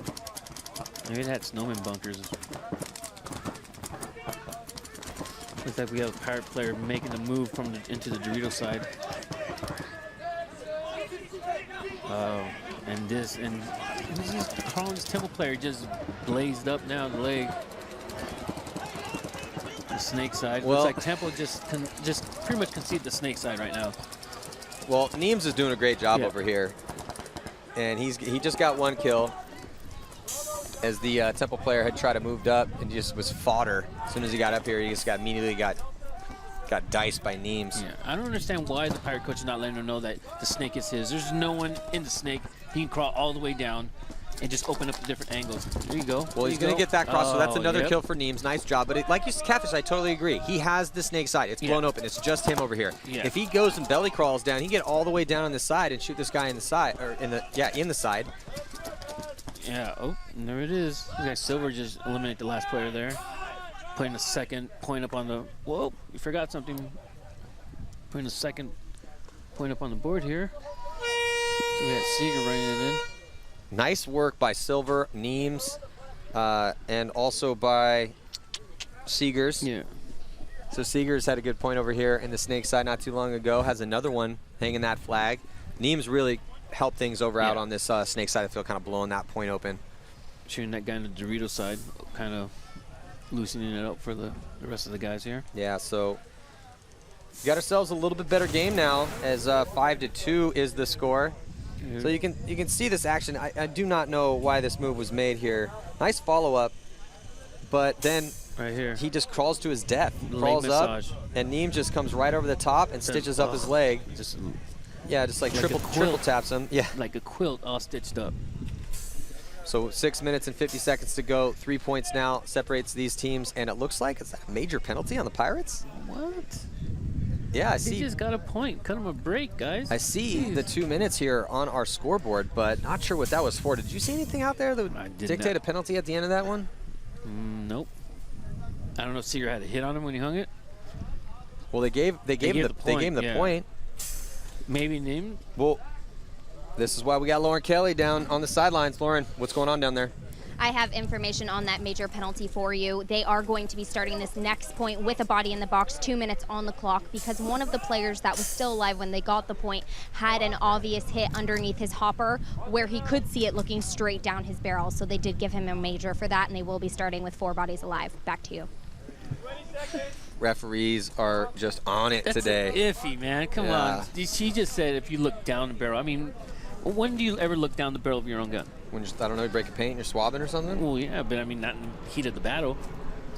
Well, he did apparently have an obvious hit on him. So obvious hit. It's a hit, man. But well, now the Pirates, it's tough for them now, and they're trying to come back here in this match. They just had a great point. 6 minutes and 45 seconds to go. Pirates down a body, and 2 bodies now. And it looks like on the power play, it's not going to help out the Pirates. Standing in the snake. They lose 2 bodies off the break. Oh, Temple getting a flag party in the back, though. So Temple drawing a penalty of their own, which is going to make things a little bit more interesting here. They still have 2 bodies here on this towards the snake side of the field. Doesn't look like anybody on the D side for either team. Yeah. Is it a 2-on-1 right now? Oh, Moore. Wow, I think Moore just got shot to even this one up. This is the first one-on-one we've seen so far in this tournament. And a minute left on the minute and a half on the penalty. Is it the first one-on-one so far? I see a Temple player in the box. There's definitely a penalty on Temple, so it's not on your screen right now, but Temple's trying to fight through a penalty right now. It's 1-on-1. I don't know if you want to go to the snake on a one-on-one, dude. Well, it's number 69, Jake Dugan here for Temple. I don't know Can't if you see want who to it be is for the snake, Pirates. though, for a one-on-one. No, it's tough to be in. Well, you got to be on your feet, dog. It has a couple bigger bunkers now, but I totally agree with you. Traditionally, the snake is not the place you want to go to when you're in a one-on-one situation. Smaller bunkers. And for the Pirates, it's Alta Cruz. So it's their star. Yeah, Alta Cruz has definitely been their workhorse. I mean, he hasn't had the perfect game, but he's been fighting. So now he can try to help save it for the Pirates. If he can get this one, or at least get his body out. So it's Dugan versus Alta Cruz. Dugan for Temple. Alta Cruz right now for East Carolina. Wish we knew how much time the Temple has on that penalty. 25 seconds left. He comes out, so it must have been a minor. Yeah. So Temple gets their body out, and now 20 seconds for Pirates. Can Alta Cruz fight through this next 16 seconds? This is going to be a good one right here. Oh, Alta Cruz wearing it. 10. Do they know that the box is coming out? I don't know. I can hear their coaches yelling from the sidelines to watch the box. Oh, he's not. He doesn't have his gun up. There it is. Oh, he just blazed them. Oh, he got blazed. An extra. Well, he got one. I probably would have went a little slower if I was Temple in that situation, just in case, but... Yeah, you got the point. Well, it's always that question. It's like, hey, can we get there in time to preserve that penalty? But I don't think they could with where the bodies were. So in that case, it's different, because earlier on we saw a situation where you want to hang that flag as quick as possible, preserve the penalty on the opposing team. This time, because there wasn't a lot of time left on that penalty, it would have been a little bit safer to just grab that flag or even post up just in position to shoot both sides of the box, wait to kill him, then get the flag because you have a huge lead. So regardless, it still worked out in Temple's favor. Now a 4-point lead with 4 minutes and 34 seconds to go. Look for the Pirates to just start attacking, but I mean Temple's pretty much got this one sewn up. Yeah.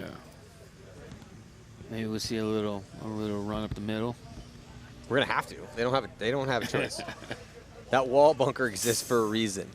And the reason is that it gives you a huge bunker to work within the center to try to score a quick point. So there's more getting just sloppy. You see him like trying to, still has his loader out, loading one-handed, just getting sloppy and getting shot out. And then we could see Alta Cruz. No idea that guy was on the Dorito side. Yeah, he didn't know that he made it out and then started to increase that field position over there. But I'll give my hats off a little bit to Alta Cruz. He got through a little bit of that, and just a frustrating situation for them. The Pirates, just a frustrating game overall for the Pirates right now.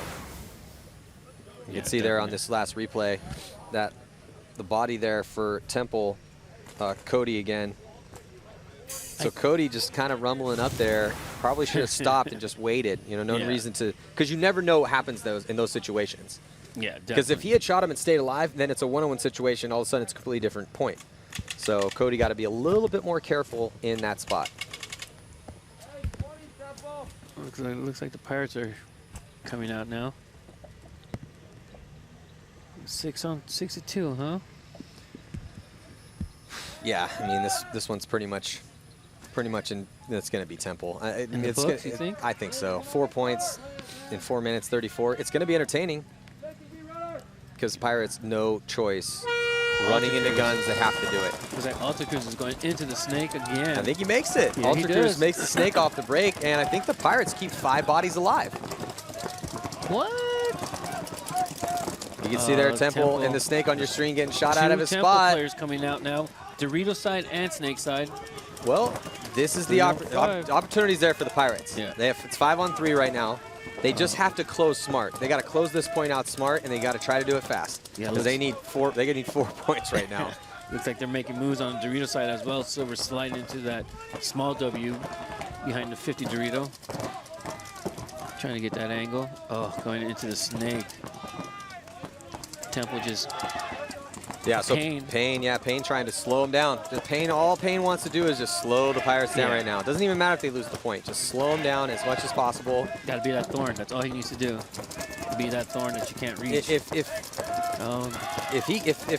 Temple can take another minute or so off this clock, that's it. Game's over. Yeah.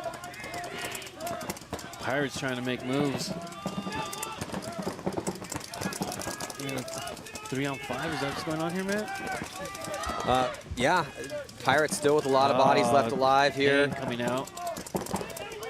Yeah, so Payne getting shot out of his spot.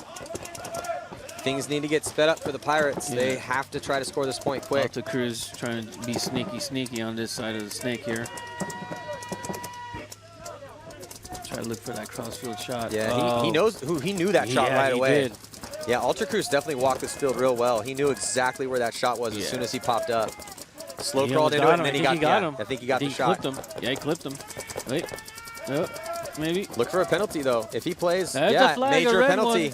And a red one. Okay, so this makes things a little bit more interesting here. Because now we got ourselves a 3-point game with about probably 2:30 by the time this gets hung. Did they just? Okay, maybe now 2:25. No, yeah, right near 2:30. Oh, man. Nice work by Alta Cruz. He gets that shot cross field. Guy gets the hit in his shoulder. Continues to play. Referee pulls a major penalty. Now Temple is going to be playing the majority of this match here down a body. And the Pirates, they have 3 points in 2.5 minutes. This is going to be tough. Oh, man. So you can see there, that was the Payne. That was that getting shot out of the snake. And there's Payne. Going to get shot cross field. Yep, right there. Yep. On the shoulder. So let's check in with Lauren.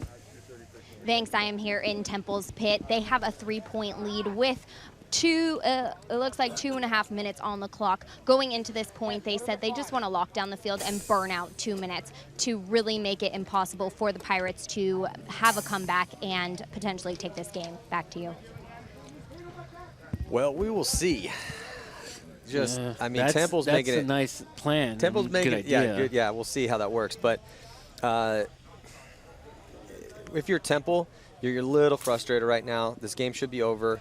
But with that penalty, this is why when you're up points and it's low on time, you really want to keep the penalty bug away from you. Yeah. Because then it just makes things interesting for us and for everyone at home watching. But if you're the Pirates, this is your opportunity. It's just going to be hard. I mean, they've only scored 3 points in the entire match through 17.5 minutes of play.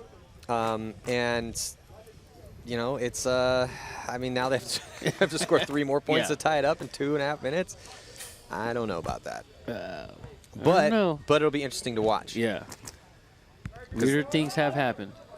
Yes, stranger things have happened, but it's still going to be very, very difficult for them to do this. So if you're a Temple fan, don't get too scared.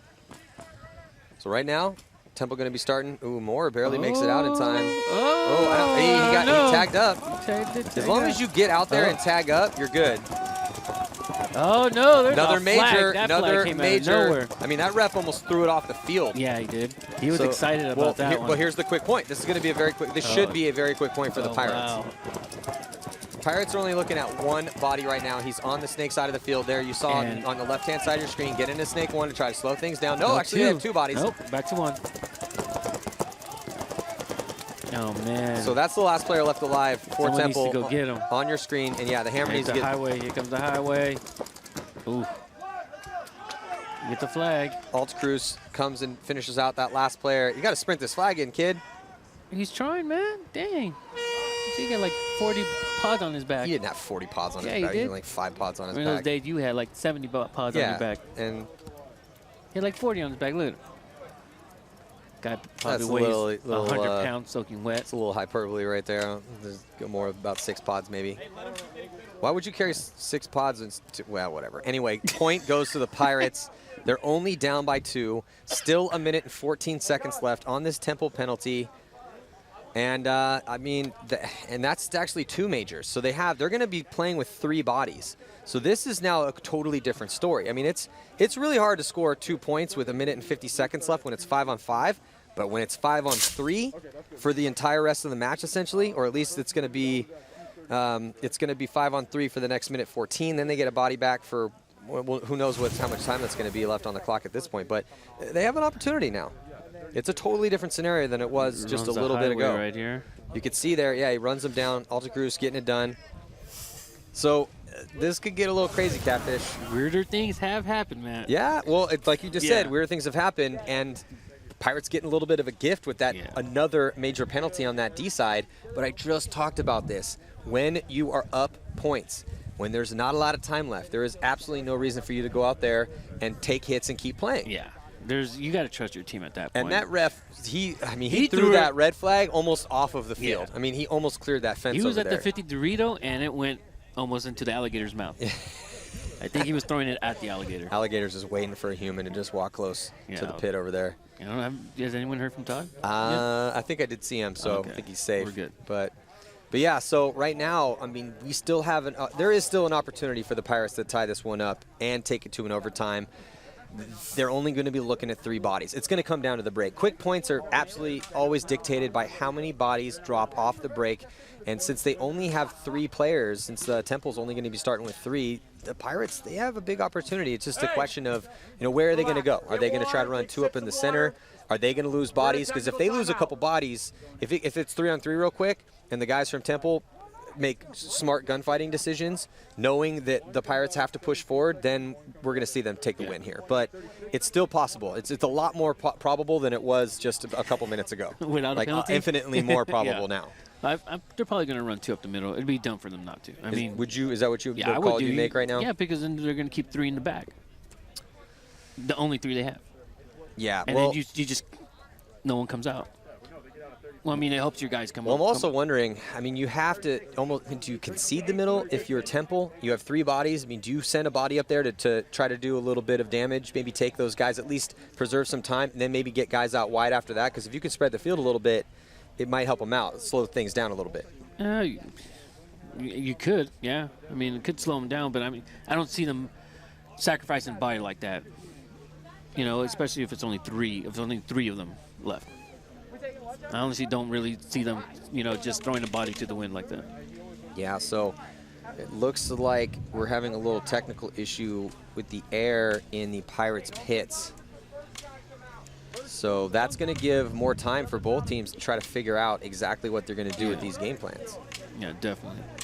But yeah, no, it makes sense. I mean, you throw a body up the middle, kind of throws the Pirates playing out of whack if they're trying to get aggressive on either ends, on either side. But I mean, I really don't see Temple throwing one of their 3 bodies, just to try and take out 1 or 2.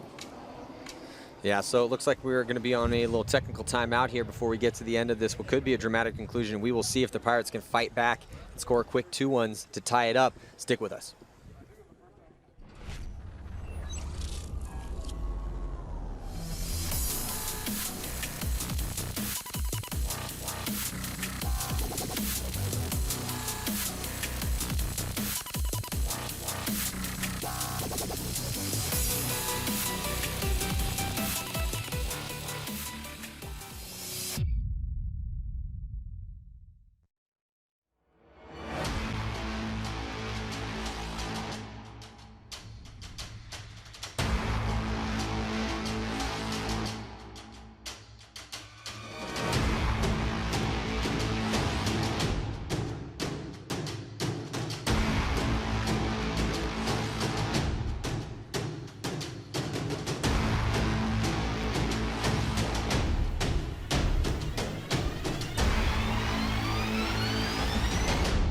Welcome back. Temple is up 6-4 against the Pirates right now. There is a minute 50 left on the clock. Both teams just had a technical timeout, time to re-strategize, figure out what they want to do. Obviously, Temple is going to do their best going into this point, 2 bodies down off the break to just burn out the clock as much as they can. The Pirates are really focusing on getting bodies down to that W center bunker. It sounds like they're going to send 2 players down just in case one gets killed. Another one will be able to get in there and try to control the field. Back up to you guys. Thanks. That's not a bad play, but it's going to come down to that execution up that center. Yeah. If they can keep that other guy alive, because again, you know, they got a little under 2 minutes here to score 2 to tie it up. Only looking at 3 bodies pretty much for the rest of this regulation time. It's again, execution, and not just execution. The center players can only do so much. You know, you run through, hope to God that they live, but it's going to be what can guys do on that delay, on the next set of guys to run through. That's where this point's going to be dictated. Yeah. Looks like we're about to start the action here. Pirates on your right, and here we go. Temple with just those 3 bodies. They go heavy guns. They keep 3 bodies pretty much in the pocket. Altacruz got shot. Then he better be careful not to get a penalty. He's lucky to get a penalty right there. So that's not good for the Pirates, and they didn't send anybody up the center. They went heavy guns and out wide. Trying to hope to catch one of those guys. Is that what she said? I'm pretty sure I heard an opposite game plan, right? Yeah, she said up the middle, right? No one goes up the middle for the Pirates. They instead go out wide, which is way riskier. It's so risky to send a guy to the snake off the break. Those guys live at a way lower percentage than the guys going up in the center. But you know what? Altacruz has been making it every single game at will. Still, I don't like that game plan. Send the guys up the center, then send Altacruz into the snake on the delay. Still, though, Pirates pushing up there on the D side of the field. ECU trying to close the gap here now with just under a minute to go. And he's still alive past the 50-yard line, trying to close, and he ends up, he doesn't able to trade out. That body does get shot, though, but... There's 2 Pirates coming off But now. Hey, Temple was able to keep their bodies alive on this sloppy play when they were down bodies. Sloppy play right here is what it's coming down to. Yeah, I didn't like that. I didn't like the play call from the Pirates. It's a way lower percentage to go out wide on this layout than it is to go up the center, particularly when you don't have a lot of time to work with. And there's 1 player coming out of the box now for the Owls. So we got Payne here trying to catch that guy slipping, playing sloppy, giving him a back massage. Seeger into the snake, trying to see if he can slow Payne down here a little bit. Oh man, and the Owls are back to full strength now. Well, the Owls, hats off to them. What an awesome job they just did here, as they only had 3 bodies, and Payne is going to run down the last player, as that was Seegers, the last player left alive for the Pirates. Cody goes to grab that flag again for Temple. It doesn't matter, as the Temple Owls are able to fight through a little bit of penalty craziness there towards the end. Ended up not mattering in the long run.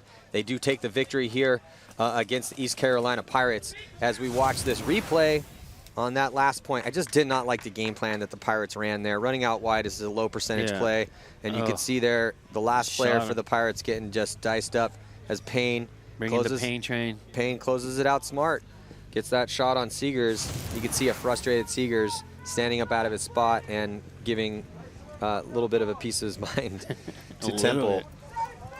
Well, the Pirates fought, man. They definitely fought. They weren't as good today as Temple. They were just, it wasn't even penalties, man. Temple they were executing a little bit better. Again, it comes down to survivability. Pirates just took too long to start living in their bunkers. And then this frustrating turn of events, as though they kind of kept it close towards the end. Temple taking that victory. Yeah, it took the Pirates a little bit to warm up, and once they did, they tried to make a game out of it, but by then it was probably too late. Well, hey, Altacruz didn't have a bad game. Seegers didn't have a bad game.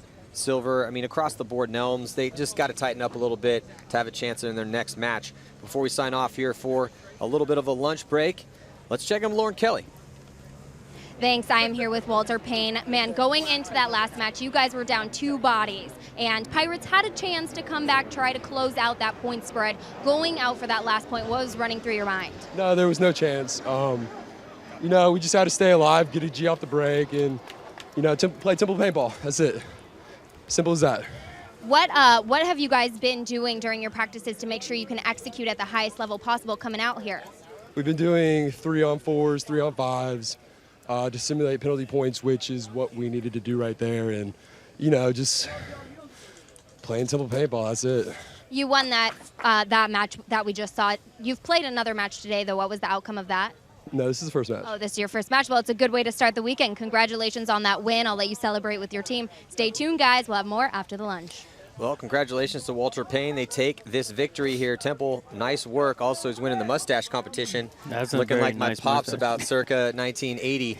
So, yeah, hats off to Temple. But we will be back here after a short lunch break with the Miami Redhawks taking on the Purdue Boilermakers here. 2016 National Collegiate Paintball Association Championships. I'm Matty Marshall, Kevin Captain Sarcilla. We'll see you in just a little bit.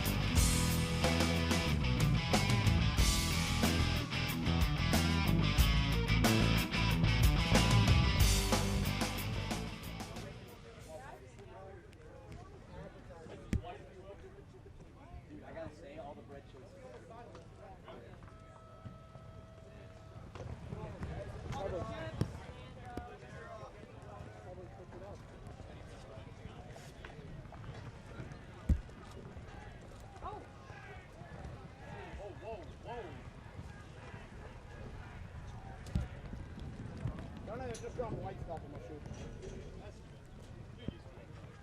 Actually, let me take that back. You're used to having it drop.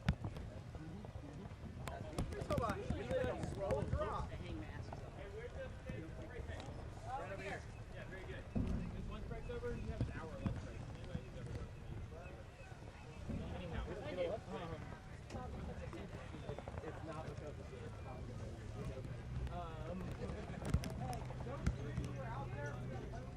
Oh, we need to take the two cans of spray paint. After y'all are done, you can go spray paint the white pipe on the. There's a bag right there with oatmeal cream pies and Oreos and chips. And then we got like bananas. No, thanks to Rail for that. I just went and got it. Give me your credit card, Rail. We're going to spray paint. Start taking the white pipe on them and showing up all of them. What?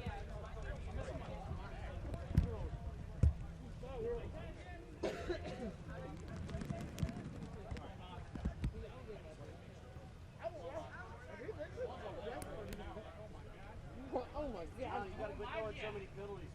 Like a Happy Gilmore with the golf ball. Why? I haven't had a damn. You don't even really call it. There's quiet shit on this side of the field. Everyone gets shot. All the action's over there on the D side. Those are cameras over here. Oh yeah. And nobody. My boy heard us. So you give this to Maddie? Huh? Double check. Your salad's on the front seat. Hey, do you guys need someone from each team to sign for the point for the match? All right. It's all good. Do you need someone to sign for the match?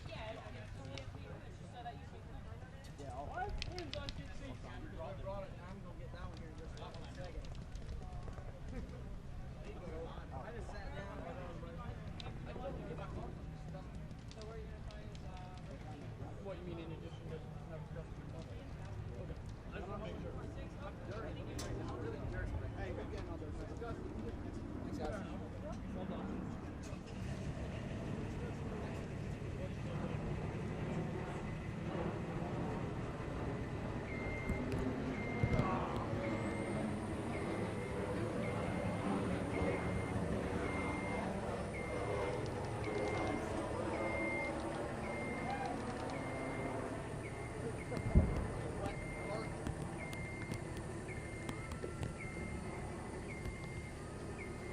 Somebody pass me a water.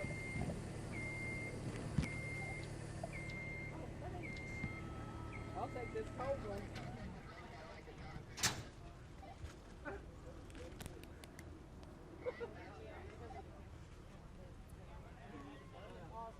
Union. Yeah,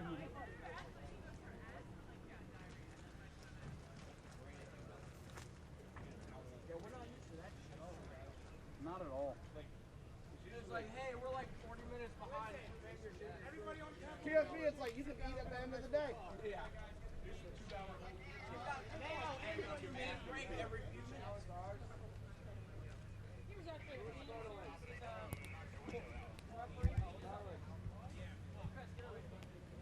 Do you have one show? One show in there?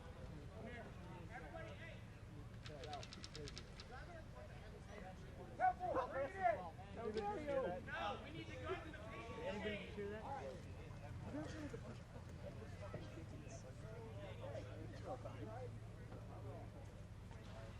Wow. Thank you, sir. That's a nice chair you got. Hey, call the cooler. Give me that shit. What? Huh? Greg? Heard. Why do you need that? No, I'm buying a pair of sunglasses off the shelf.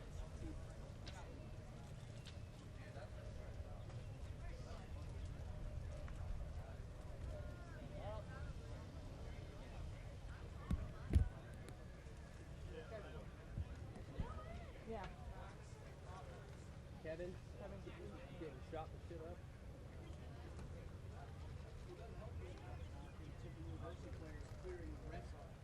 Mm-hmm. I've seen it.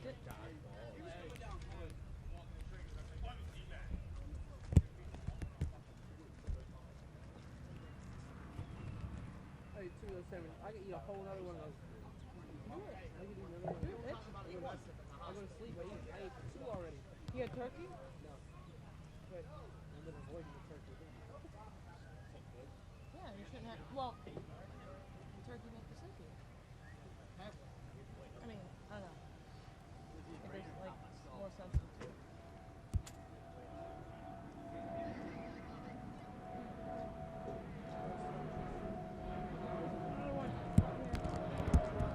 Yeah, what's up?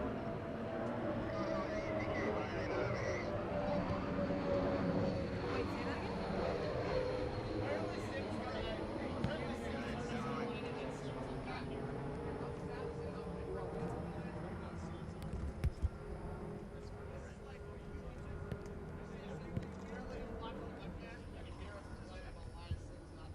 Mike Rosario said that he already asked if anybody wants water. Anytime there's a call, be like, well, Sims would do this.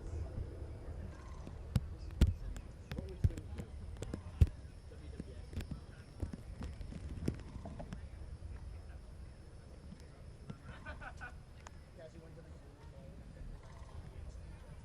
Holy crap. I have 150 seconds of Snapchats. As a joke. Like, Kyle's trying to kidnap a joke. Scaring off the baby zebras like you kept doing in Virginia. That was awesome. That damn zebra in Virginia was so sweet. Are we going to kill that an hour break? Yeah. Yeah, Because we can't. we went right up to the go.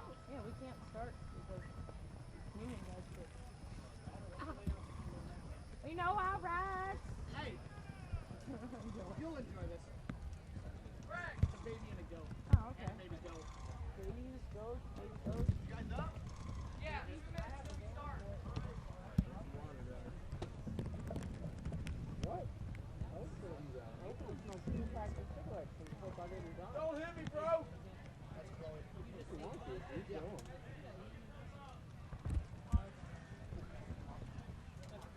Oh, she's trying to brush the goat. All right. I'll be right back. You're probably right.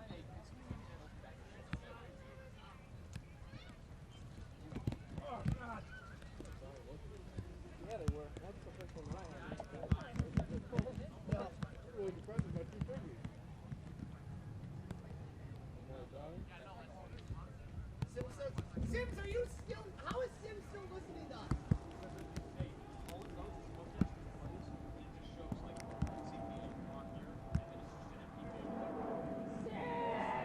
Did I hear everything that we're saying right now? Yeah. Everybody shut up.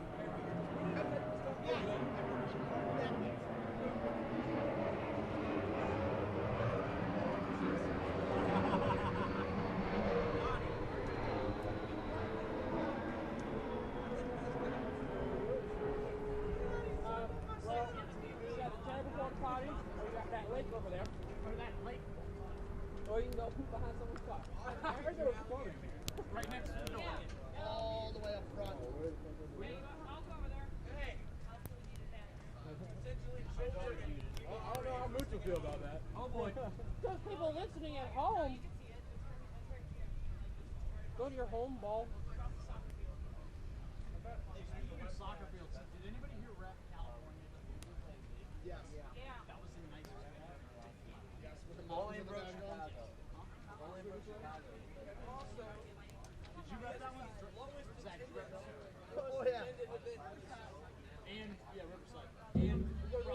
the summer and nobody could afford flights from coast to coast.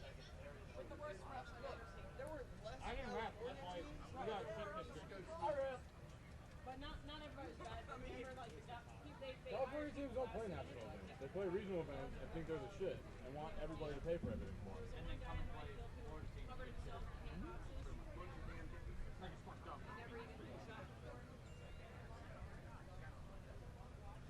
This is one of the fields where I would consider doing my football.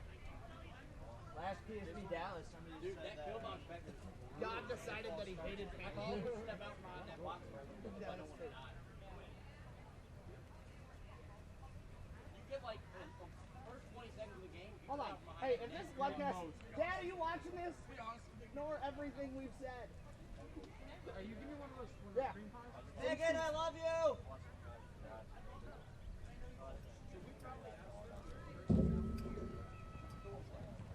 We're not saying anything. Listen, we're not saying anything bad. Not yet. We haven't said anything bad yet. There's always potential to say worse things. Listen, in 2016, you were on camera 24/7, whether you know it or not. What do you mean? My cell phone doesn't videotape me without my permission. He walks away, gets a text message, all it says is, yeah, we do.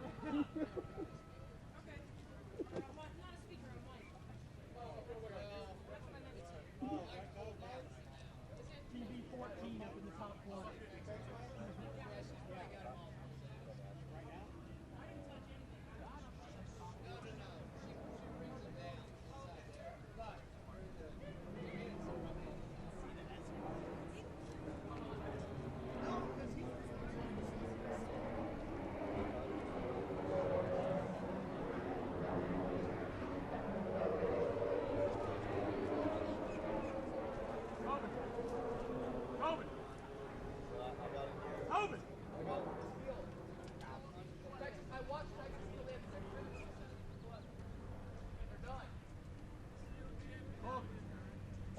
Over the microphone? You're not playing? We're waiting. Oh, yeah, you want to stick on the 8:30, a 10:30, and a 4 o'clock. I think that's up now. What? If you're at 4? Yeah. UCK.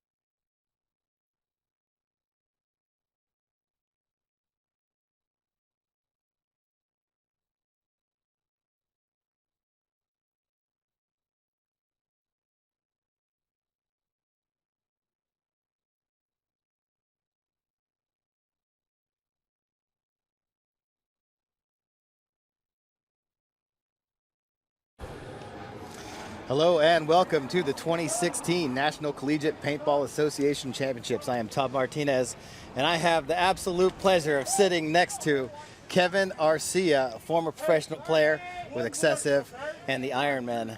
Kevin, how are we doing today? We're doing good, man. Trying to keep cool. It's not sunny, but it's still hot. Yeah, we've had some good games so far this morning. We watched the Naval Academy take on Liberty Flames. Liberty really kind of dominated that one. Drexel took on Fresno State. Fresno State kind of mowed down by penalties, and Drexel took that one. Connecticut put it on Kennesaw State. East Carolina took it from Temple, and now we are watching the University of Miami, Ohio Redhawks take on the Purdue Boilermakers.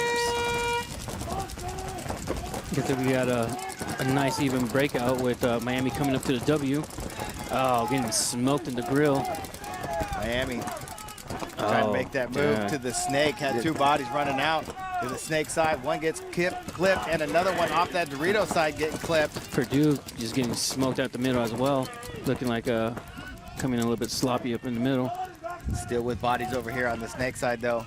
Looking only at one Miami player. It looks like Luke Foreman over here on the snake side for Miami, looking across the field. That's going to allow Purdue to bump into the snake. That looks like Limpon. Number 10 for Purdue in Snake 1, being coached by Daniel Norcross here on the sidelines. We got two of the Miami players still trying to live back there. Yeah, Miami with that body in the back center. Oh, is it 3? 2 on 4.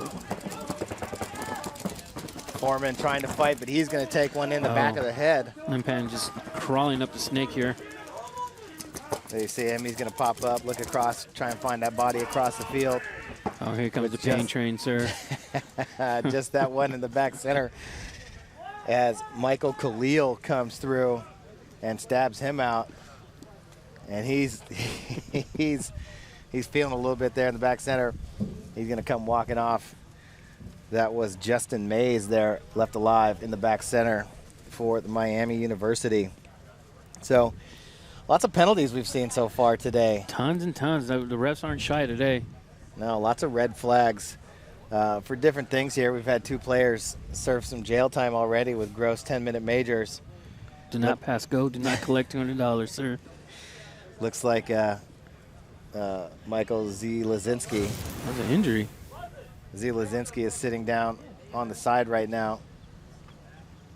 I think he's wasting time on that clock. Yeah, he is. There he is coming to get Mays. I think the only injury was their guy's pride right there, sir. That was Khalil as he came through the middle to get extra. Mays. And then he got an extra one. That was down below. Yeah, as Jake Loybin came through. Yeah. So Purdue going up 1, sitting there, wasting the time, letting it go off. Here you're going to see that replay again on Mays in the back center as he's going to get ran down from deep. First player is going to come. He's going to look to the inside, get it shortly thereafter. So Purdue, 1-point lead here early. Who do you like so far of all the teams we watch, minus the penalties, but just overall? Overall, I like play. Temple. Temple came out real. They were real methodic. I mean, they got caught up in some penalties at the very end, but besides that, they played real smooth. They shot their lanes well. They didn't lose any gun battles that I saw, and they were just real consistent. Yeah, talked a lot about them. I think they're definitely one of the favorites here. They definitely look smooth. They're well coached. They have 2 former players out there on the team, guys with a lot of experience. Ben Larison, former pro player as well. Purdue with Daniel Norcross over here. Player, he works for Dye, lives in Southern California. He's exposed to a lot of pro players, practices with the Ironmen. And obviously in Southern California, you got teams like Dynasty, Ironmen, teams fly in from out of town. So Infamous comes down there. Yeah, definitely a lot of exposure to high-level paintball. Going to try and convey that to his players out here. And looking good so far. Miami tried to take that W on the break in the center. Can be very, very valuable. It can, but you just got to play tight and not lose that gun battle. I mean, it's just a waste of body if you're going to run up there and just put your grill out. Yeah, went in there, went to the snake side, stood right over the top and immediately got shot. But if guys are making bumps and you're in there and they haven't come to clear you out, then you know, it's a good spot to be at to shoot players making bumps, standing up over the top or playing on the side. Let's see if they go back up there again. Looks like they're thinking about it. Here he's going to go all the way up, shooting snake side on the break. He's going to get in there, pop his head right back through that same cut. And then kneel down. Looks like he's going to make it in alive. I'm going to try and cut off that snake side on for Purdue here, keep them from getting in there. Yeah, Purdue getting out to that tall tower right before the snake. Looks like Faye's going to come off his lane on the snake side. Yep. Purdue going heavy bodies towards the snake side, though. Faye may want to switch back. They got 3 bodies looking this way. They trying to keep the Dorito guy from moving up any further. Here comes Faye. Yeah, there you see Faye. Now he's going to come back over the top and look through that cut. There you see the spread of Purdue. They're in that snake insert bunker, the tall yellow tower. They got the blue can behind him. Purdue makes a bump up onto the Dorito side. Dorito 2. Two Miami players in the W now. One coming off on the Dorito side. Miami losing their first body. And that wall player on the Dorito side, he takes a bounce, but he loses his back guy in the Dorito corner. Here comes the pain train up the middle, sir. Ooh, back massages for both of you guys, and then so coming through the middle again, that looks like Michael Khalil. Once again, shooting the bodies off that far Dorito side for Purdue, and then making his way through the middle, bunkering out both of those wall players for Miami. Purdue definitely has some experience here at the top level. You know, I do not believe we have seen Miami up in here before. I think this might be their first time. So experience definitely a factor here. You know, so especially this morning so far. You know, UConn playing Kennesaw State. Kennesaw State played in this division last year, but UConn really put it to them. Yeah. And Temple definitely, again, you know, a deep, experienced team. Check out this run through. Here it comes. And there goes Khalil. That's 1, gets 2. It's a and then three-piece right finishes here. all the way through the middle. So what a big move right there by Khalil for Purdue. Let's check it out with Lauren Kelly on the sidelines. Thanks. I am here with Mike Severson. Now, this is Miami's first time bumping up to Class A for the Nationals. So not only do you have that pressure on you, but you guys also only have 6 players on your roster, which I've already heard your teammates say a couple times that it's going to be tough for you out here with only the 6 players. Coming in, what is team morale? Are you guys confident that you can get these wins? You know, I think we're really just looking to have a pretty good time. Since it is our first step into Class A, we're really looking for the experience as we continue to keep playing and for next year and the year after that. So this is really more of a learning experience for us right now. It is tough with 6 guys, so we're trying to play as conservative as we can and try and pretty much save our legs and try and, you know, have fun. But All right, well, we look forward to seeing you guys play some more points out there on the field. We'll see if they can get any points back up to you guys. Hey, you got to have a great attitude, right? That's how it starts. Hey, it's tough, you know, understanding that, you know, you step up to the Class A level, it's not going to be a cakewalk. You know, you got to come out here, you got to pay your dues, earn your respect, but, you know, going into it saying, hey, we're going to have a good time no matter what, and we're going to play hard, that's definitely the right step. Right mentality, at least. Yeah, so, you know, they want to definitely come out here and learn from the lumps that they're going to take early, but, you know, every tournament's a new tournament, every day is a new day. There's definitely an opportunity for people, you know, that want it bad enough to come out here and lay it all on the line and be successful. So, you know, we look for these teams like Naval Academy and University of Miami, Ohio, to learn, get better, and try and stay up here in Class A for a long time. Oh, he just gets blazed out of the snake. Miami trying to make that initial push into the snake, and the guy at their W gets smashed out as well. It's also really hard to play when you only have 6 players because people get tired. Faye making a move, tried to come bunker out the wall. There was nobody there. Tries to get a shot on the Dorito side. Nobody easy available, so he gets picked off. 3 bodies down now for Miami. They have 1 in the back center and 1 in Dorito too, as Purdue starts to attack the middle of the field. And here comes the hammer running down the sideline. Gonna get 1. 1 piece. Justin Mays comes walking off out of that Dorito. Nowhere to hide for he and Mike Severson. Lumps. So Purdue just handing out lumps right now. Purdue executing really well. Exactly what you want to see out of a team, making smart bumps on the snake side. It's a giant gap to go from the snake insert bunker to the snake. You know, if there's anybody on that side, whether it's the blue can or the yellow tower, you know, if a guy's in either one of those spots, and even the back center, you know, for the on the break shot, as the Miami player find out trying to run to snake one on the break, you know, they're huge gaps. So Purdue getting to their spots, gun battling, getting the early kills, and then making moves based off where they have the advantage. You know, they don't want to, you know, just try and run through Miami's guns. The thing that you never want to do is, here's that move by Faye real quick. Nobody home on coming that through bunker. the middle, tries to pick up the guy on the run going to the Dorito, but misses him, and he very smartly comes out wide and picks him off. You know, when you're playing a team that's inexperienced, the one thing you don't want to do is give them free bodies. Yeah. Right? You don't want to give them anything for free, no free kills. Don't want to let them build any sort of momentum. You know, if they're coming out there nervous and they're new, you want to keep them nervous and new.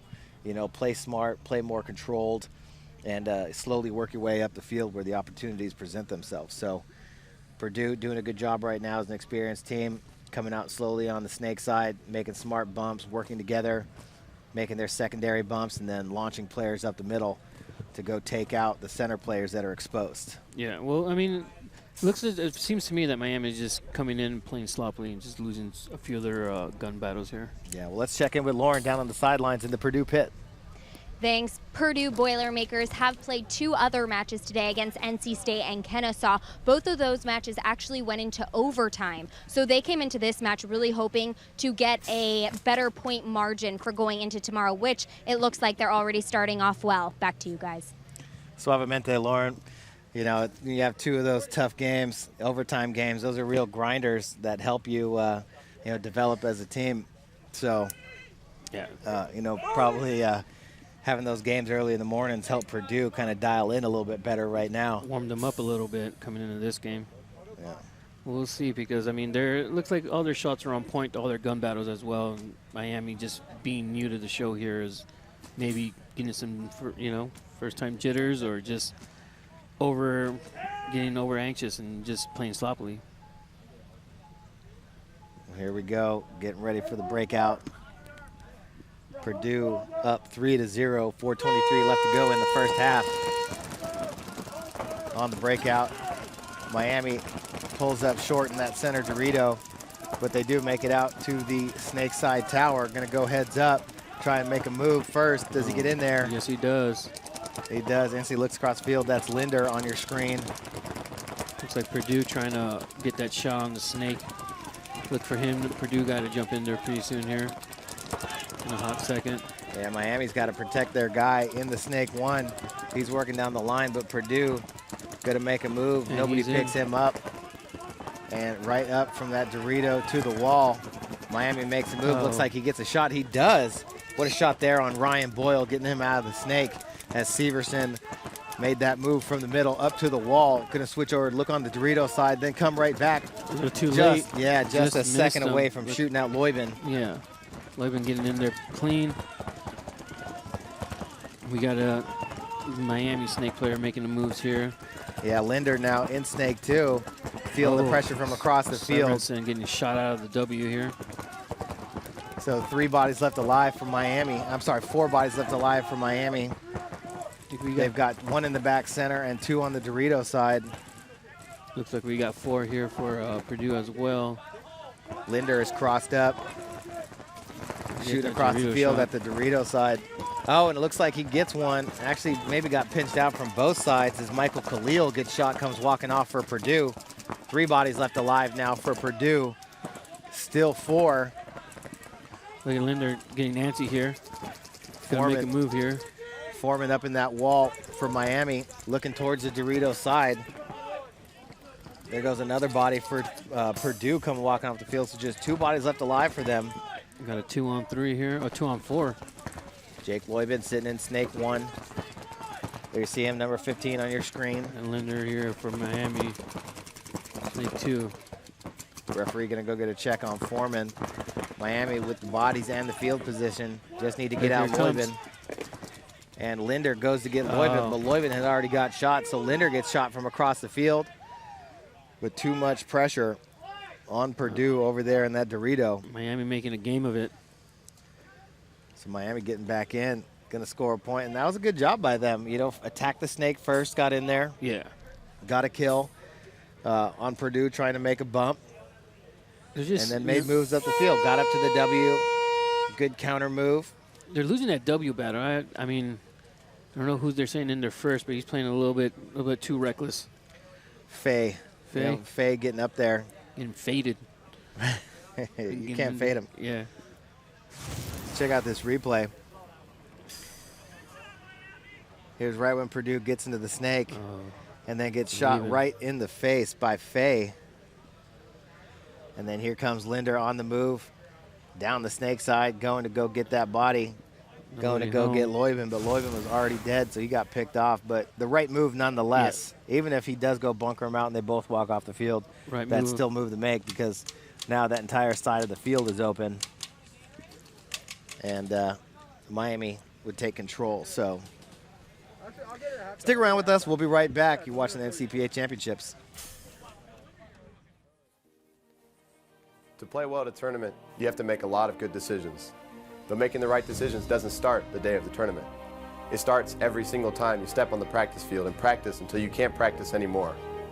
And only when you feel like you've given your preparation everything you've got, you can trust yourself to make the right decisions on the field. And then you get the chance to win. And that's why we choose GI Sports.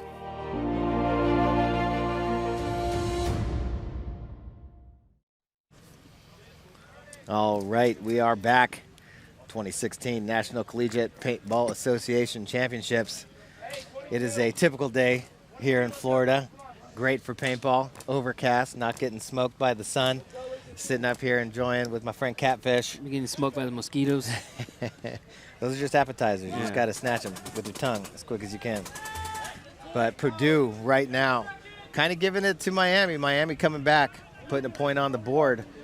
Trying to keep the gap small before halftime. Minute and 43 seconds left on the breakout. See if Miami can pull within one. Purdue up to the W, trying to check the other side. Nobody home, and a flag being thrown on Miami side. Looks like wholesale. It looks like a Costco wholesale going on back there. What's going on? Yeah, it's definitely buy one get two free for Purdue right now. As 3 Miami bodies come walking off the field. Referee giving a couple extra checks, but Purdue tried to make a move really quick. Got in there, nobody picked him up because of the penalty, and now it's a 5-on-1. There's a little back massage.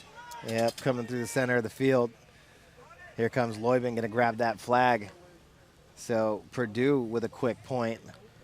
About a 45-second point for Purdue on the penalty, and that's going to hurt Miami, because they're still going to be in the box.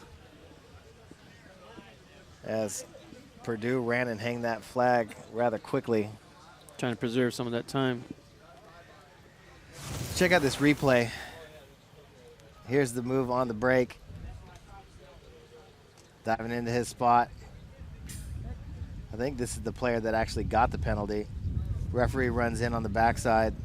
This was the guy in the snake. Referee goes and pulls. Okay, so it was on the guy in the middle. The referee runs and goes and grabs Linder. Linder was hit as well on the backside. So saw Linder run and dive into that snake side tower, go heads up. Little did he know, all of his teammates behind him were getting pulled up on that major.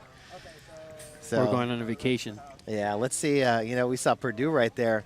They went on to Miami's side of the field on the break. Went to the wall, went past it, went into that red temple on the Dorito side of the wall. Looking for the other guy on the other side. Yeah. Looked to shoot that guy snake side early. Didn't have to because all of his teammates walked off. He never really got a chance to play. I wonder if Purdue's going to try and take another big play on this to get another point to try and, increase their lead against Miami, who, they're kind of handling pretty easily right now. Miami, they're out here first time in Class A, but, you never got to give up fighting. No. You got to keep working, keep going hard. Don't just give up. But, definitely, they're definitely trying to get something going. But Purdue is just kind of beating them to the punch. You learn from all these lumps. Yeah, every which way they look. So there's Loiben on your screen, Khalil, Zielazinski. We're off. On the breakout, 5-on-4. Up to the wall for Purdue. Yeah, Purdue loses one body on the break, got about 3 steps out, took one in the face. But are in control of the wall, 45 seconds left. Checking everybody the in other their side, spots. nobody home. Yeah, everybody in the spots are looking out wide. Oh, coming off. Is it leaving coming off? There goes Linder. Linder. Miami trying to get some space over there on the Dorito side, bumps into Dorito too. Yeah, Limpam, Snake 1 here trying to get that shot on Dorito. No real pressure coming. There's nobody from on Purdue. Snake side, yeah. Yeah, probably just play this last one out. Playing it methodical, here we go. He's gonna go grab the flag. There's 5 seconds left. He's Okay. gonna make a break for it, but I don't know if he's gonna be able to get there. Oh, no. Yeah, not quite enough time. I think that was Enough time to hand out Zalwinski. some lumpings, though. Yeah. Just some shoot people. Yeah. Were you a nice guy, Kevin? Were you, hey, I'm gonna shoot you in the pack when I bunker you type of guy? No. I didn't think so. Well, it's a double-edged sword. I mean, you be nice and you shoot someone in the I pack, knew and the answer. they spin on you. I knew the answer. But if you shoot them in the neck and you put them down, they're not going to spin on you. I just man. wanted to hear you admit. Yeah, Just wanted to hear you say there. it. I was a jerk. Yeah, this guy's a jerk. You know who's not a jerk? Lauren Kelly down on the sidelines in the Miami pit. Thanks. I'm here with Justin Mays. Now, I know you guys had a rough first match against FAU, losing 11-1. Sorry to put salt in the wound there. But this is a learning experience for you. Yeah, you have a couple absolutely. Liberty players here on the sidelines helping you out. What are some lessons that you feel you've already learned about this field layout that you're trying to execute here to get some points against Purdue? I feel like we just need to slow it down and shoot our lanes. We're just not. We're letting up our lanes, letting them get into good spots, and they're just shooting us in the back. And then it leaves our last 2 guys, and they just get mowed down. So people just need to hold their lanes, do their jobs, and communicate. That's really our big thing so far. So. Well, you have a break here to get together with your team, try to get some game plans together to get some more points on the board. So I wish you luck. Back up to you, Todd. Thank you very much, Lauren. You're watching the 2016 National Collegiate Paintball Association Championship. Stick with us. We'll be right back. Everything you see at the tournament is just the surface. What you don't see is the sacrifice. All the lost friends, angry girlfriends, and missed work. We pour every ounce of grit, determination, and energy that we have into this game every week leading up to the event. We drill, scrimmage, and we travel all over the globe just to chase the thrill of winning the next tournament. But there's a fine line between winning and second place, and that's why we choose GI Sports.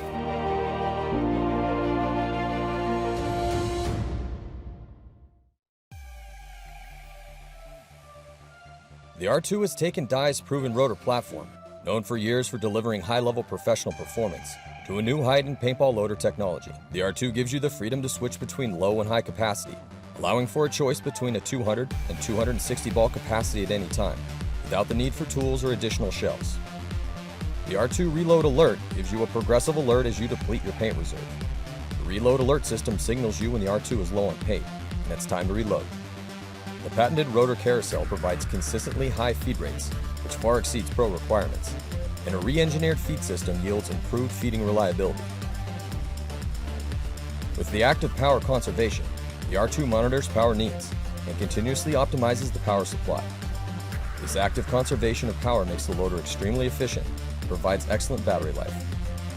The R2 alerts you with a red indicator light when the batteries have reached levels low enough to possibly impede performance. The R2 can be effortlessly broken down for true toolless cleaning and maintenance. The collapsing floor tray gives you the maximum ball capacity while ensuring reliable feeding down to the last ball. And with the highest feed rate on the market, the rotor is certain to keep up with any marker. The R2 benefits from the new rapid release safeguard system. This system allows you to change between a lid and a quick feed at a moment's notice, depending on your playing needs and weather conditions. The Dye R2 loading system, proven technology with new added and upgraded functional features, bringing smart, elegant loader engineering to the game, designed with the player in mind.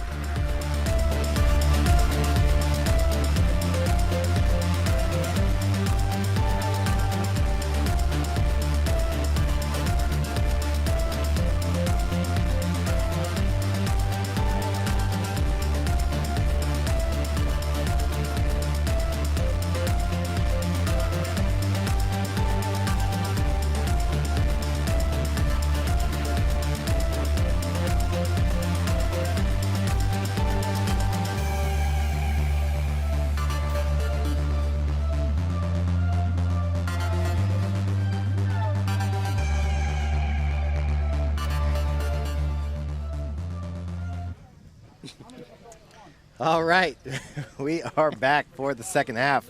We got Purdue taking on the University of Miami, Ohio. Redhawks out here making their debut in Class A here at the National Collegiate Paintball Association Championships. And, you know, getting welcomed pretty handily. We got the last year's champions, FAU, handing them an 11-1 beatdown earlier today. And right now kind of wearing it from Purdue University. But, hey, this is the second half. This is where the teams have the opportunity to make a run. We're going to switch sides, put 10 more minutes on the board, and see if Miami can get back into it. Anybody's game, so Todd. It's anybody's game. It's anybody's game. So, probably not Miami's, but anybody else. Well, you know, as right before we went to halftime, you know, Lauren was talking to the guys down there, and you know, the first thing they bring up is communication, and like we say, you know, that is the #1 most important fundamental aspect of paintball that everybody needs to understand and try to be really good at. So here we have Purdue right now going up to the wall, going to try and lock off the snake side.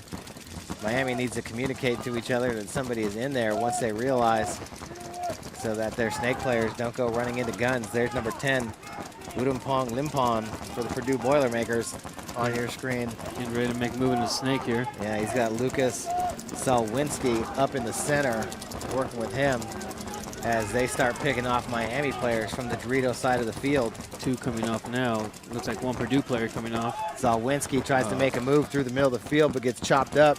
He didn't realize that Miami made a move to the mini wall bunker over there on the Dorito side of the field and looked inside. So Purdue drops 2 bodies. They still have 3, but then another body gets chopped up.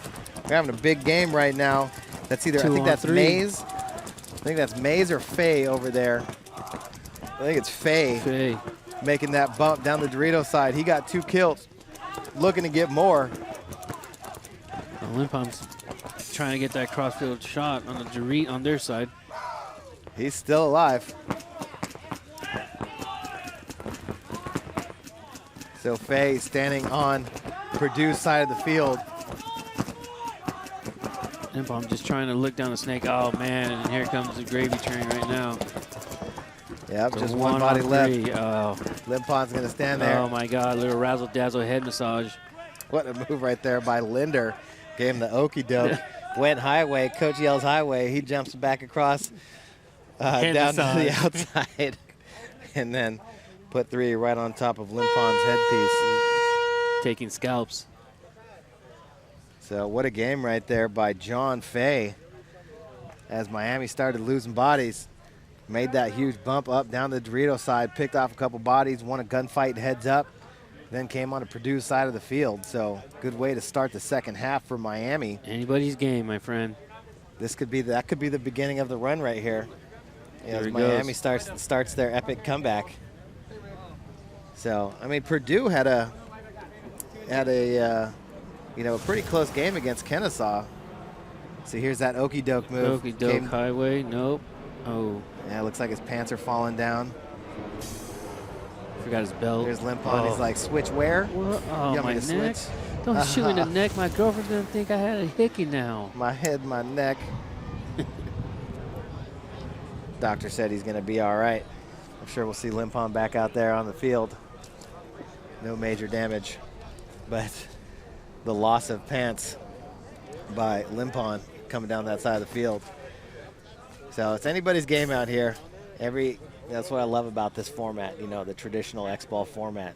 Playing 2 halves, you know, playing, you know, no mercy rule. There's definitely more time to go on runs, get a run stop or gain some momentum, come right back, try crazy plays, you know, win fast points. You know, definitely my favorite. But, you know, the game has changed. The game has changed for the pros, you know, here and there, always trying to find that better – that happy medium. That happy medium, that better game, that better structure. But, you know, I love coming out here to the college game, watching all these kids year after year, guys that stick with the program. Definitely always wish I had a chance to play college paintball. That'd have been nice. When I was in school, that definitely would have been really fun to represent. Man, it's like playing on been a crazy San Diego team down there. Jesus, really? It's like playing on Team USA, you know? Like only a couple opportunities. Purdue coming up to the wall, and they're losing a player off the snake side, as well as Miami is. Looks like Purdue's having success locking down that snake side. Oh, here comes Miami to the wall. Going to try to. Well, here comes Faye again. He knows what it's like in the wall. He's going to try and get his kill. He does. He stuffs Slawinski. Slawinski. Up in that wall. So Purdue now down a couple bodies as Limpon got shot. Oh, man. Looks like we got Zelazinski now coming out of the back center, coming across the snake side insert. They also have the tower on the Dorito side in the blue zone. There you see the line for Miami up in that race bunker. The little mini wall bunker over there, the mini W. When I was in Europe last week, helped my team break out Spa from Belgium. I'm like, what do you guys want to call the center? And one guy goes, the Mario. And I'm like, okay, the Mario. Ask the next guy, hey, what's the center bunker called? The Wario. The Mario. We're in the game. One guy's saying Mario, one guy's saying Wario. It's like Mario, Wario, Wario, Mario. Me and Archie Monome were looking at each other like, Mario? Wario? The mini Wario. The mini Wario. So, pushing up the little mini Wario over there on the Dorito side. That team was definitely not Suavemente. It's Suavemente. Up there trying to get kills. I think Miami needs Everybody's looking that way, though, so Miami needs to make a move. And on cue, Snake. There he goes. Foreman gets into Snake 1 and looks across the field. Trying to get that pack shot. Unable to get it, but he definitely has more freedom to continue moving up. Yeah. You know, because every time you make a bump up, you create more space. And there he goes. That's the move right there for Foreman. Dives all the way, skips. And here comes the dagger. Comes the now he's just got to protect himself. Oh, look at the protection. Suavemente. Zelazinski with the big move. Nobody picks him up, and he goes full Suavemente on Miami. Oh, Foreman made the move. You got to know where the bodies are when you make that move. Comes out of 1. Everybody's looking towards the Dorito side. Goes past the 50. Gets into Snake 4. And Zelazinski just took off running, bunkered him. Nobody protected Foreman. Shot everybody in the back. And that was the opportunity right there for Miami to make it a 1-point game. Instead, turns the other way. And Purdue now with a 3-point lead again. So, and Miami was in position too. They were. You know, they had their bodies, body went up to the the Wario. Bodies, yeah, the little Wario on one side, and Big D had the big Wario. Yeah, looked the wrong way. So. And then Suavemente happened. Yeah, extreme Suavemente up the middle of the field. So check out this replay. So here's the move. He sees the body go in, tries to come around. Gets that body. That was right off the break. Here's this one, too. So there he comes in the middle. That was Big John Fay. He comes out and shoots Zelwinski in the middle of the field. But then there goes Zelazinski. Comes down, bunkers the guy in the snake, shoots the Mario, and then just one body left alive across the field. So what a move right there by Zelazinski. Coming out of that snake after feeling the pressure living behind his gun in that snake side tower. Big move for them, putting a point on the board. That's Purdue now up 5-2. So it's the big Wario or the big Mario? It's the, yes. Yes, it is. All right. that thing, I mean, rename it when now. it first came out, you know, it was like, okay, this thing's kind of big and weird, you know, see how it play out. And then, you know, we went to Vegas, and it kind of worked a lot of different ways. You had guys like Damian Ryan, a.k.a. Jon Snow, keeper of the wall, going up there on the break every single point. Go straight in, shoot a guy on the break on the run, and then stand in those cuts and then shoot guys making spots. Impact won by letting the guy get in there first, and then Nick Laval, who was the MVP of the tournament, by playing the wall so well, would sneak in there, go get the kill, shoot a couple other bodies, you know, shoot a body, go in there, bunker the guy in the spot, or come through, bunker the guy, and continue running and go get kills. So, you know, definitely a few different ways to play it, but you can shoot for guys running up there. You can run up there, shoot guys going wide. I'm definitely slowly becoming a big fan of the Mario and how it plays there in the middle of the field. Mario. So we got Purdue into the snake first, backing him up. Look for Miami to try to make a move. Oh, losing his backup. Yes, sir. What a snapshot. Yeah, you got got shot. You got shot, bro. Don't get a flag thrown. The player in the Oh, snake wow. tower. That's the reincarnation of Chris. He just mind melt the Yeah, referee. he did. He took that one right off the loader in the face. Did he go to the school of Captain Quick Hands over there? Stephen Cunningham in the game, getting a spin here for Purdue. They're in the snake looking across the Miami field. There's trying the to get to the wall, but he got lumped up. Yep. Cunningham getting that kill. There you see him on your screen right there. Was looking in the middle towards the Wario. And then they're looking for that shot in the middle. Chopped up Severson. Just gets blazed. Cunningham making his move. Coming around, getting into the red section now. He's going to look up across the field, see if he can get some kills. That guy in the grill. Gets one. Cunningham just going to finish out the game here. Who's this over here? A little back massage. Nope. Cunningham standing there, and he is just going to put it on Luke Foreman, standing there all by himself in that snake side tower. So Purdue putting it on the University of Miami of Ohio here in their Class A debut. 3:41 left to go. Coming up next, we have the Clemson Tigers taking on the Central Florida Knights. Central Florida won this event a couple years ago pretty convincingly. Played really well and then got back to the finals last year and just got dominated by FAU. FAU, Harry Potter action. for so many years was the bridesmaid, never the bride. Yeah. You know, and last year they were finally able to put it together. And it was actually kind of exciting to watch.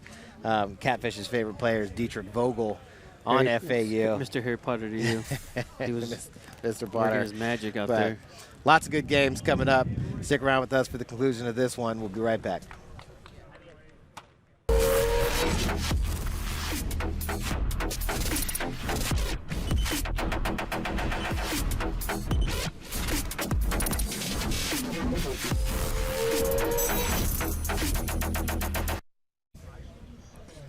I told you we wouldn't be gone long. Here we are, coming back to this Miami and Purdue game. But it looks like Miami is going to take their time out, try and talk things over. They started off the second half pretty well, came out, got a quick point, had another opportunity to get a point right after that on the play of John Fay, who was busting moves over there on the Dorito side, but dropped the ball, and it's been... Zielinski just ruined that party. Yeah, kind of. He's a party pooper. What you doing in here? Who no? poops at parties? I don't like this party. Yeah. I'm going to shut the lights out. Yeah. You guys hang out over there. Yeah. This is the Zielinski party.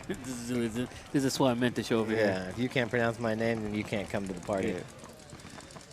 So Purdue with a 4-point lead, executing rather well after their 2 overtime. Trying not to make it a third for the day. But coming up after Clemson and CF Central Florida, we got Texas A&M, FAU, NC State, and Temple Owls. So stick with us. We'll be right back.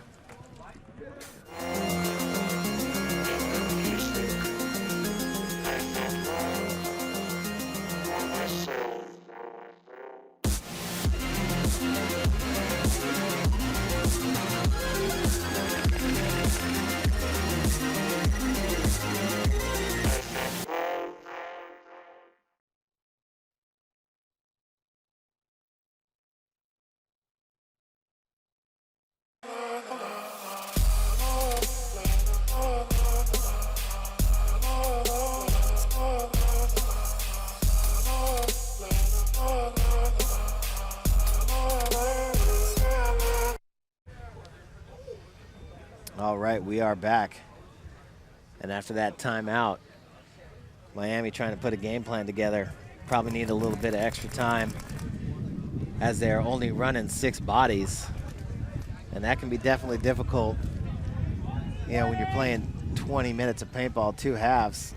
Played 8 points here so far, but we've definitely seen teams put up 10, 12, 13 points. FAU was putting up points last year. Florida Gulf Coast, the year they won, were dropping double digits left and right. Long Beach, they're winning double digits.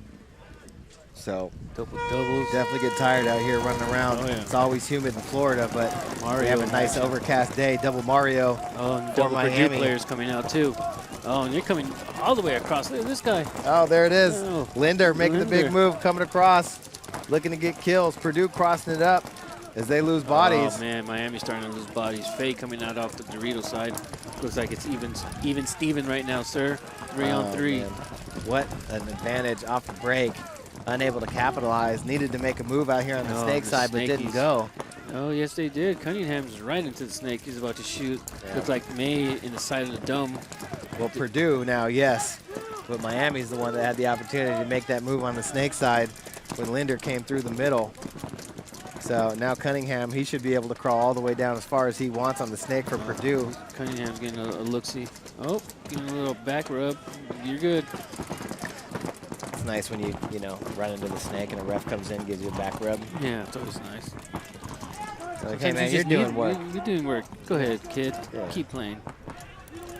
You, sir, are not hit. Oh, man. comes the Purdue move. player coming off. Look like May trying to see if he can shoot Cunningham out here. It's just Cunningham and Loybin left. Loybin bumping out to that Dorito side. Nobody picks him up for Miami. Their 3 bodies are in the middle. Now coming to the snake.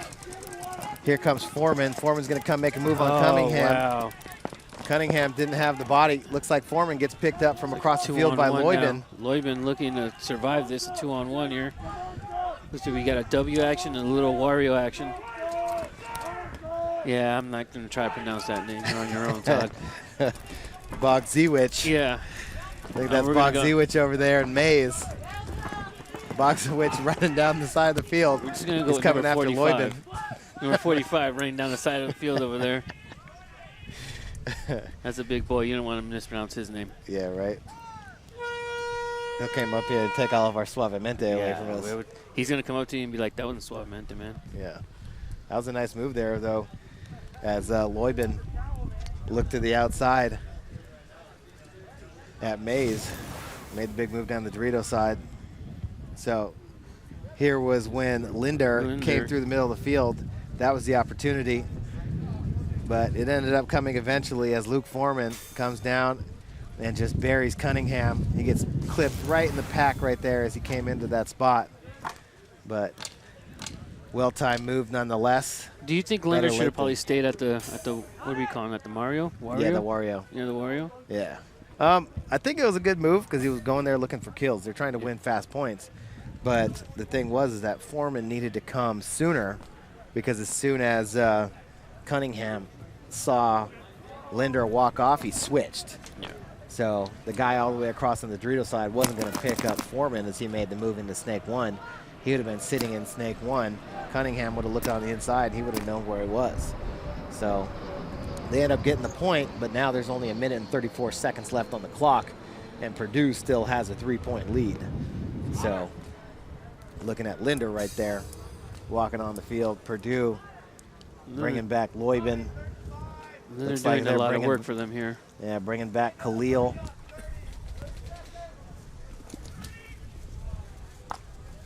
You got out there.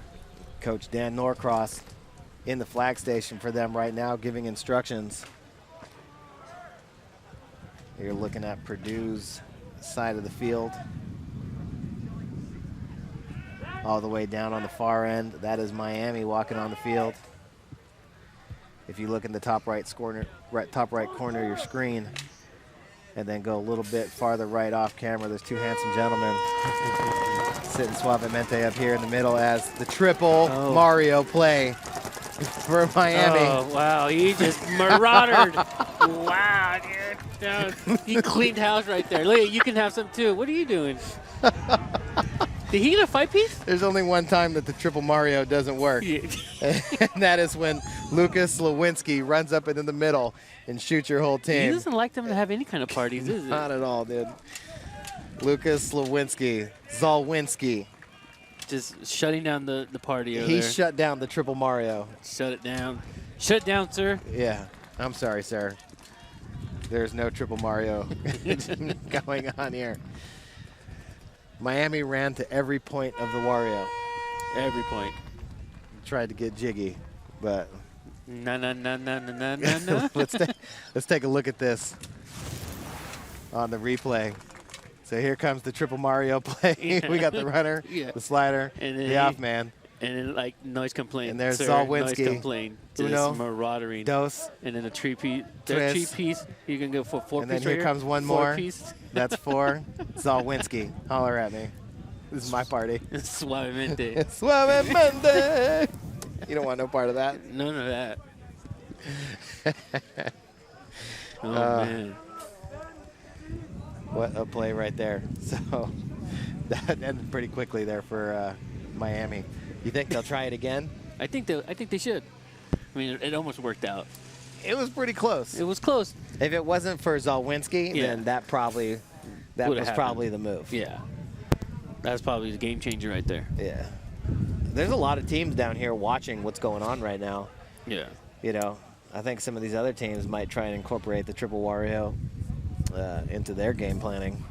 And I don't think a lot of teams can pull off the Triple Wario. Not like Miami did, but you know. So the Triple Mario buster, Lucas Zalwinski, down on the sideline right now with Lauren Kelly. That's right. I do have Lucas Zalwinski. Congratulations. You guys are definitely going to take home the win here. But that was a huge play for you, running down to that center bunker. Tell me, was that luck, or did you see an opportunity to get that 3-pad? Every time you go up to the X, it's a little bit of luck. But, you know, the most skilled player in the world is also the luckiest. So, I mean, we luckily had good coaching, good side players. They're able to hold the wide lanes, and they were only forced to go up the middle. So you kind of know, if they're only able to go up the middle, my job, go out, trade with whoever's up there. 4-4, our team will win that game. I'm pretty confident in that. We have absolute machines out there like Mikey Khalil. Our whole entire team is pretty good on 4-4 low body situations. So I just have to go up, trade out, play paintball. Well, you definitely executed. Congratulations on that. We'll see if Miami can finish strong and get an extra point on the board. Back to you. It looks like Miami's playing the Wario game here. Yeah, Linder tried to come up and across and get in the snake too. Actually made it, but then got picked up in the middle by Khalil. That's going to open up for Faye, though, as Faye shot Khalil. Now he owns the Mario. But only 15 seconds left. Here comes the big push by Miami Foreman into the snake. It's a 45. The big man, Bogzowicz. He gets chopped up. Nowhere to go, coming through the middle. Did that just happen? And that's going to do it for Miami. Good cross there by Limpon. And I believe it's a wrap. Somebody over there for Purdue crossing up, shooting up all those bodies. Here's Khalil coming through the middle, and that's John Fay standing there torching him to bits. Coming up to the pin and then coming right up to the Wario after that. So what a finish right there. Definitely a little excitement provided to us by Miami. So congratulations to Purdue and a well-played game. Coming up next, we got the Clemson Tigers taking on the Central Florida Knights. Stick with us. We'll be right back.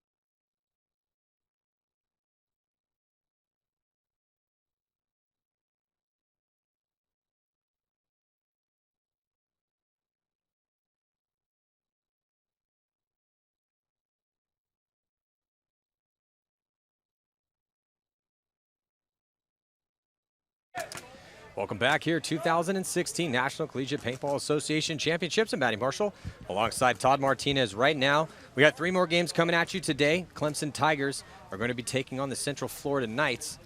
And this is the Clemson Tigers' first year in Class A, and the Central Florida Knights have been here before, been here for a while.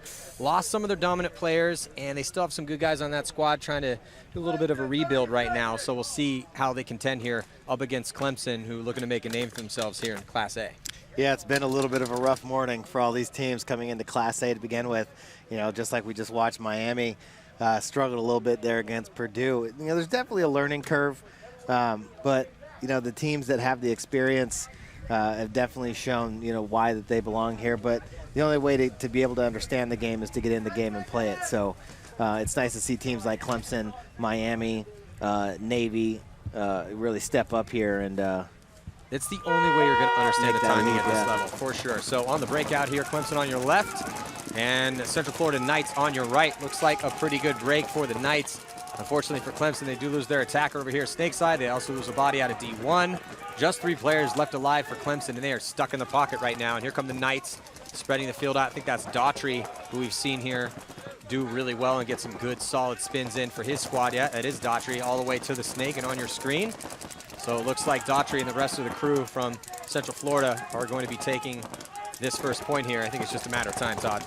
Yeah, bodies running off all over the field for Clemson, losing them early. And Central Florida really just capitalizing on those moves. Yeah, nice move by LaMontagne to get up there in the center. There's 2 LaMontagne brothers, both David and Garrett. That was Garrett, number 10, up in the center. So I think that was that a perfect point for them? Yeah, I can see Daughtry stoked, and I got a chance to talk to Daughtry during the break, and that's such a nice guy, man. He's definitely pumped up for, this is his last year here too, so. Yeah, his last spin with his crew, so wants to make the most of it. Yeah, I believe he was a sophomore when we saw him the first time. Came in and really dominated for UCF, helped them win a championship. That's Brandon Evans on your screen right there. Known that kid for a long time as well. But, you know, Daughtry came in that year, you know, really balled out for them in the snake. You know, now that he's a senior, really going to have to step up.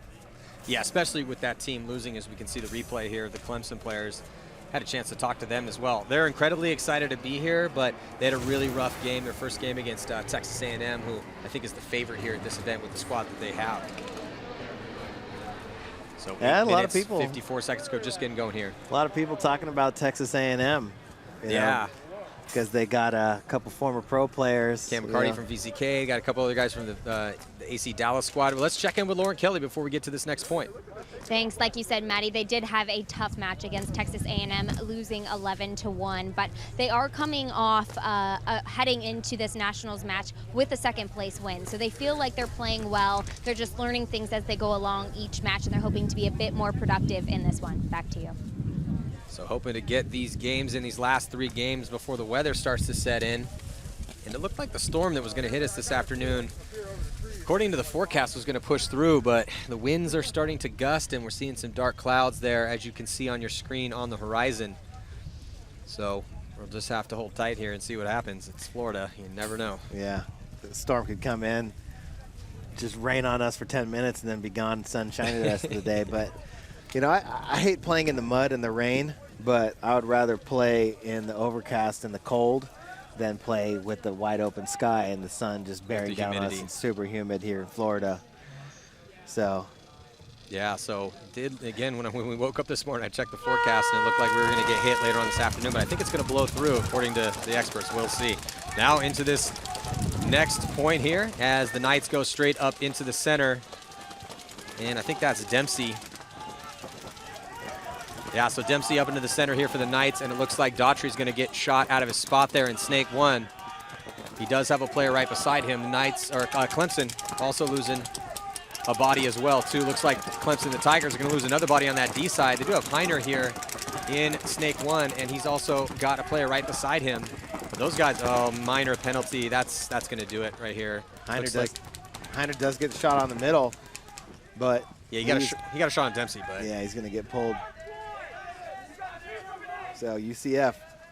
Silverling, yeah, UCF looking pretty good right now. Silverling in there on that one over here, shading towards the snake side, and definitely got a little bit of a gift there with that penalty, but still the Knights have they've had their off the break shots dialed in. They're making crisp moves. They're doing what they need to do to try to get a win here.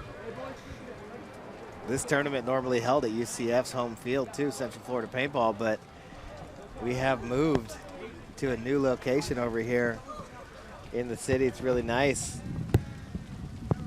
Here this comes park the rain. Here comes the rain. Let's check out this replay. So yeah, you can see Heiner there. He's in snake 1. Gets that shot on Dempsey in the center, but there was just too many bodies left around him. There's nothing he could do.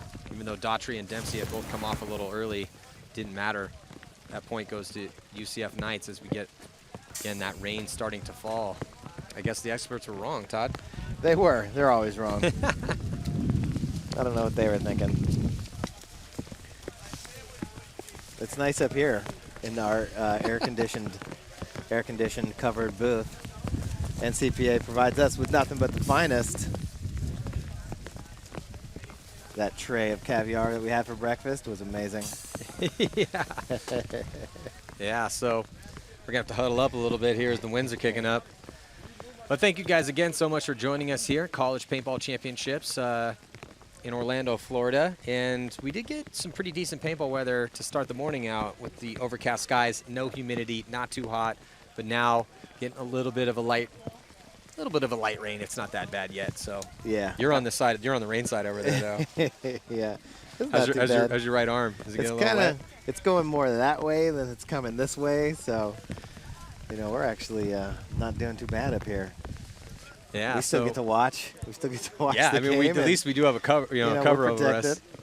So unfortunately, the players out there do not have a cover, so they're gonna have to play through this. And the only reason paintball will stop is if the thunder and lightning starts coming in. Ooh. That's the only time that got one. Paintball's kind of like football in that respect, and kind of play through the weather.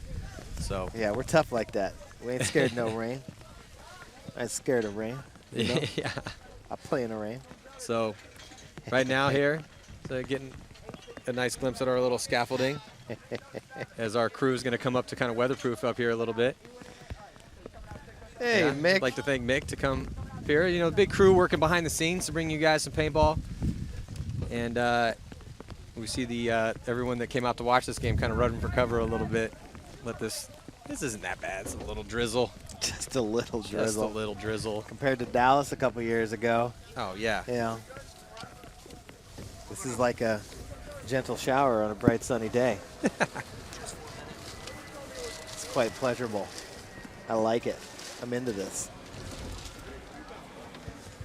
What's always fun about playing in the rain, definitely not the fact that your paintballs go flying all over the place, but your slides look way better. Go run into the snake spot in the field on the break. Oh, you get that extra 8 foot. Oh yeah. 8 feet on the slide. So here we go, getting ready to go on the breakout. Clemson with one body in the break, getting that penalty right at the end, getting the last body pulled, start down one. Yeah, so still 1 minute and 45 seconds on that Clemson penalty. Actually, about 1 minute and 40. And so Clemson's going to have to battle with 4 players here. I think they lost the body on the break, though. UCF losing Daughtry early on the snake side, getting shot out, but quickly fill in that spot. They got 2 bodies over on the Dorito side as well, already pushing up into that 50 Dorito in the red zone. And in Dorito, too. We can see both teams have a player in the snake. A little bit better field position right now for Clemson as they're trying to eat that time off that penalty clock. Still about 1 minute left on that clock. And we're looking on the D side. Here's the D side battle for the Knights. Looks like trying to make a move over here, and they do to mirror the move for Clemson. So both teams, I think that's Evans there. Oh, and he gets shot and run down. Not sure who that was from Clemson here. Nice I think it was move Moore. right there. Nice work by Moore. Yeah, Moore gets in there and cleans them out, but unfortunately for Clemson, I don't think they have any bodies left. So that's going to do it. UCF running it in again, trying to save the time on that Clemson penalty so they can continue to break out 5-on-4. Yeah, still 23 seconds. Yeah, so still 23 seconds on that major penalty for Clemson, and looks like the point is good. So it's been all UCF Knights so far. Let's check out this replay here. So we're looking on the snake side. Moore is about to make his move. Moore launches for Clemson. This is a nice move. He gets one, then he gets picked up. He probably could have just shot him and then dove back in, but really trying to break that point open because, you know, bodies were dying around him, so it was kind of do or die at that situation for Moore. Yeah, it was a clean move. He got the first guy very clean and then got torched by his backup, which is, you know, that's what you want to happen if you have the two behind you. Actually, you'd like to protect you and get that shot on him before he gets to you, but it doesn't always work that way. Yeah, maybe didn't pick him up. But when you make that move down the snake, you want to try and shoot the body and then dive in, either take his spot, take the one right next to it. But, you know, when you're making those moves, you know, you never know what's happening behind you. You know, if you can preserve your body and stay alive, you know, he may be able to come into that spot and, you know, be ready for the second one. But, you know, that's the experience of high-level paintball. You know, you just know that the guy's in front of you and just go get him off, which sometimes is the right thing to do in certain situations. But, you know, being down bodies out there, they're down bodies off the break, starting with the penalty. But, you know, you always got to think about your second and third moves as you're making your first move. So either way, it would have been a tough one for him as UCF had all the bodies. And there is UCF. That was Daughtry with the chain on your screen. Now we're looking at Clemson. Getting ready to go here. So just a couple seconds before the start of this next point, and there they go. Clemson on the run all the way to the snake off the break and all the way up into the center as well. UCF matches that move. They're at the center. Looks like Daughtry holds up this time. And I think that is Dempsey up in the center, and he gets destroyed. He gets run down, but they were able to get the guy that got him. Daughtry on that chaos. He gets to the snake, and there's no one in front of him. So Daughtry now off to the races, dives in. Nice move by Daughtry. No one picked him up. Oh, Daughtry got him on the slide in, and he's still alive. Killer double knee slide right there into the snake side tower. Daughtry just punched him right in the chest. Yeah, Daughtry more on the Superman dive shot. Nice work by Daughtry, and also the player right behind him is clean as well too. Siverling, yeah, that was Siverling behind him. So nice job by Siverling and Daughtry, the tag team over here on the snake side to keep it perfect right now for UCF. Hopefully we have that replay. This game brought to you by Empire Paintball. Oh, man. Yeah, so let's check out this replay here, and I hope this is Daughtry on the Superman dive. So there goes Clemson. Double with the knees. Double knee slide into the stand-up, and then he just gets just shot to the ground. Gets pushed back by Daughtry's paintballs. That's why you don't slide belly first, you know. Stick your belly out there. Grab a couple to the stomach. What do you think about his double knee slide, though? Well, I'll tell you what. Solid form on the double knee slide by Young there. I got a chance to talk to Young during the break. Really nice guy. He normally plays up in the center, but I think he was coming out of the box, right? Yeah. Yeah, coming out of the box. So, yeah, Young had no idea that Daughtry was off to the races on this side and got caught sleeping. So we'll see if Clemson here can get something done, because right now they're just getting beat up by UCF Knights. So we're going to take a really quick short commercial break here. We'll be right back. 5:45 to go in this first half.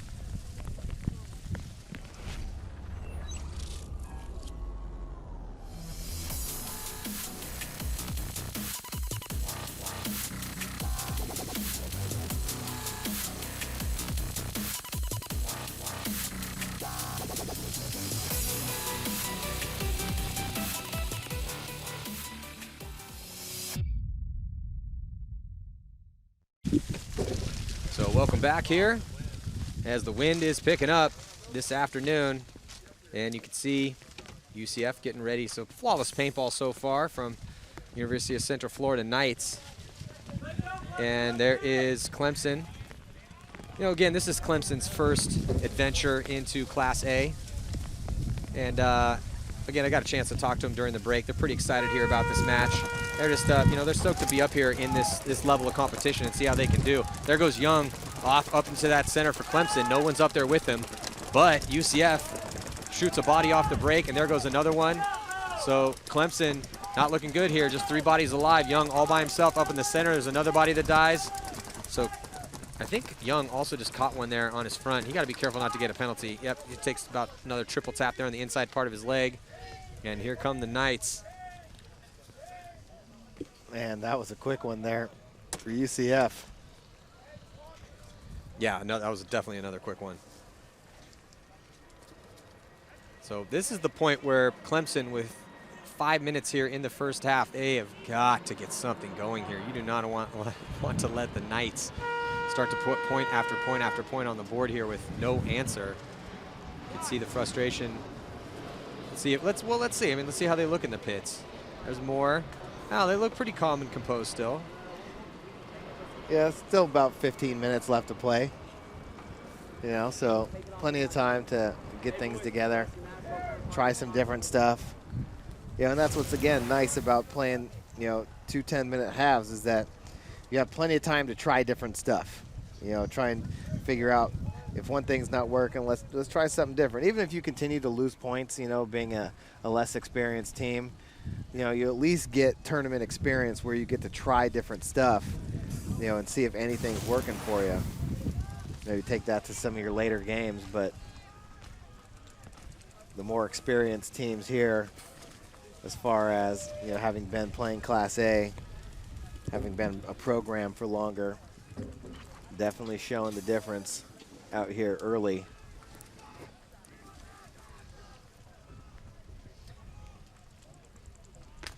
Well, it looks like we have Lauren Kelly down with Daughtry in the pits for the Knights. I am here with Daughtry. You had an incredible play for that 4-point lead here on the Snake side. You were actually one-handed, holding the gun one-handed when you dove in. What was your plan going into that move? Was it just luck that got you those kills, or how did that work out? Oh, sometimes in paintball, like, you know, things happen that you don't necessarily expect. So one of the good things, though, is I was running my head up, and so I forgot about the penalty. I saw the player leave the penalty box, and I knew he's an immediate threat to me. So I kind of had to, you know, just whip my gun up and throw it his way, and it worked out. So Clemson has been trying to get into the Snake off the break. Can you break down the Snake side for us and tell us how tough that is to get into the Snake off the break? Getting the Snake off the break is pretty tough. I personally, the way I've been doing it is I've been sliding into the this back cake here and then throwing some paint over at the home. And then once the home's lane drops, go up to the tower and just work my way up as the game allows me to. So. All right, well, there is Zach Daughtry's secret to getting into the Snake off the break. Back up to you guys. Don't worry, Lauren, we won't tell anybody. And there is John Sr., one of the coaches, long time here, the owner of Central Florida Paintball, long time paintball patron down here in Florida. And it looks like a timeout has been called, so we're going to take a quick break. We'll be right back. To play well at a tournament, you have to make a lot of good decisions. But making the right decisions doesn't start the day of the tournament. It starts every single time you step on the practice field and practice until you can't practice anymore. And only when you feel like you've given your preparation everything you've got, you can trust yourself to make the right decisions on the field. And then you get the chance to win. And that's why we choose GI Sports.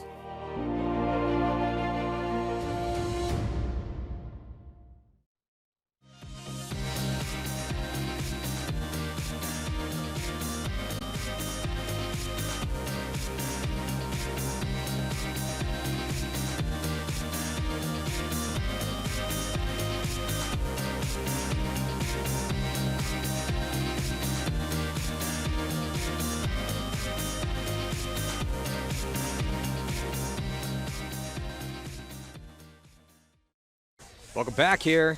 2016 NCPA Championships. Right now, the Knights are putting it on the Clemson Tigers. And Central Florida looking real good here in their game on the webcast field. Thank you guys so much for joining us. This game brought to you by Empire Paintball and Kissimmee Sports. And we are here in Kissimmee, Florida. Just outside of Orlando. Pretty much the same thing. Yeah. So here we go on the breakout, and now all the way to the Snake off the break. Switching things up here is looks like Daughtry gets a rest from heading out on the Snake side of the field, and Clemson still struggling to keep 5 bodies alive. They lose a body early here. And pushing up on that D side of the field and up in the center. Oh, but UCF loses a body trying to get up that center to get to a stand-up. Wind really picking up. The rain stopped with the wind really blowing towards Clemson right now. And sometimes And when looks that like happens, they're you gonna- get those wing shots, you know? Kind of Yeah. help you ride the turbulence of the air, get the balls to curve. But they just picked up a major out of the back center. They're going to lose a body, so just 2 left alive now for Clemson, but here they come on the attack.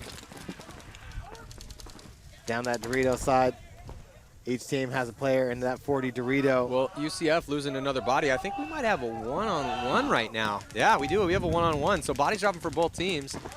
But don't forget about the Clemson penalty. I mean, this would have to be a long one-on-one for Clemson to get their body back.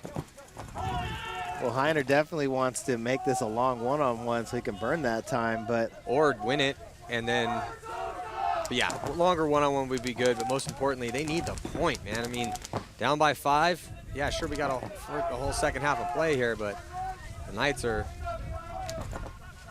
just looking spectacular thus far. We'll see if Heiner can save it for his team and put a point on the board, pull within 4. Heiner still with a bunch of paintballs on his back, still he loads a pot, he still has 3. Always kind of trying to keep count of each player's paint when they get in these situations. So both using that center can right there to create some space. Heiner kind of hugging that snake 1, going back and forth. Go. Well, this is that long one-on-one that Heiner wanted, but now, ideally, he's going to want to win this gunfight. He's not in the good spot. I was going to say that's a tough spot. As the player for UCF, I'm not sure who that was. He sees, he turns around. That was Zudel? No, I think that was Kirkuk. So nice job by Kirkuk there to put the point on the board. Yet another one here for UCF. So on the replay here, you're looking at Clemson try to take some ground. Slide in there, kind of deep on the snake. Kind of want to get a little bit tighter than that. And the reason you just got shot on the head is because you didn't take cover and try to do too much. So then there's Heiner, who's in a bad spot. In a one-on-one, you don't want to be on your knees while the other guy is standing up. Just a much better angle for Kirkuk in there. So just a solid work across the board. UCF really had no chinks in their armor so far here, Todd. Yeah, really just playing outstanding. And, I mean, that was the opportunity right there for Clemson to put a point on the board, but, you know, too much experience for UCF, bringing it down to a one-on-one, then executing. So, and that's a tough one to lose, too, if you're Clemson, you know, especially because they got a penalty. They had the bodies. Didn't even get the whole penalty off either. They still have to start down a body. So they're going to be starting 4-on-5. It's not looking good. Pretty deep hole. Yeah, a real deep hole they've dug themselves here, or that UCF dug for them. Yeah, stuck them right in it. Because, yeah, it's just Clemson's, they're trying to get to the spots. I mean, they're just getting beat. They're just getting beat at every level. They're getting shot off the break. That's a big problem. We just saw their player make it to snake 1 off the break, and what's the first thing he does? Comes over the top of his bunker. Thus, that's a huge exposure right there. I mean, of course you're going to get shot when you're taking spots and trying to do that. You know, you should get in there. If you're having problems putting points on the board, and you have as much time as these guys have, just get to the spot. That's step 1, and then smartly engage. Don't get to the spot and just come railing your gun over the top of your bunker and hoping the guy misses you. Yeah, you got to live first. You know, you got to live. Give yourself an opportunity to allow the game to die down for a second, and then try and make something happen. But they get to the snake on the break again, but doesn't get in low enough, gets shot in the pack. He's going to come walking off. So only 3 bodies left alive now for Clemson. One over there on the Dorito side, but looks like he's going to get pulled and get a minor penalty on a pack hit. I was going to say, as he tries to get out there, that's a bold move, Cotton. See how it works out for him. Ooh, there goes Not so good. Double knee slide once again. Unsuccessful, going all the way out. As Daughtry just blows down the snake side. It's all the way into the backfield again as UCF. Daughtry and Evans over here on the snake side. Just chopping bodies up. All 5 players alive for UCF. I mean, we still have a whole second half of play here. So, you know, hopefully Clemson does something here. I'm trying to think, like, okay, what sort of advice can we give them? They're just not getting, they're getting beat mentally right now. they're not getting 5 bodies out alive, and it's starting to frustrate them. So the guys that do make it out alive start engaging in needless gunfights, trying to make something happen because they're down a ton of points, and they do feel that sense of urgency at least. But just because you feel the sense of urgency still means you have to make smart gunfighting decisions. Looks like the point's good. So with a minute and 25 seconds left, and the score 7-0, this is definitely, the most we've seen one team run away with the score so far in all these games thus far. So as Clemson tries to reset and figure out what the hell they can do to try to stop the aggressive push of the Knights, we're going to take a short commercial break, and we'll be right back.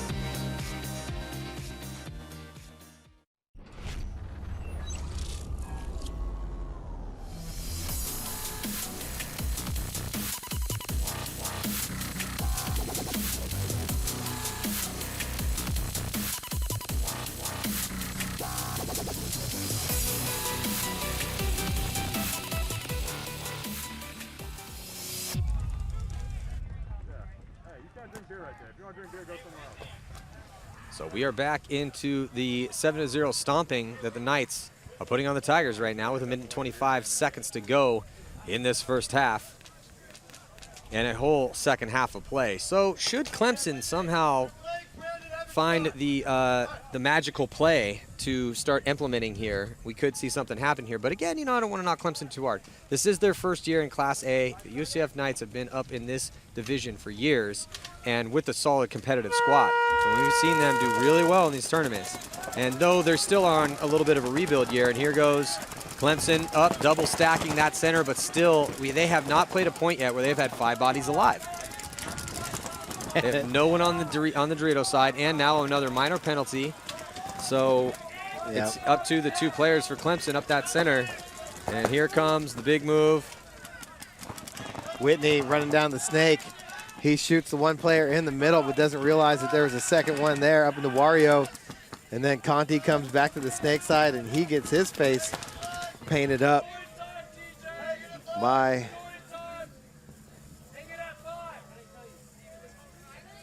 not exactly sure who that was. Severling? Severing.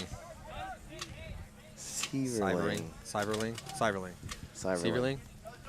Wario. I don't know. I went over and checked all the names for Clemson before this game. They all like super easy names to pronounce, like Moore and Dinkle, Conti, Turner, and then go over to the Florida Knights, and I was just like, oh my God. Kirkuch. Severling. Kirkuk. Lamontagne. Dempsey's wearing somebody else's jersey. Lamontagne. There's 2 Lamontagnes. They're brothers. Garrett and David. That's cool. Yeah. Have a brother on the team, playing in college on the same squad. Yeah, 1 year separates them, 24 and 23. So that right there, that was the big move by Whitney. Yep. And then he got picked off in the back. Florida Knights getting contributions from pretty much everyone they put on the field right now. Let's check in with Lauren. Thanks. CFU is in the pit saying they are here to make a statement, and they are doing that here in this first half against the Tigers. The Tigers moving forward say that they have a nothing to lose, everything to prove mentality. They're going to try to amp it up and show us some even more aggressive plays to try to get some points on this board. Back to you. Hey, leave it all out there. Nothing to lose at this. I mean, they didn't have anything to lose to start with. But the Knights just looking really good. It's tough. I mean, you have a team coming in that's favored in the Knights, and they are just, alligating the Clemson Tigers right now. That's our pal over there, Catfish Jr., just sitting in the lake about 100 feet from us. Just hoping to God somebody falls in. Yeah, just waiting like, that producer looked kind of yummy. He's already peeled. Oh, man. So just a few seconds to go before the start of this next one, hoping that Most of the weather is going to be pushing a little off to the side here. I don't know, those clouds look pretty ominous in the background. And you guys can see on your screen here, 25 seconds to go in this first half, and Clemson getting skunked right now by the UCF Knights. Looks like Daughtry catches a bounce on the break. Running out, Evans gets picked off, trying to run up the middle. 10 seconds left. There's Evans running off the field. And there you see another major penalty on Clemson. Oh, man, that's rough. Well, not doing themselves any favors out here, that's for sure. Yeah, I think they had a lot of penalties against, if I remember correctly when I spoke to them before this match, they had a lot of penalties in their Texas A&M game. So, and there is the coach of the UCF Knights helping out. That's a little bit of sportsmanship there. Patting him on the shoulder. John Senior's a great guy, awesome guy. Known that guy for a long time and just a real big supporter of the game.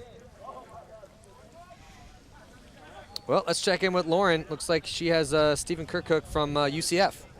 Thanks, I am here with Stephen Kirkhook. Now, you played that one-on-one, was going on for a while.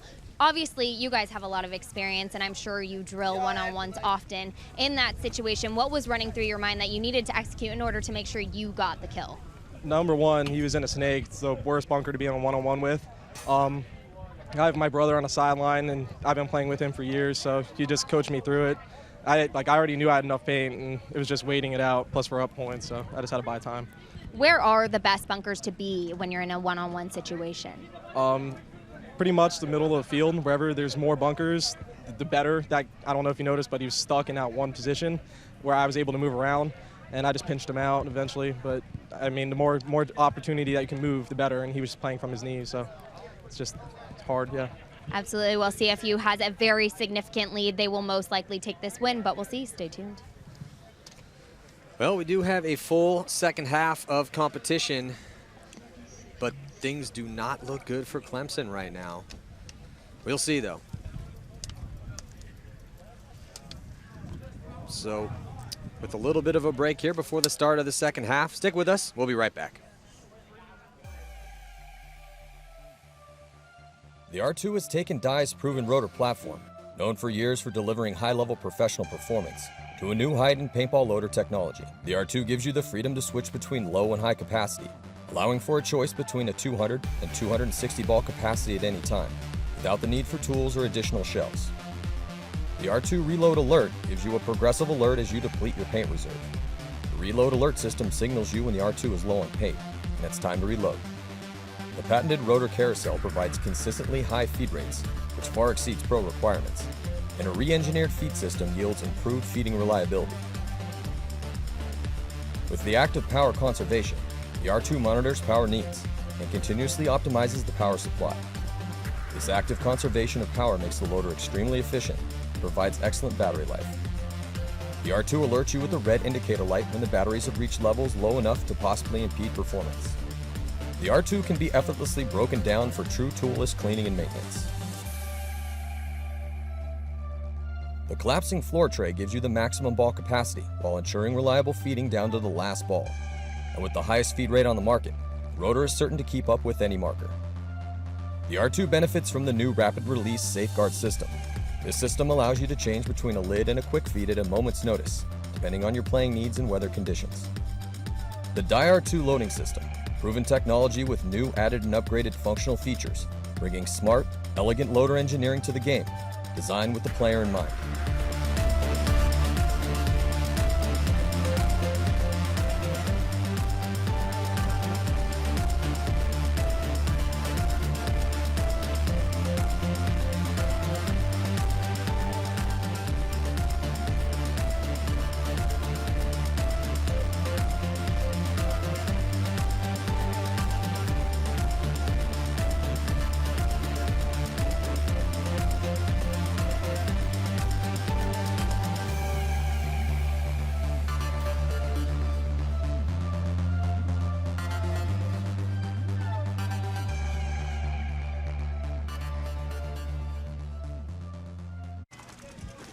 Welcome back here, second half of this competition between Clemson and the UCF Knights. The Tigers, unfortunately, have not scored a point if you guys just joined us, and they got a slew of penalties. We've seen 5 penalties so far just in the first half, kind of pretty much trying to hit the record here. We have seen a penalty-filled day so far in the first day of competition at the 2016 NCPA Championships. These teams are going to switch sides, and there is Clemson getting ready to roll. Nothing to lose at this point, so look for them to potentially play aggressive. The issue at stake, though, is that if one team does play aggressive and the other team digs in and shoots them up, you're going to see a lot of points scored because those games are going to go quickly. So here we go. 10 minutes on the clock in the second half, and there we just talked about it, going up into that center with Young, and he is trying to shoot towards Daughtry and the Snake. Looks like, and then Young is going to come around and get some. Nice work by Young. He's still alive. No one has picked up Young. Daughtry comes and shoots him out of that center, but nice work by Young. Oh, Young with the move. Daughtry just sat there, didn't even care. Let him come over and then torched him. There you see Daughtry on your screen right there, now just posted up, sitting in the Snake with Clemson. Oh, but Daughtry got his eye dotted there, trying to head peek over the top, thought he was safe. Caught one cross field, so Daughtry's going to be a little disappointed when he goes back and watches the tape on that one. Oh, man, that Dorito play over there in the 40 just blew Daughtry super hard right in the goggles. Didn't even see it as Evans starts making a move up onto that mini Wario on the Snake side, and he gets shot right in the face. Begging for a penalty. On the run through. That's another one. Doesn't get it, though. So nice work now by Clemson with some aggression. Blowing open that D side. No one on that side right now for the Knights. So the Tigers might be able to get one here. Yeah, and it looks like UCF loses another guy, and it's Whitney, and he gets shot out of the Snake 1 spot. So I think Clemson might put a point on the board here, Todd. And they were down a body, too. They started this particular point with 4 bodies again. Yeah, still not exactly sure where all the bodies are. As their player comes out of the back, goes and grabs the flag. Yeah, Edens. So, good job right there by Clemson on the big move down the Dorito side, get a couple bodies, as well as the move through the middle to come get that threat right away. Check out this replay. Here we have Clemson on the stunt in the middle, comes right around, gets one. Still alive. Looks for another body, nobody. Searching for kills. Hey, nice work by Young there. And again, that's one of the guys. And look at Daughtry, just looking over the top and turns around like, did anybody see me just get shot through that lane? How did that happen? Where did he go? Yeah, and that's when anytime you see a guy who's pretty good get shot and doesn't know where it came from, he immediately does that slow walk off, trying to find that angle. And yeah, that's the Dave Baines. Or the Oliver Lang. Absolutely. The old where did I get shot from? I told that dude to give me my shirt back last week. Still holding on to it. Who? That guy. Heiner? The Clemson coach down here, looking like he's on a Hawaiian vacation. Yeah, I just heard do this one for pride, nothing to lose from Clemson, and that's the truth. You know, they just put a point on the board. Yeah, it looks like the coach for Clemson struggling through some sort of foot injury, just purple taping it up, and then Hawaiian shirt. He got a shirt injury right now. Hey, he's in Florida, man. Trying to get some sun. It's not really that sunny right now, but. Let the chest hairs poke out a little bit. Enjoy the rain.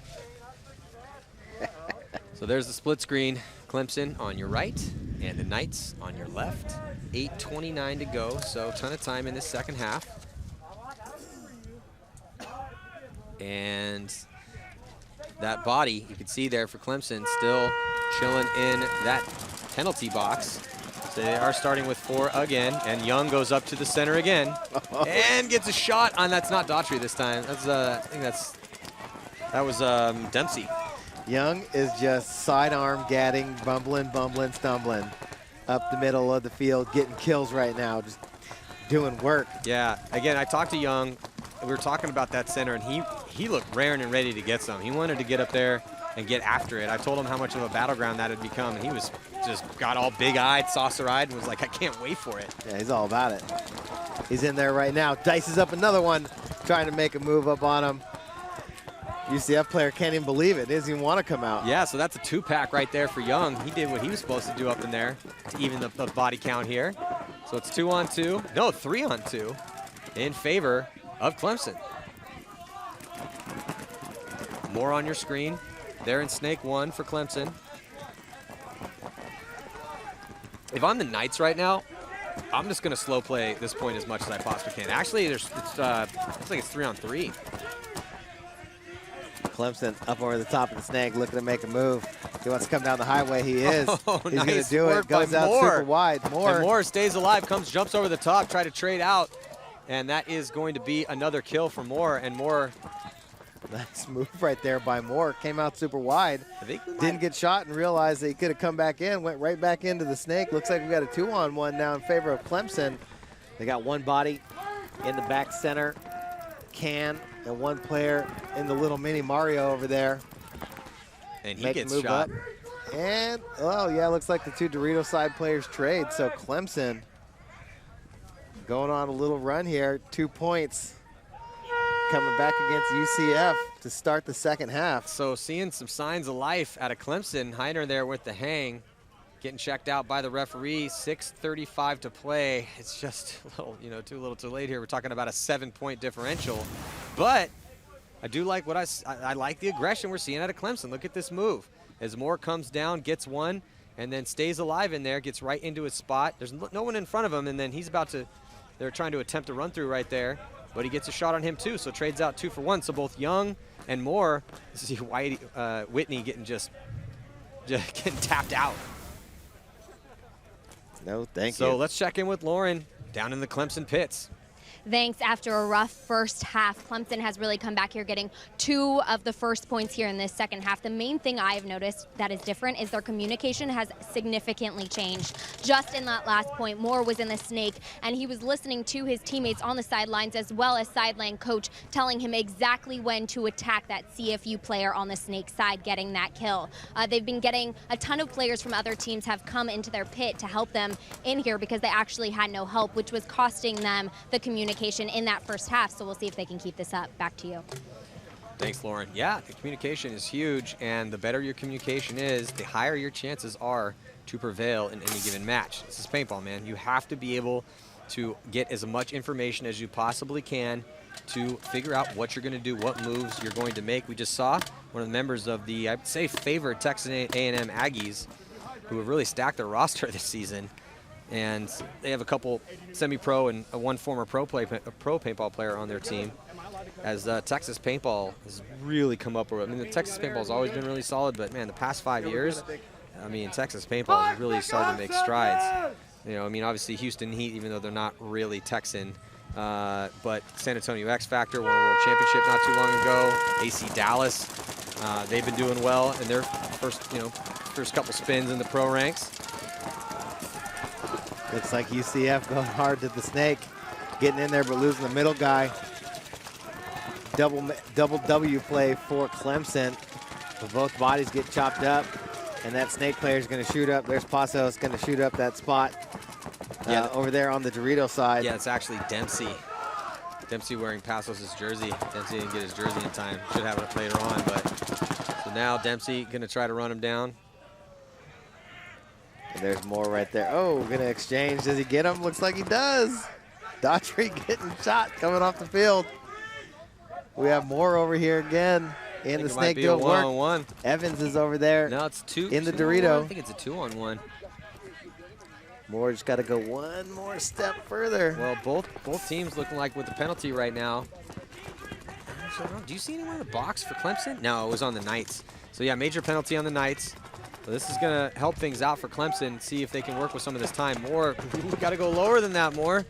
So Moore gets lucky trying to get across that lane, working on his gun right now. And that is going to leave it up to the other player for Clemson. And he comes around and gets that shot on him. Nice work. It trades out with Heiner. Heiner's been all over the place.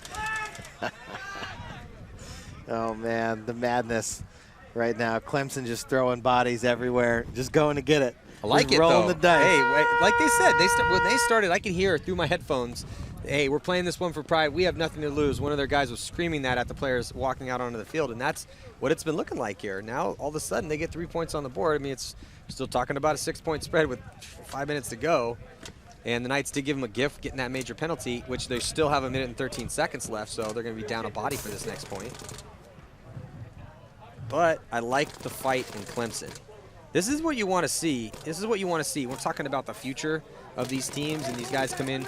And we've seen every single team come up into Class A. Nobody does well right away. Nobody does. Yeah, it's tough. You got to come out, take your beatings, and learn from them, and then you can see what you can do from there. Hopefully get a couple, maybe a little bit more deeper rosters. Obviously improve with the players you have. But I like the fight that I'm seeing out of Clemson right now in their first year here in Class A. Well, that's the thing, like I was saying, you have so much time, with 2 10-minute halves that you can just try different stuff. If you go out here and your first game plan's not working, your second game plan's not working, you take a timeout and you be like, what haven't we done yet? We're new. We'll do the triple Mario play. But I just like what I'm seeing individually out of the guys. You can tell the intensity of them. They're sharper on their gunfights, not making as bad of decisions as they were making in that first half. And most importantly, you see that that mental toughness start to set in where they're like, we don't want to go out like this. Let's win some points here. We don't really have anything to lose. And we are definitely starting to see, again, just a little more fire out of Clemson. And you know what? It seems like UCF may have pumped the brakes a little bit. Here comes the double Mario play from Clemson, coming straight through on the break. Exchanging, getting one. UCF goes into the snake. And then Moore gets chopped up standing there, but, still sending bodies. And I agree with you, Matty. It's where you see what you're made of. Not when everything's going great, but when things start to get tough. That's the test. It's really easy to be an awesome person and an awesome player when everything's going right. So what happens when things are going bad? That's what defines you. I do like what I'm seeing out of Clemson here. And now they send Young right back up into the center. If you can't stop it, keep doing it. They're just running out of time, though. 4 minutes and 37 seconds to go. 46 seconds left on that UCF penalty. And there's Young on your screen for the Clemson Tigers. Sitting in there holding his lane. They're going to have to come get him because he's not coming easy. Oh, Young's got to be careful not to get those spinning penalties, though. Yeah, thought for a second he might have got it when he got shot to the ground. Almost, that's one of those ones where the referee's always going to take a second look at that. And there comes the move into the snake. Gonna lay down, collect himself. Lots of Clemson bodies walking off right now. I think that might actually be all the rest of them. So UCF gonna get their body out of the box as well. And they are in no hurry to hang that flag. So Clemson is going to concede another point. That's going to put double-digit points on the board for the Knights as they crack that 10 mark. 10-3 is the score as we're getting a look real quick here into the pits for Clemson.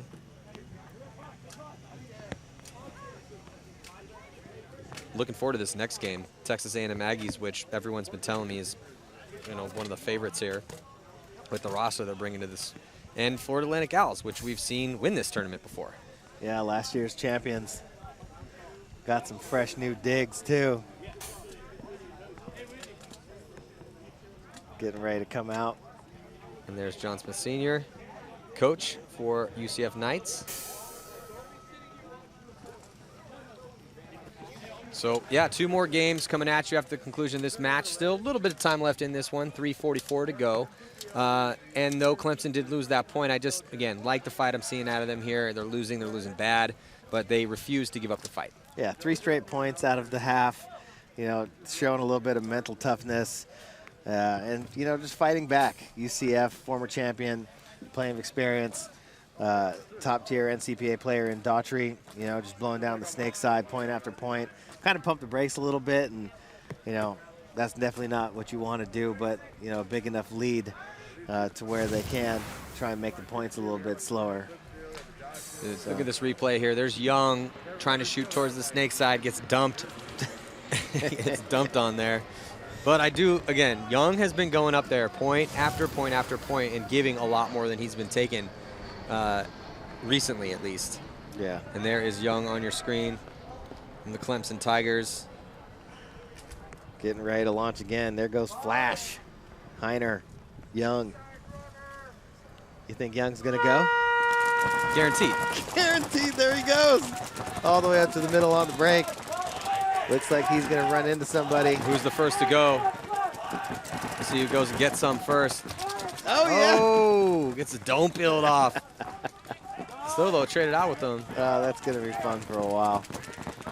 Both teams just crashing into each other. But Clemson loses another body out of the back center. They got 3 bodies left alive, one on the Dorito side. Making a move now into the snake. But Daughtry making his move into the 50 snake. He's going to get the kill across the field on the Dorito side. Daughtry in real good position. He's going to launch.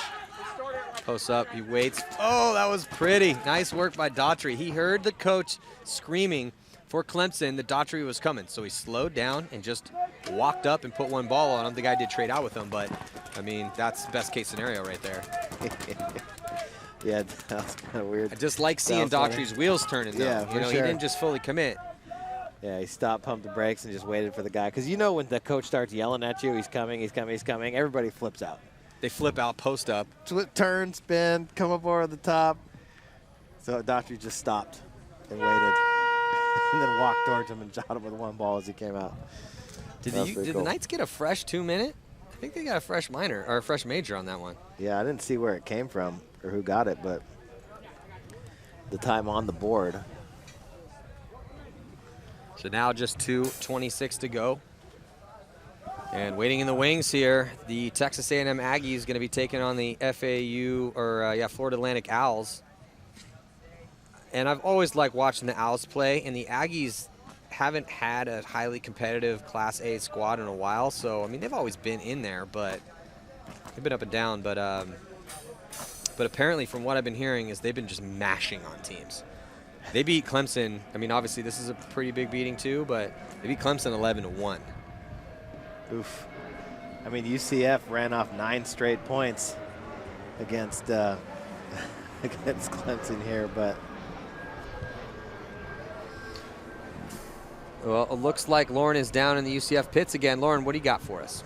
Hey guys, I'm standing here with Kyle Dempsey. Now you guys have a very significant lead. You're going to take this win, but we have seen the Tigers being a little bit more productive, sending Nick Young down to that W bunker right off the break. In your opinion, we saw you go to that W off the break as well. Do you think it's smarter to go off the break straight to the W, or hold off a bit, let them get to the W first, and then sneak up? I think my best bet is to get up there as fast as I can, laning snake side, and getting in there and getting them out as fast as possible. You said laning snake side. Is that the more prominent side of the field to key up on if you can get to the W? Depending on the situation, but yes. All right, well, we'll see if the Tigers can get a point on the board here. They probably won't get this win, but back to you guys. So we're checking out this replay. So there, is that Dempsey? No, that's not Dempsey, but still a nice run through. Yeah, the Severing. So nice work by Severing, and then look at this with Daughtry. They yelled that he was coming, so he just slowly but surely. Did he get shot in the back of his leg? From his own guy? Couldn't really tell from that position. Well, the other body was actually in the can. Didn't even pick up Daughtry as he came, and then Daughtry just stood there and blew up. Still, it looked nice. Moore. Yeah. Daughtry looking pretty good here, and as well as the rest of the boys from the Knights. Yeah, Drake Moore. Drake Moore's been playing pretty well for them too. Yeah, he has. You know, number 23 for Clemson. Well, there's 2 23s. You got Moore and Heiner. One of them. Heiner's been doing really well, too. Yeah. So just 2 minutes and 26 seconds remain in this match. Knights are going to take it, but we'll be right back with more of the action from this game. Stick with us.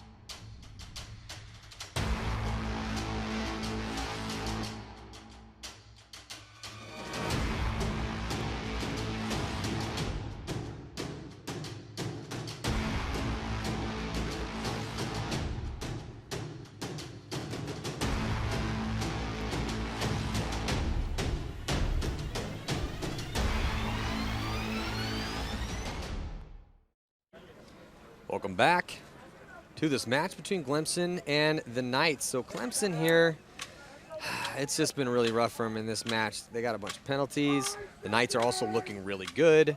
I do like the Knights look like they're going to be competing for a potential berth in the semifinals here. We will see though. Oh, another combat roll for Clemson into the snake, and that is probably going to be a penalty. He's lucky he got a minor penalty there on Clemson, tucking and rolling, getting into snake 1. So if I'm the Knights, I just want to slow things down here. Just get this solid win. No need to run, no reason to run the score up. Yeah, you're already beating these guys pretty bad. If you're Clemson, keep charging. Got another major though on the Knights. Evans getting a major. Well, so a pair of penalties here for these teams. Clemson with the minor, Knights with the major. And that whittles the body count down here.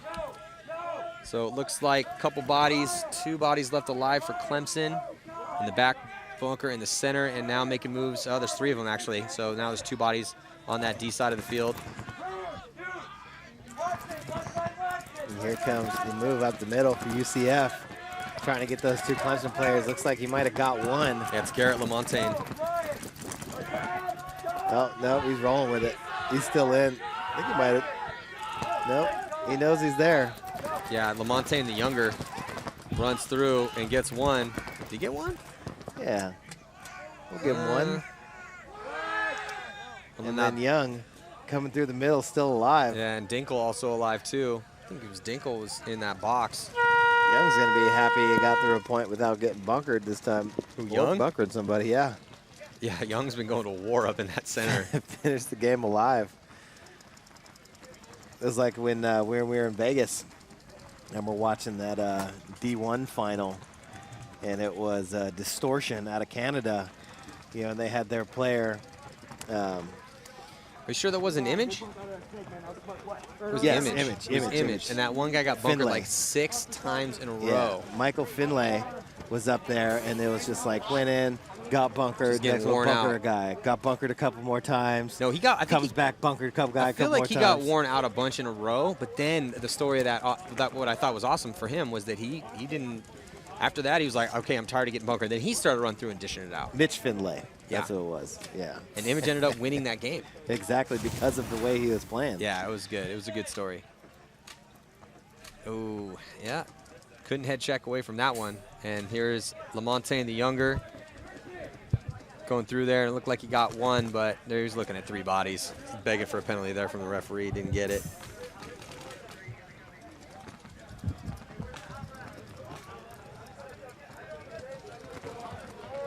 And there is the hang for Clemson, as they're going to put 4 on the board.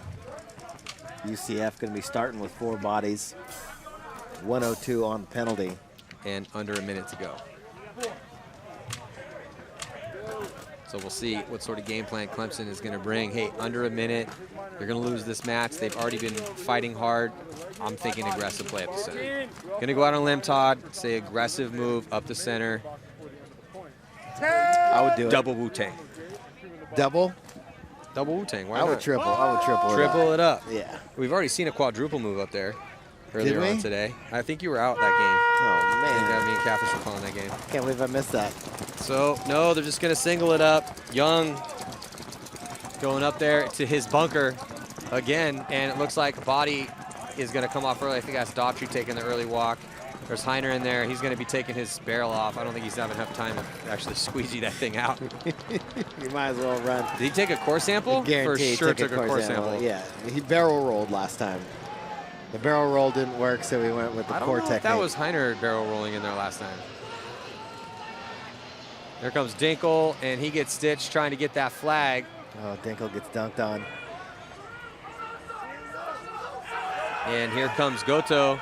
Goto getting a spin. Oh, Goto gets shot by Heiner. Heiner doing surgery on his barrel, gets the core sample out, puts his barrel on just in time as Goto just happens to saunter past his bunker. Goto had no idea that Heiner was in there.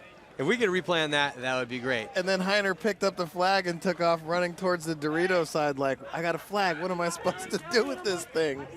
Oh, yeah. Well, look, Goto's like, I don't know. I think he's trying to mime his way through telling that story out there. He's like, wait, what? I went, who, and then where? And then Heiner came out. Put your goggles on, dude.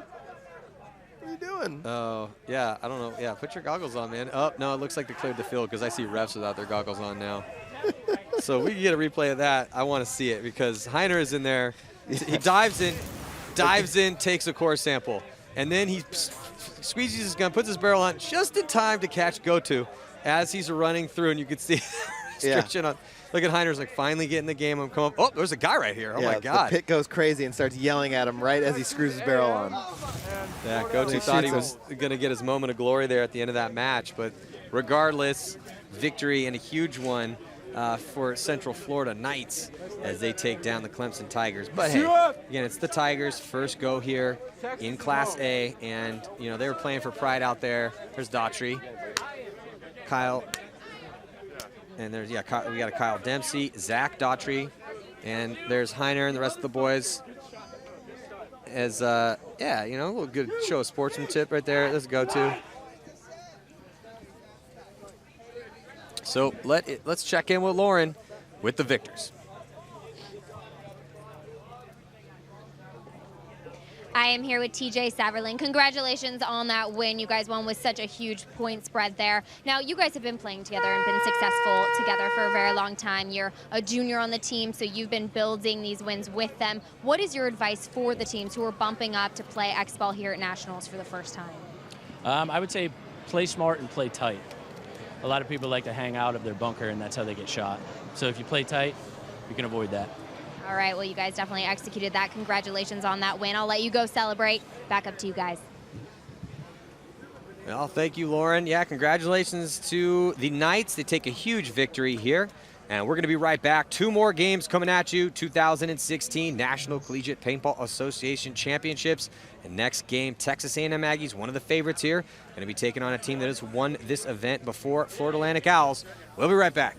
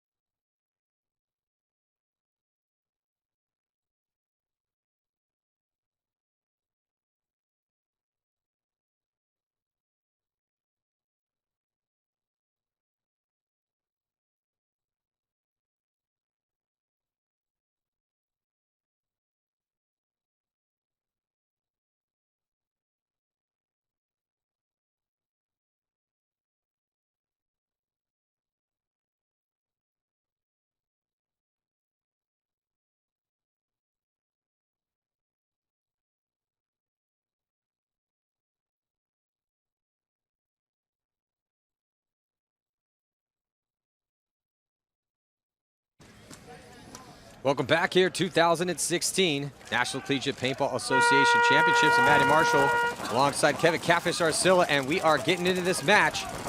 Texas A&M Aggies, one of the favorites here, playing FAU. FAU in the finals last year and winning that match against UCF. So the defending champs. Looks like the first two bodies to drop are for FAU.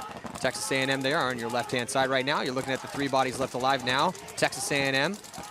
Texas A&M, they got a couple ringers on this squad. Cam McCarty used to play for pro team VCK. Made a brief stint in the professional division. So now representing his university. And looks like another body to drop for FAU. Not looking good for them here. Just one body left alive, back corner bunker. So, you know, Kat, you said you had a chance to talk to some of the boys from FAU? Yeah, I did, and they were excited about this game. I mean, they were telling me they were excited. They wanted to come out strong, and they wanted to, you know, make sure they made a statement right here with a strong team like A&M. Yeah, well, looks like nice work by Hall, number 41 over here on the snake side. Also number 34, Devin Stewart, getting a rep starting for Texas A&M. I think Cam McCarty is number 8. Yeah, so he was out there as well. So it's a strong squad, man. And then apparently they've been doing really well at this event so far. So the first to strike here, Texas A&M Aggies going to be putting a point on the board. Yeah, so let's check in with Lauren Kelly. She is down in the pits right now in Texas A&M. Hey guys, yeah, this is a rivalry match. A&M lost to FAU at the Nationals last year, so they got second. So they said they really want to give it to FAU going into this one. They are feeling really strong because they've actually gotten 10 first place wins in a row in their conference, and they were their conference champions this year. Like you said, they also picked up some new talent, a player from VCK and a player from AC Dallas. Their first 2 matches both went really well. They won one 11-1, and then they won their match against Liberty 5-1. So we'll see if they can keep the momentum going and get this win. Back to you guys. Yeah, so absolutely the favorites if you're looking at all the work they've been doing here this season so far, and then coming in with a couple ringers. But that's what's cool about the college paintball, you know, is that you over the seasons we've seen year after year after year, we've had different guys that have been, you know, played at the top levels of paintball who now have a chance to represent their schools, and that's a huge boister the confidence of the guys on that squad. And also those guys have the ability to come on here and you know, really bring a lot of that top level paintball knowledge, which then is going to trickle down to everybody on the squad. Yeah, it's definitely an advantage to have that, just experience, you know what I mean? I mean, feeding off one of the guys that's been to the show, you know? So, FAU. Looks like we have Vogel coming this way for the Owls here. So on the breakout. Looks like Vogel back right up for the snake on his side. Looks like refs coming in and check on the Aggies back here. Yeah, the back line there. Yeah, that was a real solid spread for FAU, really taking a conservative approach and rolling those guns off the break. There's Vogel on your screen. You can see by the body language they want to make that move into the snake. Bronson straight into the snake from that stand-up.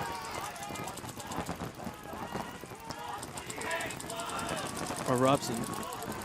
Yeah, Robson, number 37, into the snake. Is that Robson? Yeah. Yeah, so good strong field position for both teams here, as Vogel's out wide for FAU. He's in a little spot though, whereas Hill, his back player right behind him, much better spot to gunfight from. You can see there on your screen, there's the back squad for on the D side of the field. Vogel trying to get his guy into the next slot here. And there's Vogel on your screen, right-hand side. And that's a tough spot to gunfight from, but you're out wide, so you have a little bit of a better angle. So that's kind of what you give up. So yeah, that is Robson just creeping along down the snake.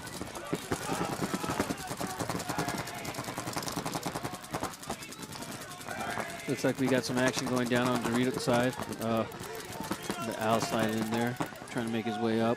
A little bit of a longer point here as these two teams are jostling for position. No one wants to give an inch, man. No one wants to give an inch. Well, and now FAU triples up. Oh, first to strike though.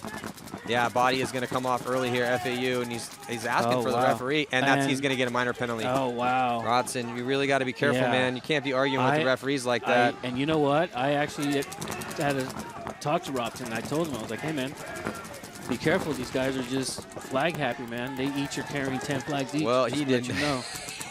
Hey, you're right. Yeah. He didn't listen to you, though. He didn't listen to me. As soon as he got shot, he got called out, came up, give the ref a piece of his mind. You want to give him a piece of your mind after the point, between points. Or during, if you want to play a man down. I mean, that's cool, I guess. Yeah, well, hey, sometimes you can get away with it, sometimes you can't, but you got to be careful, though.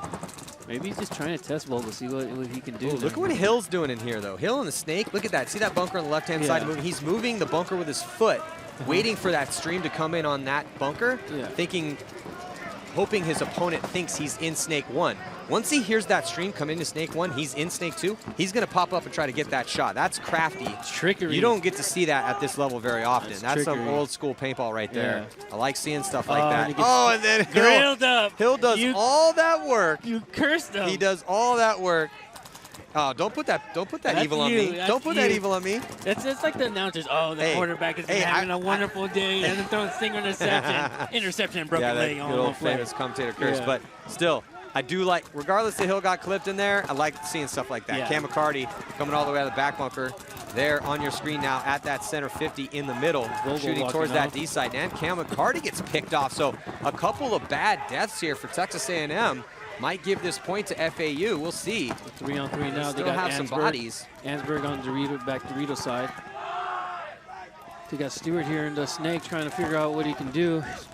Coach telling him to move up a little bit. Oh, but a body for FAU gets shot. Ryan on your screen for FAU is about to get run down. So Stewart runs down Ryan. Body from FAU had dropped early. And that is going to be, it's bodies dropped all over the place. But looks like, yeah, there still is a body left alive there for Texas A&M. And he's trying to count right now, but the point had already been conceded, so didn't need to do that. That's going to give Texas A&M 2. FAU yet to get on the board here, as we've seen a couple long points. Now 5 minutes and 14 seconds to go in this first half. Oh, right. Robson is over here still, pleading his case to Todd.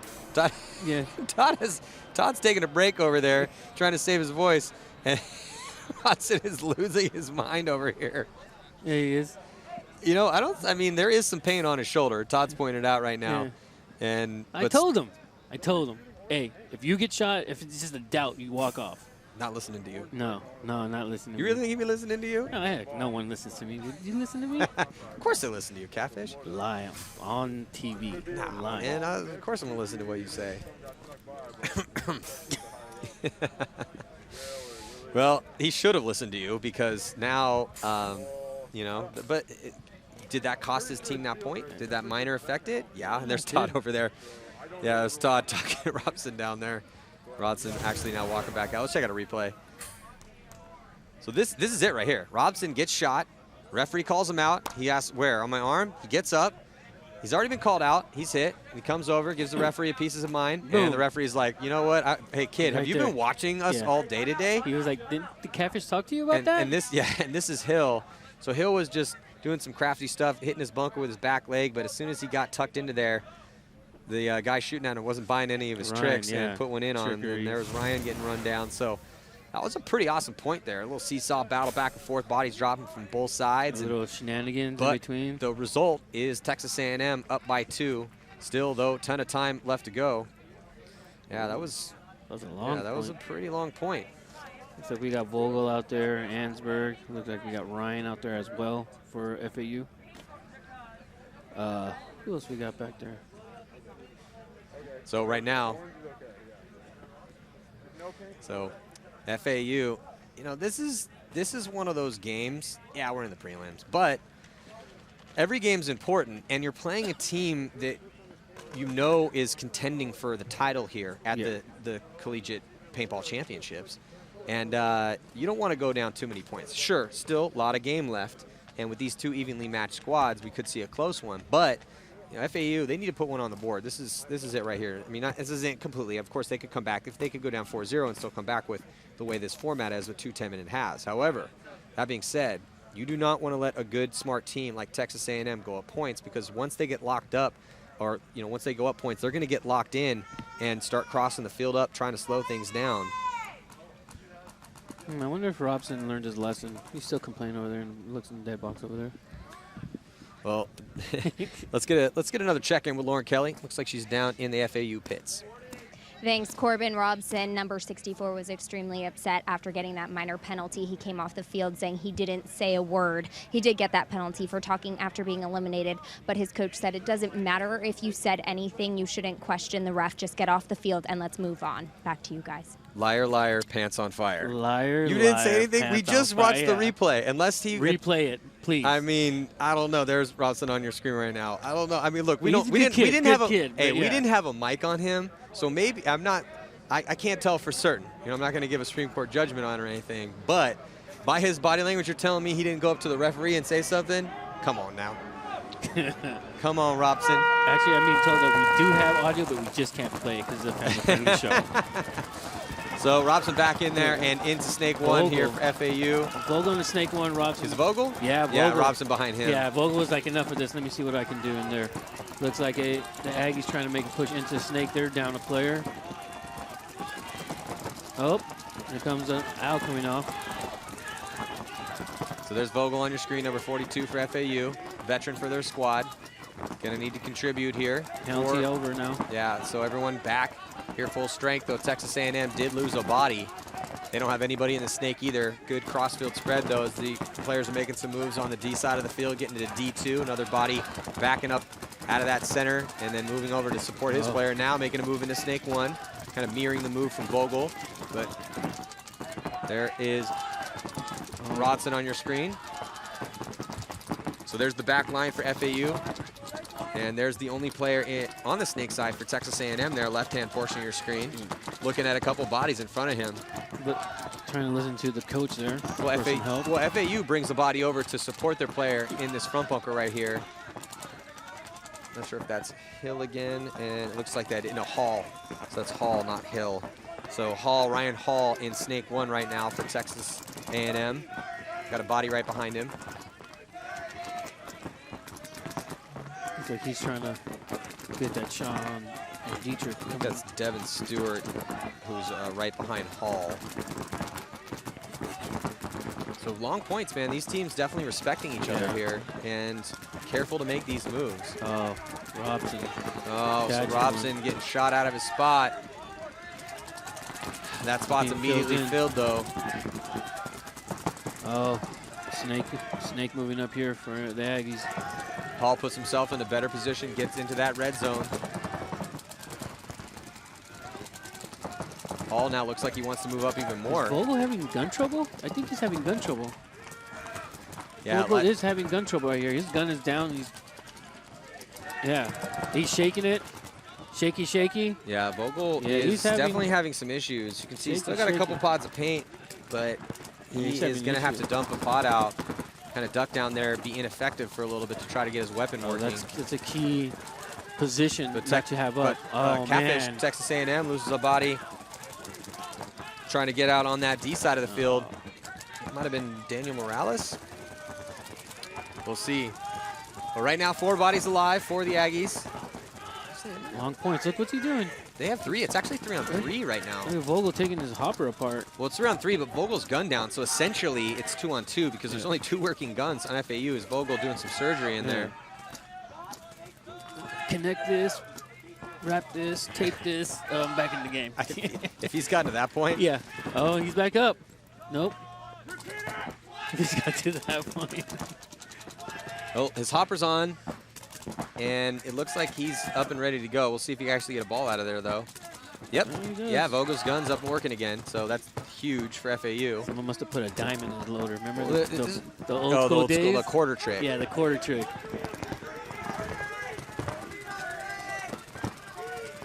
Oh, Snake trying to catch that guy at the little Wario or Mario. Snake, Aggies. So Hall makes the move to the 50-yard line. Got to be careful in there. He got dinked out of the spot before, trying to get crafty. Again? I like that. I think that's a cool move, but you still have to play tight. Just because you get crafty doesn't mean you can, peek out a little bit into a stream. Hall is posted up, expecting to get run down by Vogel here. That's you can see in that body language. But right now, looks like FAU making a move to the 40-yard line on the D side of the field, trying to close the gap with the player in front of him. There's only one player for both teams on that side of the field, so whoever wins that battle really is going to give his team a huge advantage. Just takes it in the grill. Oh, and Vogel's back up, takes it in the grill too. Vogel's only one left here. Yeah, and under a minute catfish, so moments are going to be tense here. We'll see if the Aggies can close this game out, and they stitch up Vogel, who gets perfectly cyclops there, getting out of that bunker, and they're going to concede the point. That gives a 3rd point. Another long one here.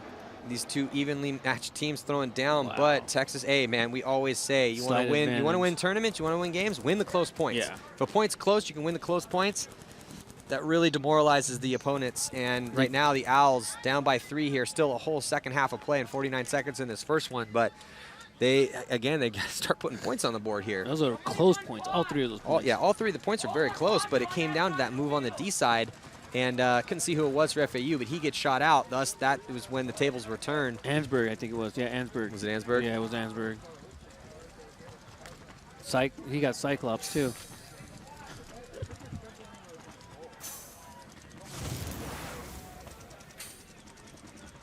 So here is the breakout for FAU, diving all the way into the snake. And you can see having some problems with his gun.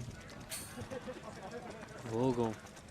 Yeah, he's shaking it, pulled the hopper off, might have got a side, maybe like a oblong ball or something. Oblong ball, and then he gets run down by Hall. Taking it. Hall played smart that point. Yeah. I just wish he had someone behind him so he didn't have to lay there like he was, like you said, uncertain of what's going on, just waiting for him to be ran. I mean, you never want to just wait to be ran. If you're going to be run, you're going to be run. Well, can't stop I that. can understand, but I can understand getting in that position temporarily if you feel that spidey sense starts tingling, you think you're going to get run down, thus assuring that you're presenting the smallest profile and you have your gun up just in case the guy does run you down. But that's not an offensive position. I mean, you're not doing anything at that point other than hiding. But still, it worked out for him. Again, Hall playing well over there for Texas A&M here, snake side of the field. So now, under a minute to go. Oh, and FAU getting a bad start here. But I didn't see anyone. Oh, I was going to say I didn't see anyone pull, but the referee is in there, and he's going to pull him out for getting that bad jump. Seen a couple teams here struggle with that. Vogel into the snake. Aggies losing the player as well. Both these teams have deep rosters. There's really no excuse to not get your guys out in time. I mean, you have 2 full minutes. Lots of extra gun in there, lots of extra pods. There's lots of guys to help. There's no reason not to get your bodies out in time. That's just poor clock management.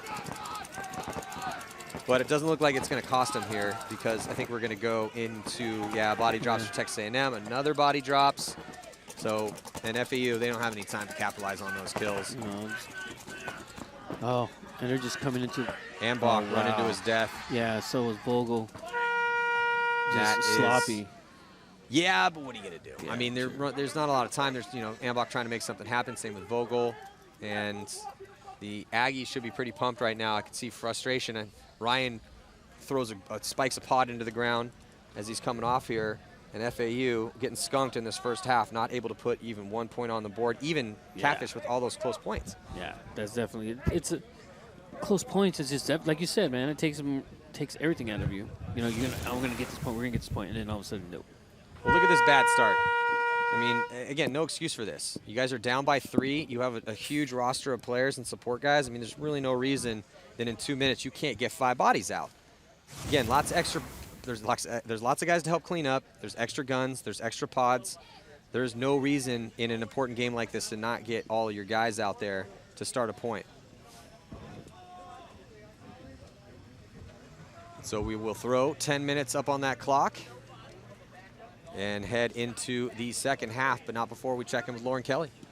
Thanks. I am here with Tyler Zimmerano. Congratulations on a great first half for you guys against FAU. Now, you guys have always been a strong team, playing really well, getting second last year in 2015, but you did have some pickups of some very talented guys who have experience playing at the pro level. How have you felt that's helped your team step up their game?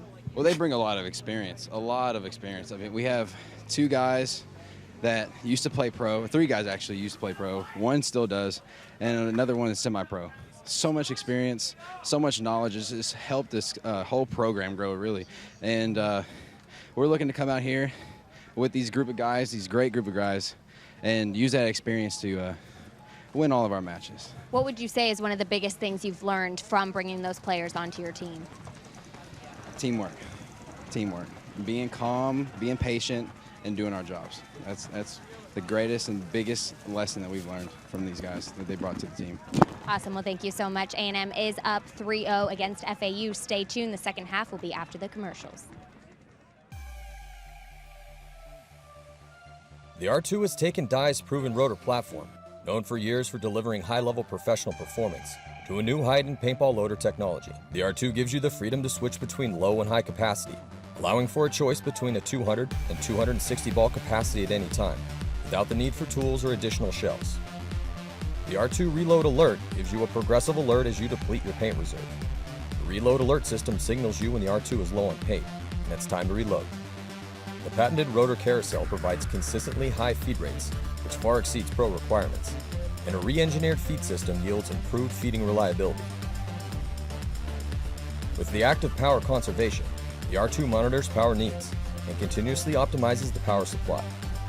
This active conservation of power makes the loader extremely efficient and provides excellent battery life. The R2 alerts you with a red indicator light when the batteries have reached levels low enough to possibly impede performance. The R2 can be effortlessly broken down for true toolless cleaning and maintenance. The collapsing floor tray gives you the maximum ball capacity while ensuring reliable feeding down to the last ball.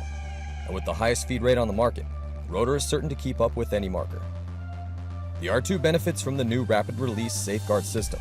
This system allows you to change between a lid and a quick feed at a moment's notice, depending on your playing needs and weather conditions. The Dye R2 loading system, proven technology with new added and upgraded functional features, bringing smart, elegant loader engineering to the game, designed with the player in mind.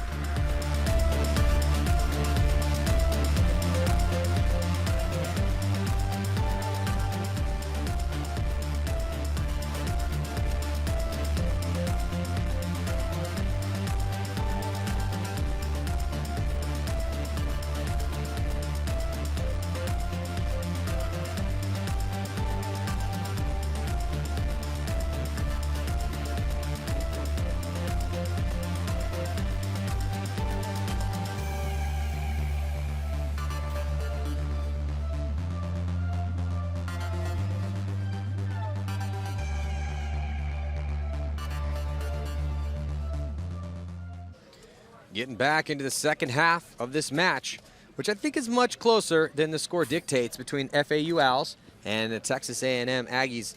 So, Catfish, we've seen a lot of close points. Only 3 close points, actually. So 3 points played in 10 minutes. But again, like I said, I really think this game is closer than the score dictates. If a couple things had changed, the score could be different.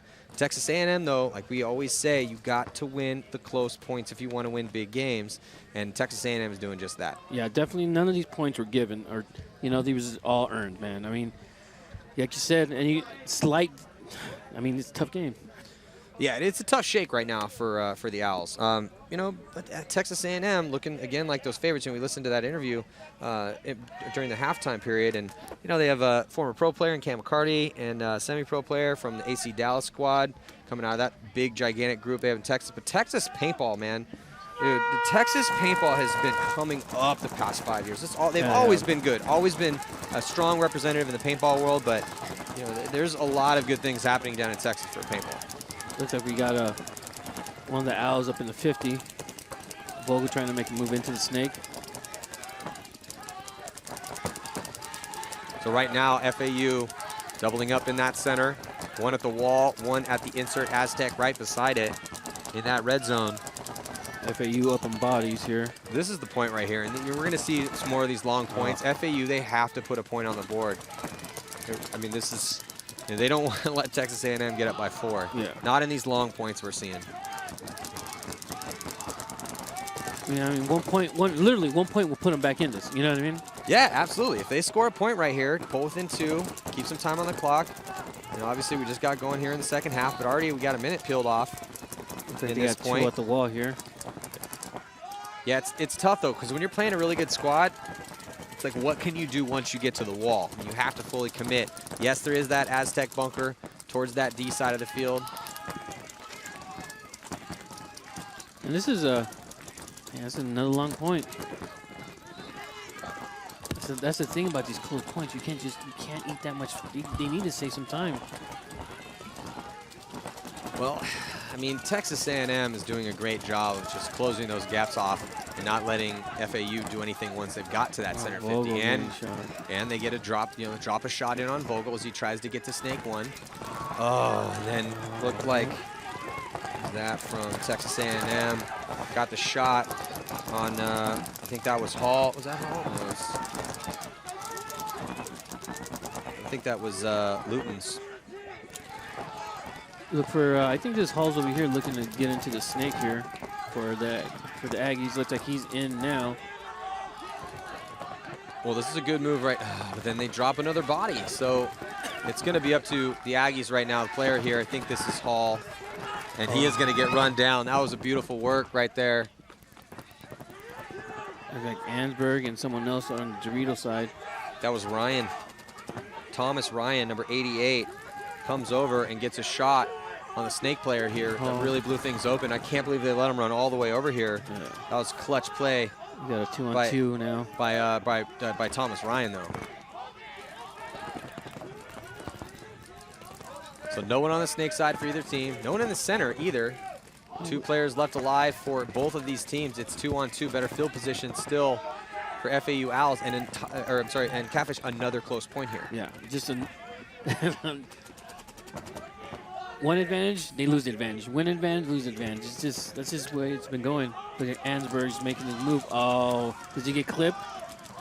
Nope. It's Ansbrock coming over here as he comes over a couple bunkers, trying to split this field up. He realizes it's 2-on-2, and he's almost mirrored up with his opposing player. Now he's mirrored up. And now he's going to keep going in the snake. And I don't think they know. I don't think the Aggies know where FAU is. I don't think so either.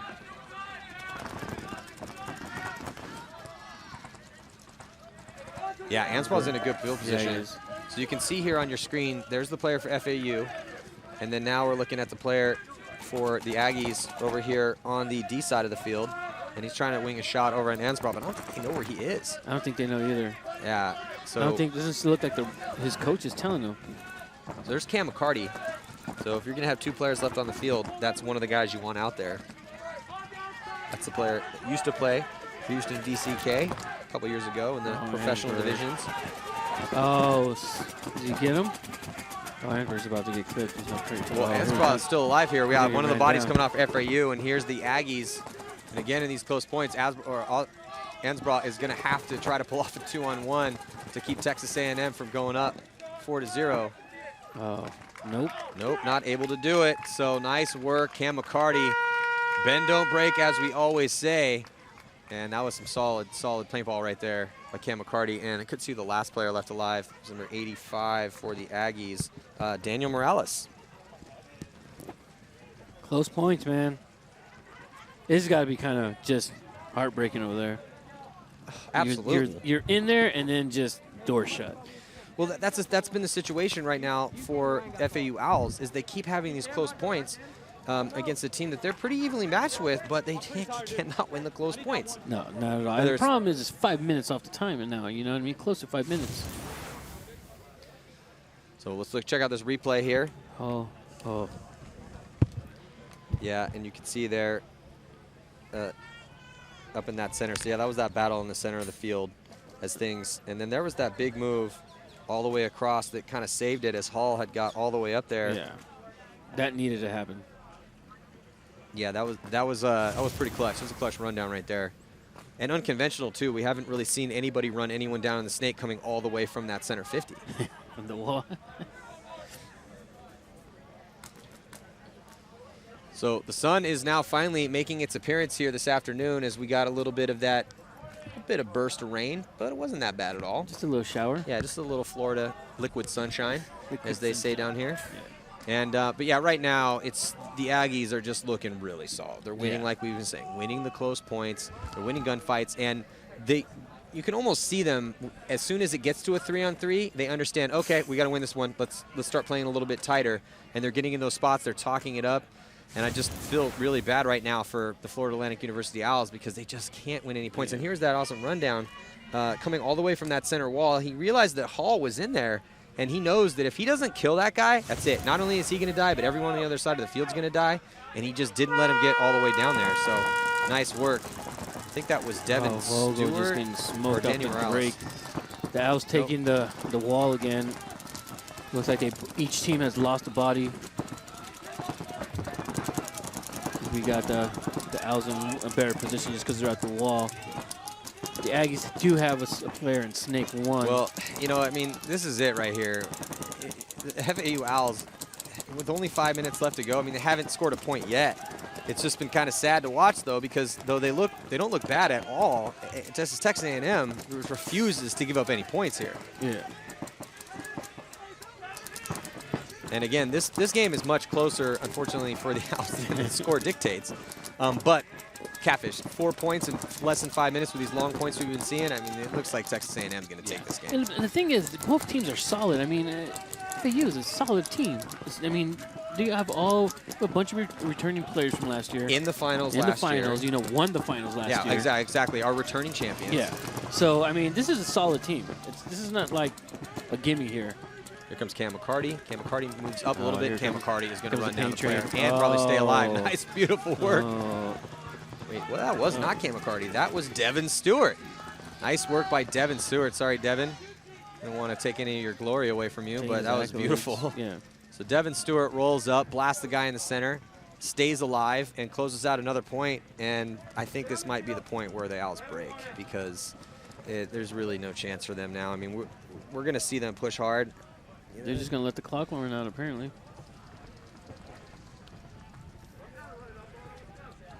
I mean, They're going to let the clock run out. Just a clutch game.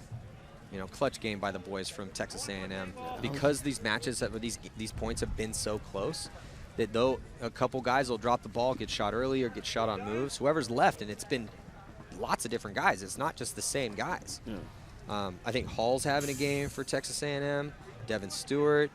Cam McCarty, we see Morales in there. I mean, they're getting some production from all of their starting five. Oh, yeah. I mean, they're playing a lot smarter. They're winning. The most important part is they're winning their gun battles, not playing sloppy. They're doing a lot of things right now. I really, you know, we were talking about trying to win tournaments. The way that they're playing in those close points, that's the type of paintball that you want to see when you think that a team can have a chance. So look at this. This is Devin Stewart. Devin Stewart comes up. He knows the guy's there. He doesn't fully commit. He comes around, stitches him up, and then takes his spot. That is textbook. That's how it's supposed to be done. So nice work by Devin Stewart. And then he gets and calls the code cross field. Yeah. And tells him to settle down. Yeah, it's very, very solid work right now. So let's check in with Lauren. She is down in the pits in, looks like FAU side. I am down on FAU side. Now, team morale is a little bit low. They said that they feel they're really getting into their bunkers, but they're just having problems staying alive, and there hasn't been a lot of talk about what they can do to stay alive. Of course, they're saying, well, we're playing VCK, we're playing AC Dallas, and kind of using that as an excuse, but they're not talking very much about what they can do to change to try to get a point on this board. Back to you guys. Well, they're playing a player from VCK and a player from AC Dallas. That apparently means that they're playing the whole team. They're playing both teams at the same time. No wonder the score is 5-0, and you know, I mean, they look demoralized right now. They're coming on, heads low, slow walks out. I mean, they look demoralized at this point. They look like they're ready to take a loss. And, okay, yeah, understandably so. They're getting beaten these close points. There's only 3 minutes and 23 seconds left. They're down by 5. So, yeah, they're going to take this loss. But they got to come back from that, because I believe in this squad. I mean, watching these guys play this game, this game has been much closer than this 5-0 score would indicate. If you just joined us right now and you're looking at this score 5-0, you're like, oh, the Owls are getting shut out. They're playing terrible. They're not playing terrible. No. They're not as good as Texas A&M right now. Texas A&M just executing better once it gets to that 3-on-3. Definitely winning their gun battles as well. Looks like we got the Owls coming out kind of late into the snake here. Got that Robson into the snake. Aggies dropping 3 bodies. Looks like FAU might get a point here, huh? Well, it would be good for their morale moving forward. Robson trying to get that angle on that back player. There he is. Get yourself some. Just handing it out. So there goes the first point to break the shutout for FAU. to hang it up with some time. One. Well, you got one, which means you can score another here. 2:44. Yeah, it's not completely. 4 quick ones real quick, you know, in 2 minutes, in under 3. I mean, we're not talking about completely and utterly impossible, but it's, you know, not probable. Every time we get to this point where one team's up by a decent amount of points and points get down, or the time gets down low, we start talking, well, is it possible if they can come back? I've seen some crazy things happen in paintball before, so I never really ever want to say it's completely over with until I really feel it is. Because you can score relatively quick points on this field layout. We saw about a 20-second point earlier on today, but that was just one. So we'll see. Down by 4. See if there's any life left in the Owls. We'll be right back.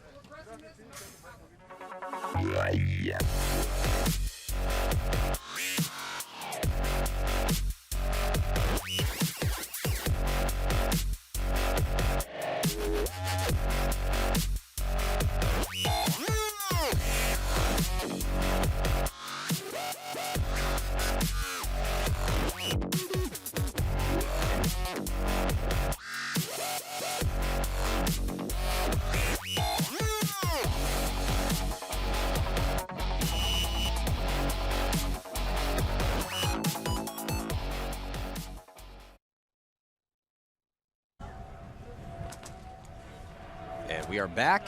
This game brought to you by Dye Precision, makers of the M2 and the Rotor Loader, and also Kissimmee Sports.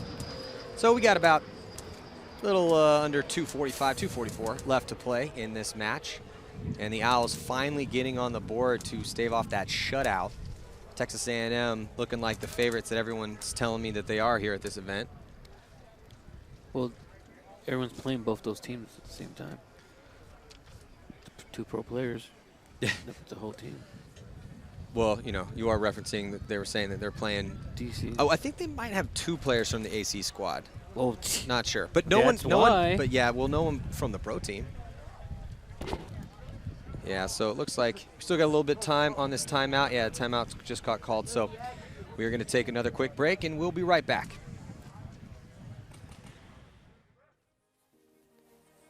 To play well at a tournament, you have to make a lot of good decisions. But making the right decisions doesn't start the day of the tournament. It starts every single time you step on the practice field and practice until you can't practice anymore. And only when you feel like you've given your preparation everything you've got, you can trust yourself to make the right decisions on the field.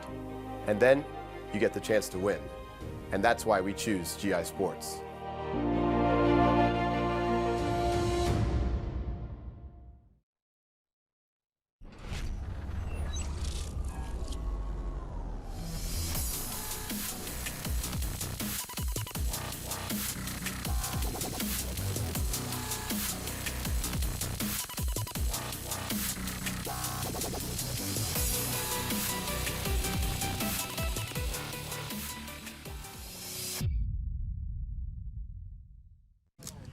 Welcome back. Just one more complete game here in the prelim action of the 2016 NCPA Championships. For your viewing pleasure this afternoon, we are watching the conclusion of this match between Texas A&M and FAU. It's been a pretty interesting game. Texas A&M obviously, say the least, yeah, winning here against the FAU Owls, and looking like they will take another victory, and looking like they are one of the big favorites here with the squad that they have. But I'll tell you what, man, I like what I'm seeing out of FAU. I hope they continue to fight here because there still is time left and you can score quick points. They just starting to look demoralized, Kat. Oh, yeah, definitely. I mean, getting shut down 5-0 in the beginning is going to put a big rip in your sails, man. Yeah, and they lose another body over there on the D side trying to get out. I think that was Ansbra. Yeah. They make the snake off the break, but he loses his body right behind him, as I think that was Robson. Yeah, Robson coming walking off. And a running this referee. Isn't good. That's going to be a major I bet you he penalty. throws something up in the air. Oh, no, they just pulled him out. Yeah, so it was Ryan who I think must have got hit in his pack. Yeah, he's looking at his pack, and the running referee all the way from the D side of the field. And anytime you see that, normally that means a major penalty, but he just pulled him out. Looks like it's a... So Texas A&M, 2-on-5, yeah, 2-on-4? and they're just slow playing this one. no reason to. They don't really need to score. They don't need to score another point. They're going to win this game as long as they just continue what they're doing. And they've shot a couple guys out, so they're just going to slow things down, talk it up, shoot those lanes. That's textbook. That's what you do when you go up a bunch of points and there's time on the clock. Write it out. Write it out. Yeah, just make sure that that time just continues to tick off. Get closer to that victory. Yeah, it doesn't look like the Aggies are going anywhere. Guns up and just sitting there and just content with the time running out.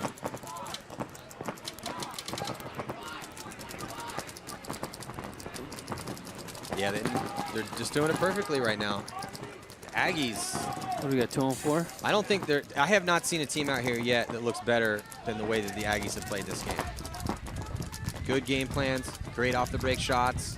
They're winning gunfights. Most importantly, they look calm and methodical in pressure situations. Yeah. When it gets even on the body counts, when it's 3 on 3, even when it was, situations that they didn't necessarily have the advantage, they stayed composed and were able to win those battles. Now 45 seconds to go, and looks like now they're starting to get in a hurry. As it looks like a body had just come off here for FAU. FAU is going to concede the point to get a little bit more paintball in this game. But that is going to do it. This game is over. Yeah. I mean, it's not technically over yet. We still have 37 seconds, but it's over. But it is over. Those 37 seconds matter not. Texas A&M with a pretty dominant victory here. I just hope that FAU, I just hope the Owls keep their heads and their wits about them. They got to shake this one off. Oh, they will. If for those points, there was a couple points in the beginning in this match, it could have gone either way, and we'd be singing a different song up here, but it didn't. That did not happen. Same old song.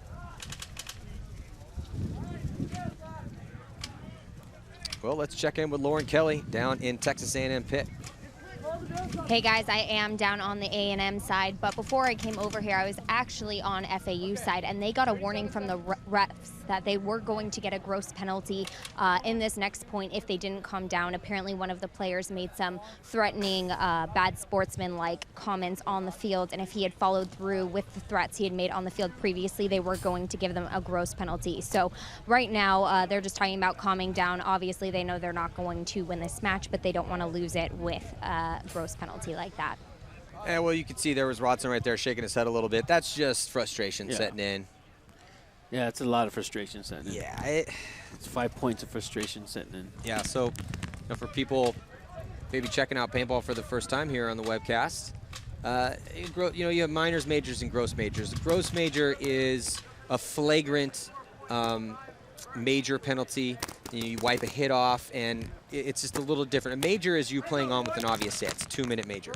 Gross major, you're still getting that 2-minute major, so you're gonna have to serve you or your buddy is gonna have to serve 2 minutes in the penalty box. But if it's a gross major, which we've seen a couple so far at this event, you have to go into paintball prison, and for 10 minutes you are not allowed to play. Paintball prison. The clink, son. Oh. So now a little action in that center. Just a little bit. Both looks like 2 bodies coming off dead. There still is a body alive there for FAU. Rodson getting shot. He comes off as well. The flag. Oh, and now we're going to see a major penalty on FAU again. It's just that frustration sets in. So 13 seconds? Anytime there's a major, no, it's an instant point for FAU. I'm sorry, for Texas A&M. So if there's a major penalty under 60 seconds, the point stops, major penalty assessed, and that penalty, and then that's going to give Texas A&M the point. So that's 13 seconds. So that, again, this game's over. Ship has sailed. Use whatever cliche you want, but Texas A&M will be taking this victory. Looks like the refs are having a little powwow over there. Someone getting shot, someone rubbing. And we see this time and time again through all levels of the game. You have players who get frustrated because they're losing. They go out there and just ride that edge and end up getting penalties. Yeah. Can't even really say it costing their team, though, because they're losing anyway. So that's kind of always that argument, is how much on the line should you play when you're down a bunch of points? So you maybe get away with something, but, I mean, it really doesn't matter.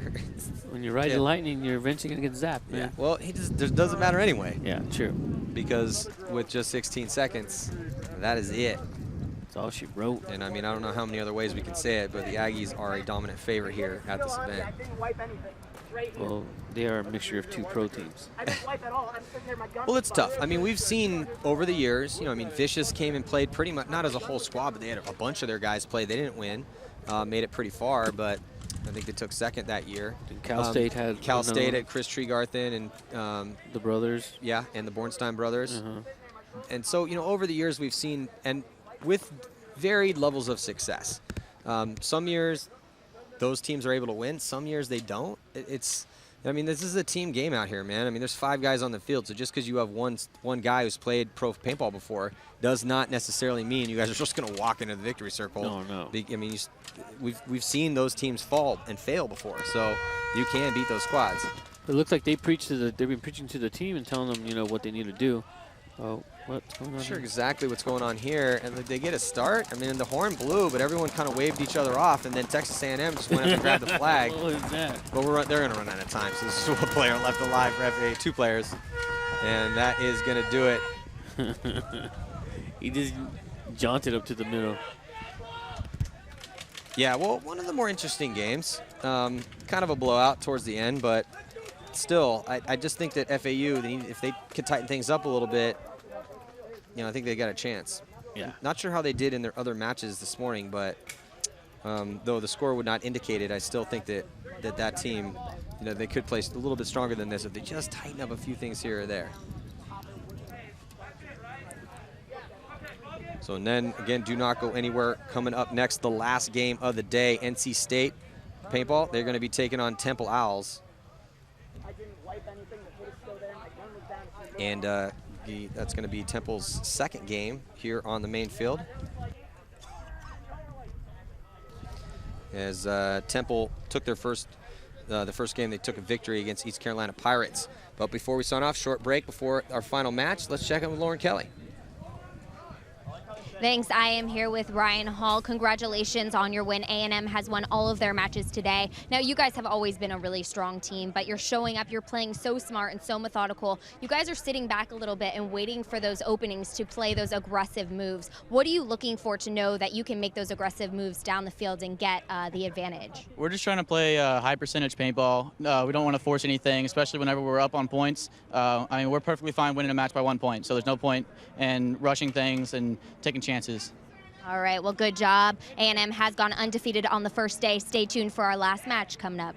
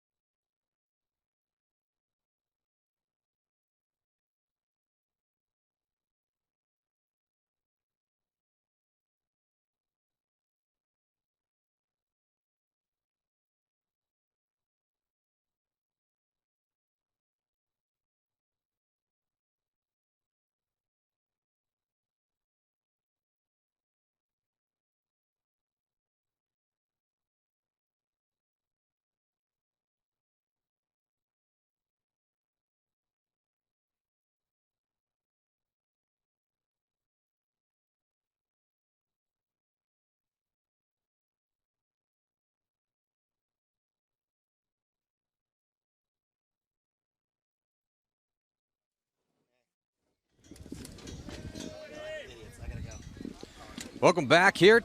Last set of the day, 2016 National Collegiate Paintball Association Championships. I'm Matty Marshall alongside Todd Martinez, and right now we're going to watch the Temple Owls take on NC State.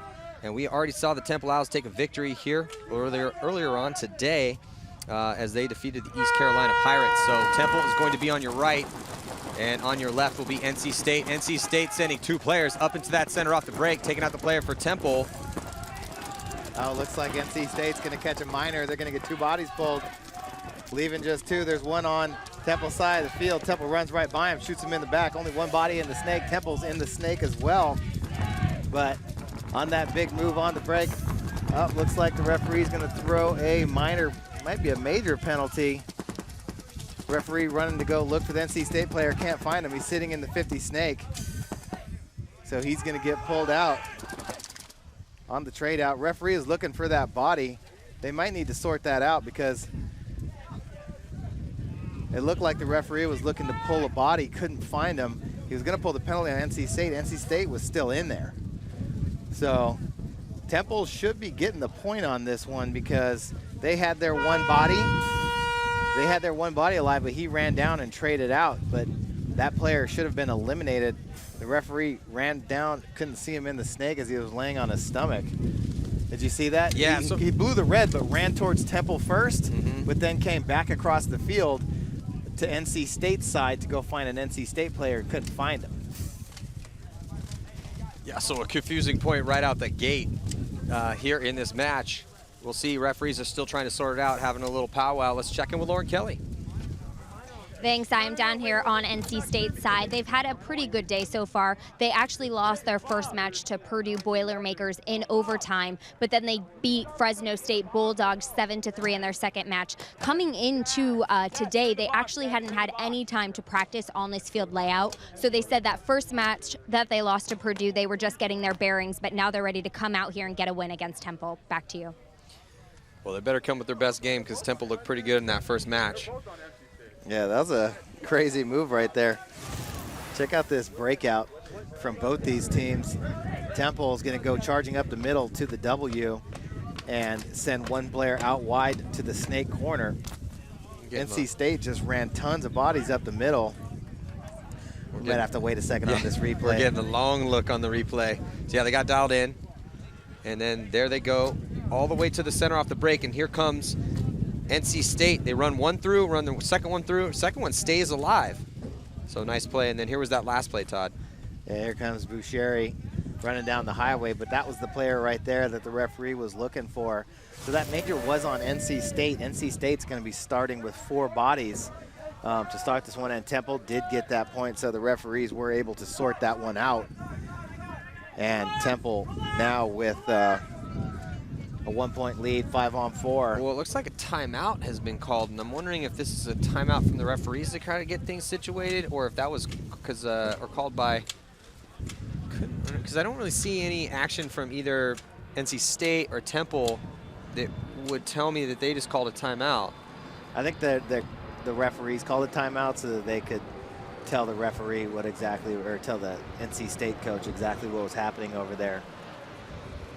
So I think the referees got it all sorted out now. Now they know there is 1 in the box.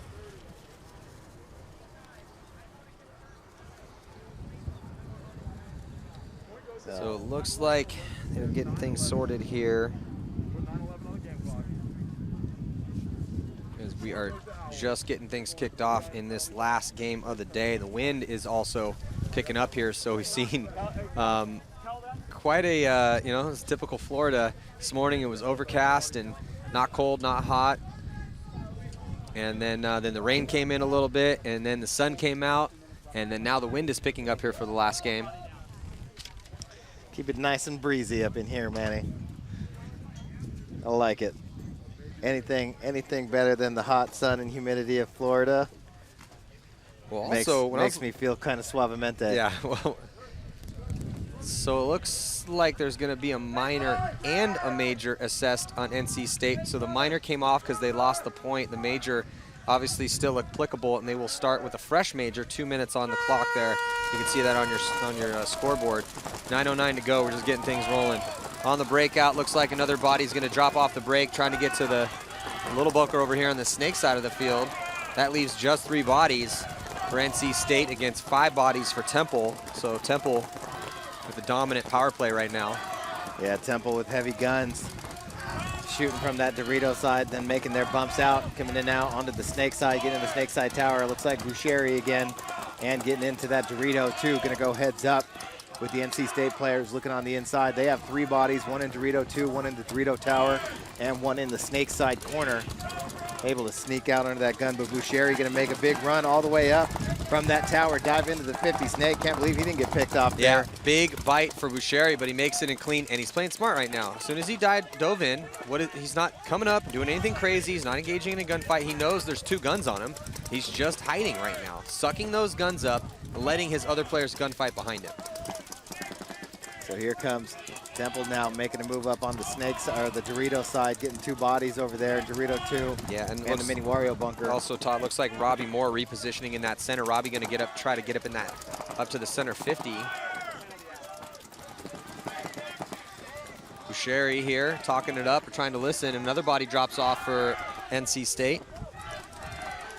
And there goes Temple now into the 40 Dorito. Everybody's looking at Boucheri.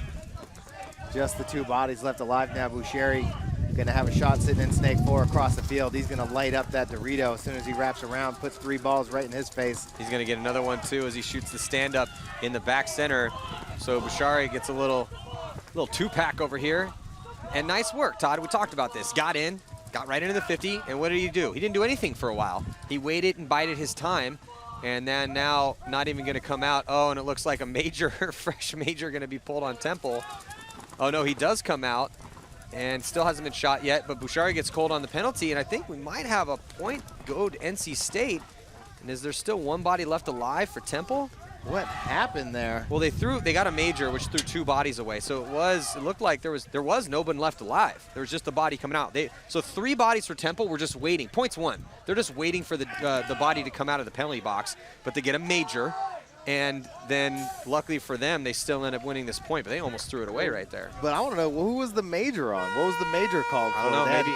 Maybe 4 bodies standing there. Well, maybe he had a hit that nobody had saw up to that point. Ref sees the hit and then pulls the major. That's what I'm guessing, at least. Yeah.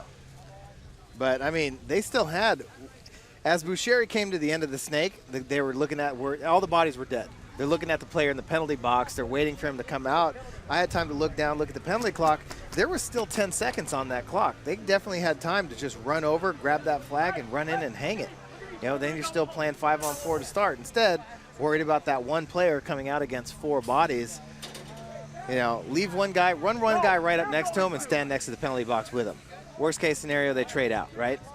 But if you send another guy for the flag, which is Boucheri, because he's the closest one to it, go get that and try and hang the flag with time still on the penalty clock.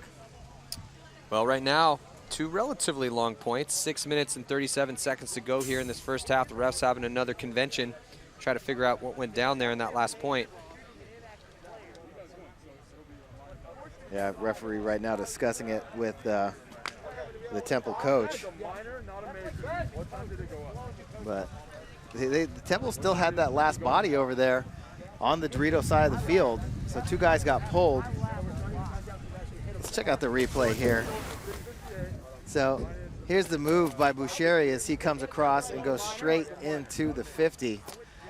Dives and gets in there alive. Yeah, and he hides. Love this. Guy gets in there, doesn't try to do too much. He gets in his spot, and then we can see here, closing it out at the very end, he gets that crossfield shot, and then he just posts up. Yeah. But there's a major pulled here. I think it's actually a couple seconds later, but you're watching Temple with a bunch of bodies left, kind of comes through. And that's who it was on right there. But I didn't see why he got shot. I mean, you can't get shot by a guy in the box. You have to come out of the box before you're even allowed to shoot your gun. Well, as we're watching this point, the start of this next point, maybe we get an update from Lauren, a little audio update on that penalty. Yeah, maybe later. So right hey now. guys, so that penalty before was for Temple Owls player shooting the NC State player that was still in the box before he came out. So one of the Owl Alive players was shooting the NC State player in the box before he was even able to come out of the box. Back to you. So there you go, Todd. Well, I mean, if the guy's going to come out of the box, you're not allowed to shoot the box as he's coming out. You got to wait till he comes out. I know he's got to wait to shoot till he comes out. Well, I don't know if you can shoot him while he's in the box, not out yet. You can shoot near it, like maybe the lane he's about to run through. I mean, you used to be able to do that. Well, the box currently, you have to come around one of the sides. Before, you would come straight out the center of the box into a blaze of paint, and people would just be shooting at it as you're trying to run in. But either way, Temple right now with 5 bodies alive. Boucheri makes that same big move right into the 50 from the snake side tower. And then send another body, but he gets picked off from that mini Wario on the Dorito side trying to go up the middle.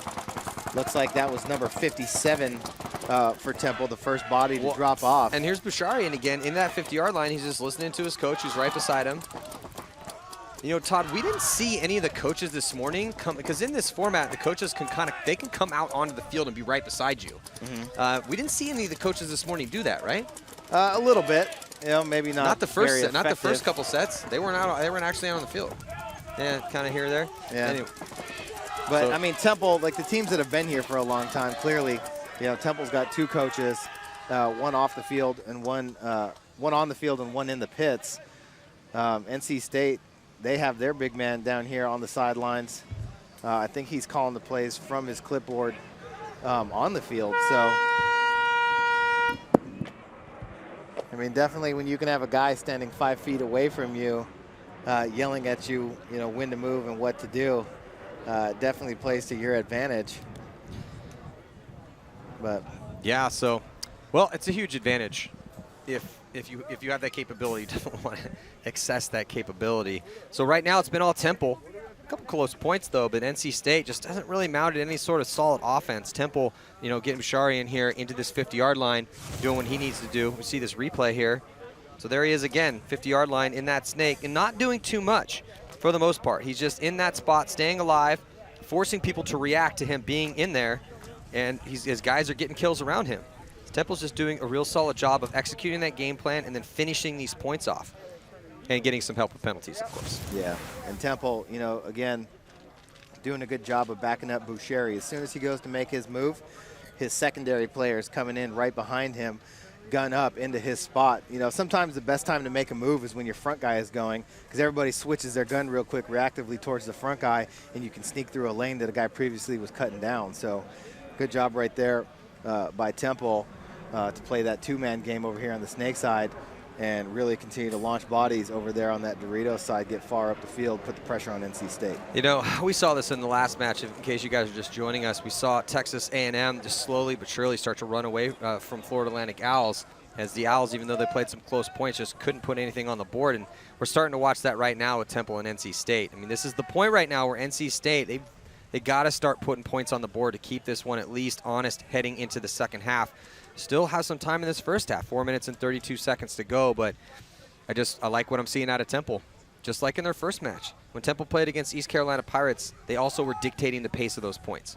Yeah, absolutely. Chris Kutzler at Cabbage going out to the Dorito side for Temple. Heavy guns. They're going to get 2 on the break, maybe a third as the referee runs a check in that Dorito side tower. NC State sending a body up into that center can over here on the snake side to try and lock off Boucheri, but, you know, still playing really smart, not giving that away, and still rolling heavy guns over there on the Dorito side. They lose 1. Coming off right now, that looks like, can't really see, but still 4 bodies alive. Temple in that Dorito too. NC State player tries to make a move up in the middle from that center can and gets chopped to bits. So no one on the snake side right now, and here comes the attack. And Boucheri is just having a game over here on this snake side of the field, playing real smart, playing real aggressive, getting tons of kills, and most importantly, not doing anything dumb. He's letting the play develop. He's letting Dugan and the other players around him play off his moves. I think he took a pretty solid dive on his chest in that last one. You see him kind of get up a little slow. He ain't scared at all. He's going full speed.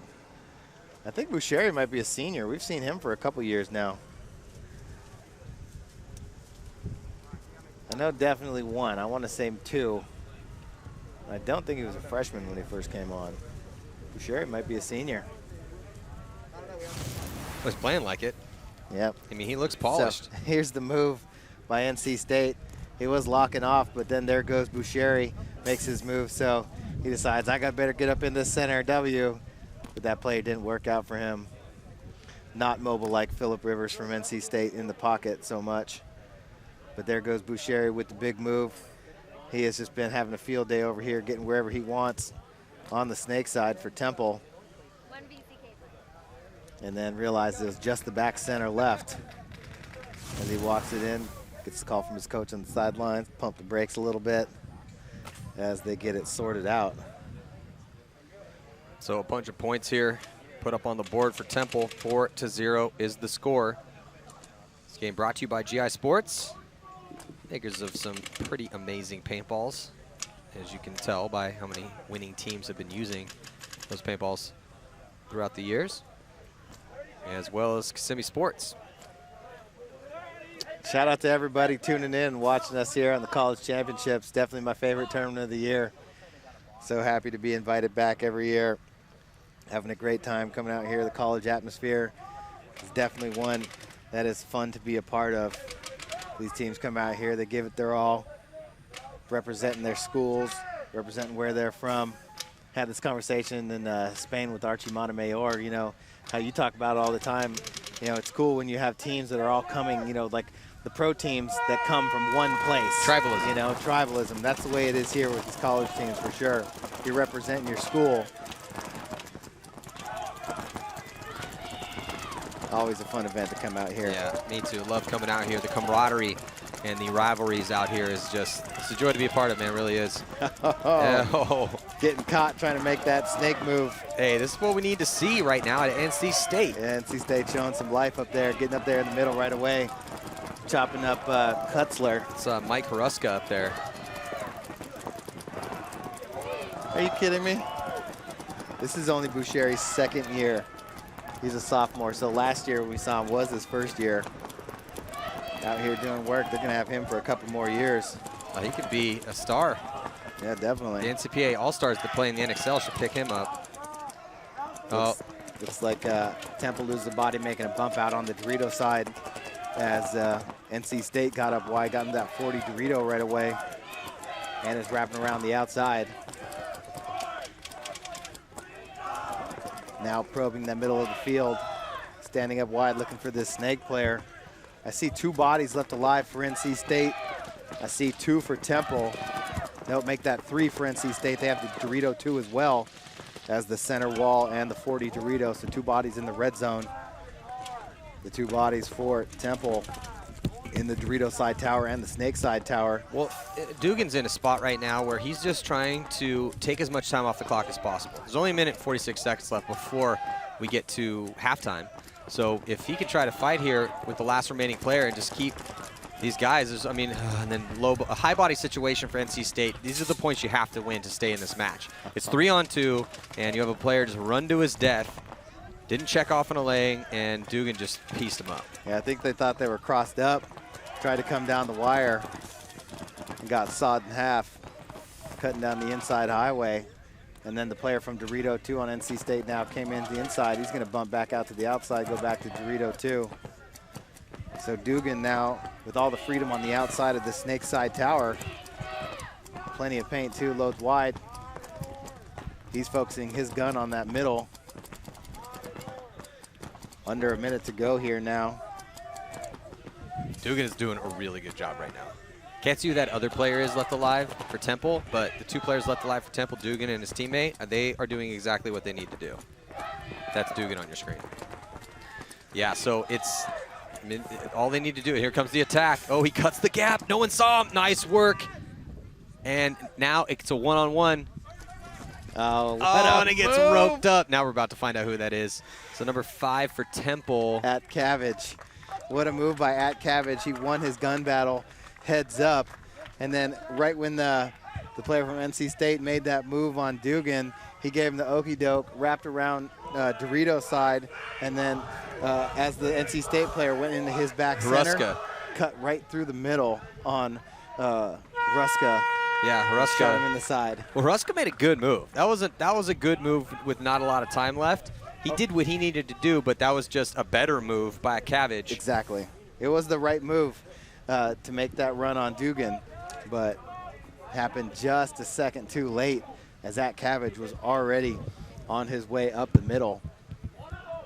So 6 seconds left here. Probably going to run that clock off as Temple shuts out NC State in the first half. Check out this replay.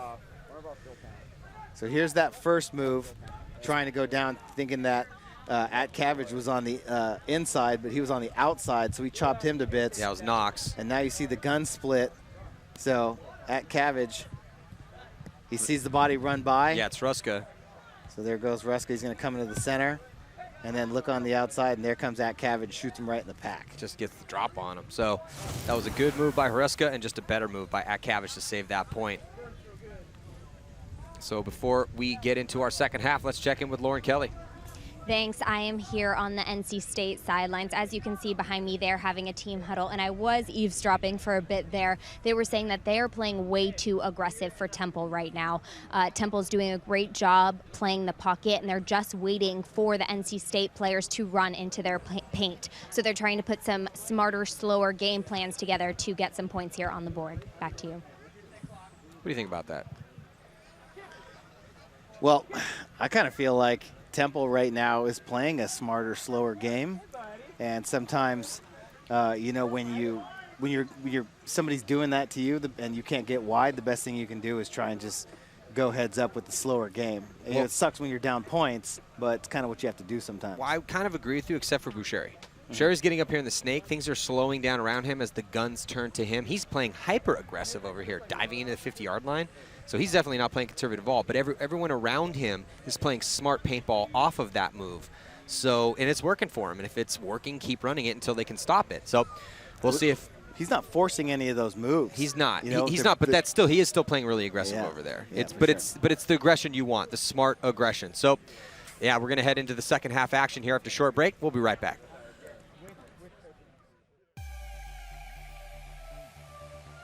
The R2 has taken Dye's proven rotor platform, known for years for delivering high-level professional performance, to a new heightened paintball loader technology. The R2 gives you the freedom to switch between low and high capacity, allowing for a choice between a 200 and 260 ball capacity at any time, without the need for tools or additional shells. The R2 Reload Alert gives you a progressive alert as you deplete your paint reserve. The Reload Alert system signals you when the R2 is low on paint, and it's time to reload.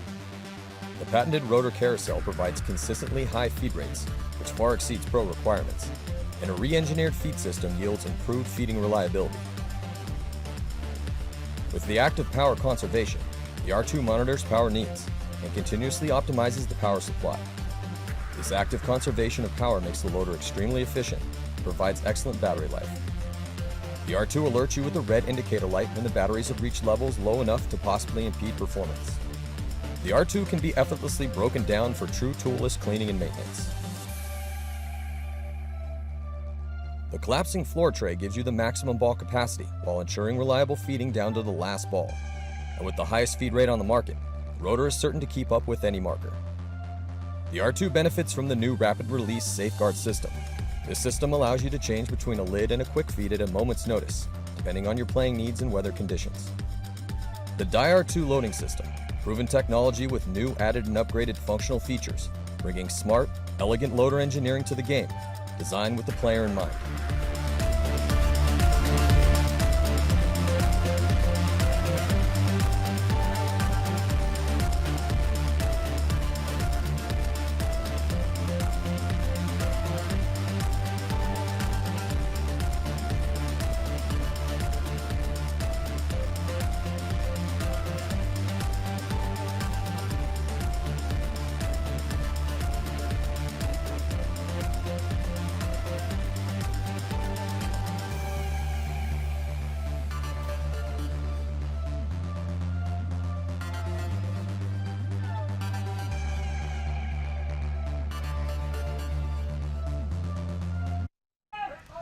Welcome back. Second half action here. Last game of the day. NC State taking on Temple. It's been all Temple in that first half. The score, 5-0. We're going to throw 10 more minutes on that clock, play this second half out, see if NC State can get back in this match. These teams have switched sides. NC State is now on your right. Temple will be on your left. NC State going hard up the middle right away. He's going to get in there alive. Temple's going to lose one body out the backside. And NC State going to push hard up on that Dorito side early as well, up into Dorito 2. NC State player up in the center, all over the place up in there, trying to lock down this snake side where there is nobody alive except for a body in that back center, the blue area of the field in the stand-up can. He tries to get out wide, he gets shot out. Boucheri getting shot, coming off the field for Temple. They lose another body. They still got 2 in the back center, 1 in the Dorito 1. NC State standing up tall. Looks like Anton standing up tall in that center. Alston standing in the center right now looking for bodies. But they still have 3. Oh, no, they're going to lose 1 out of that back center. He comes walking off. So NC State starting strong here in the second half. Looking like they have the body alive to be able to hang that flag. That is exactly what they needed. Now a 4-point game with 8 minutes and 46 seconds to go. Yeah, quick point there. With Alston going up to that center right away. There was nowhere, you put your tall guy up there. He can look through those cracks a little bit better. And there goes Alston off your screen. There's the NC State coach right there. That's what you want to see. NC State down a bunch of points coming into this second half. They're switching sides and aggressive right up into the center, getting kills off the break, so those off the break shots are dialed in, and then closing it out smart. And that's a nice solid point from them. I mean, they did lose some bodies, but most importantly, they got that point on the board. So now with a 4-point game, they have a chance here. As you can see here on the replay, the referee running over there top of your screen to pull out one of the players. But here comes the attack down on that D side. You can see there's not a lot of bodies left alive, just those 2 players, but just blows it open here. So nice move down on that D side of the field. Yep, here comes NC State walking into their pit. You play the first half on the opposite side of field of your pit. You play the second half on your own pit side. So that way your team can yell at you, coaches can yell at you a little bit better. And there's NC State, Anthony Nigro.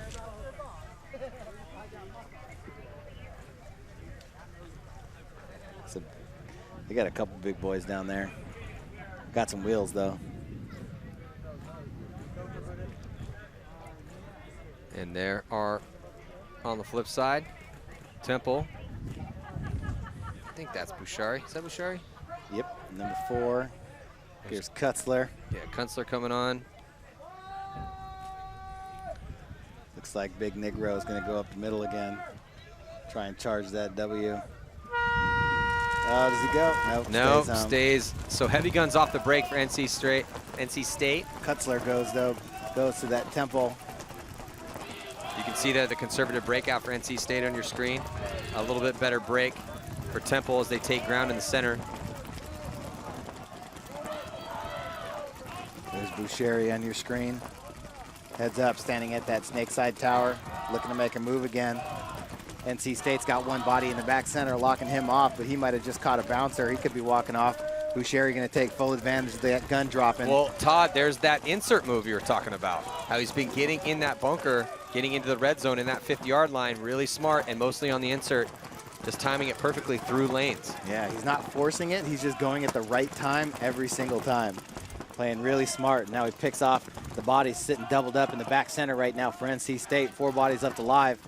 1 in the snake side can, 1 in the back center, 1 in the Dorito tower, and 1 in Dorito 1. They're all looking at Boucheri right now, getting ready to tee off on them, but he might have gotten shot. Referee asking for a check. Come in, he might have got a bounce. He's still in there alive. Lucky, because I think that snake can might have put one in on him, or that first Dorito 1. But Kutzler now in the center for Temple, looking to make a move in the middle. trying to help Boucheri. Yeah, ooh, but Boucheri catches one in there. I was gonna say, it's tough. If you're in the center, if you're locked in the pocket and the other team gets out wide like Temple is, you have to get kills from that pocket or that play doesn't work.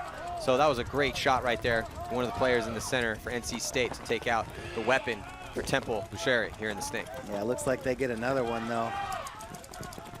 And make that 2 more. Both bodies from the Dorito side come walking off for NC State. Kutzler in the middle. Now making a move out here to the Snake side. Temple getting into that Snake side tower. Looking like he wants to come.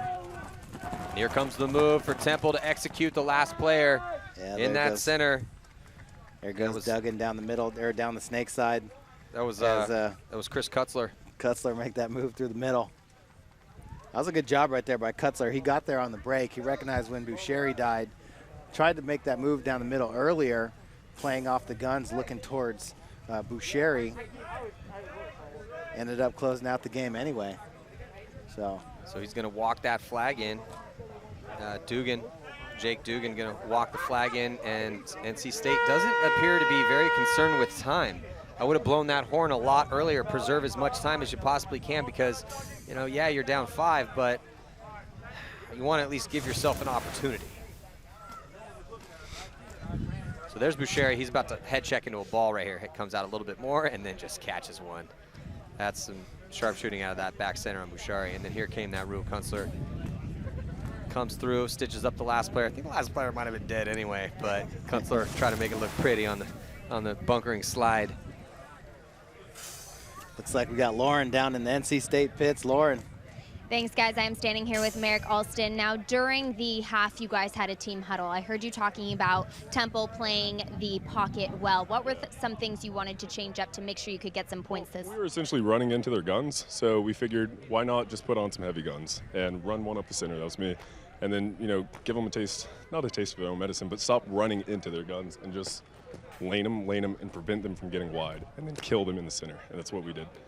So do you feel to match their slower play, it's better for you guys to slow down or to amp up that aggression even more? I think it's best if we focus our aggression. Like before we were trying to get wide and then bump out, but with that pocket, we really can't get that wide that easily. So we just go aggressive with heavy guns and then, you know, punch up the center. All right, we'll see if they can get some points on this board to close out that point spread. Back to you guys. Wow, Alston, that guy has the deep baritone, man. He's like Morgan Freeman over there. Can we get Barry White to come up here and narrate some games? We need to get him on our boy band. Yeah, for sure. That guy has got a deep, deep voice. And he's really tall, too. You know, and that tall guy is going up in that center with this new bunker set. My God, it is a huge advantage to be over 6 foot tall. Who's the guy with the really high voice? In our boy band. From like a paintball player with a high voice? No. Like, what's that guy called? He's the baritone. Alto. The alto. My boy Max can do. Or soprano. Yeah. Yeah. I mean, soprano's like the far reaches of it. I'm just a backup dancer. You know what I mean? I'm not really gonna sing. I'm just gonna do. You're just in there doing that little two-step. I'm one of the keeping the rhythm. I'm one of the ooh guys. You know. Like, you sing. We'll get that guy to drop some of them low ones. And then I just come in with the ooh. Here we go. Right now, Temple trying to get up there. 2 bodies up for NC State. Gets the first one, gets the second one. Oh, nice run through. I think he's clean. It was Moore again. So Moore has definitely been doing some work here for Temple. Yeah, he got up there quick. Picked up both those bodies.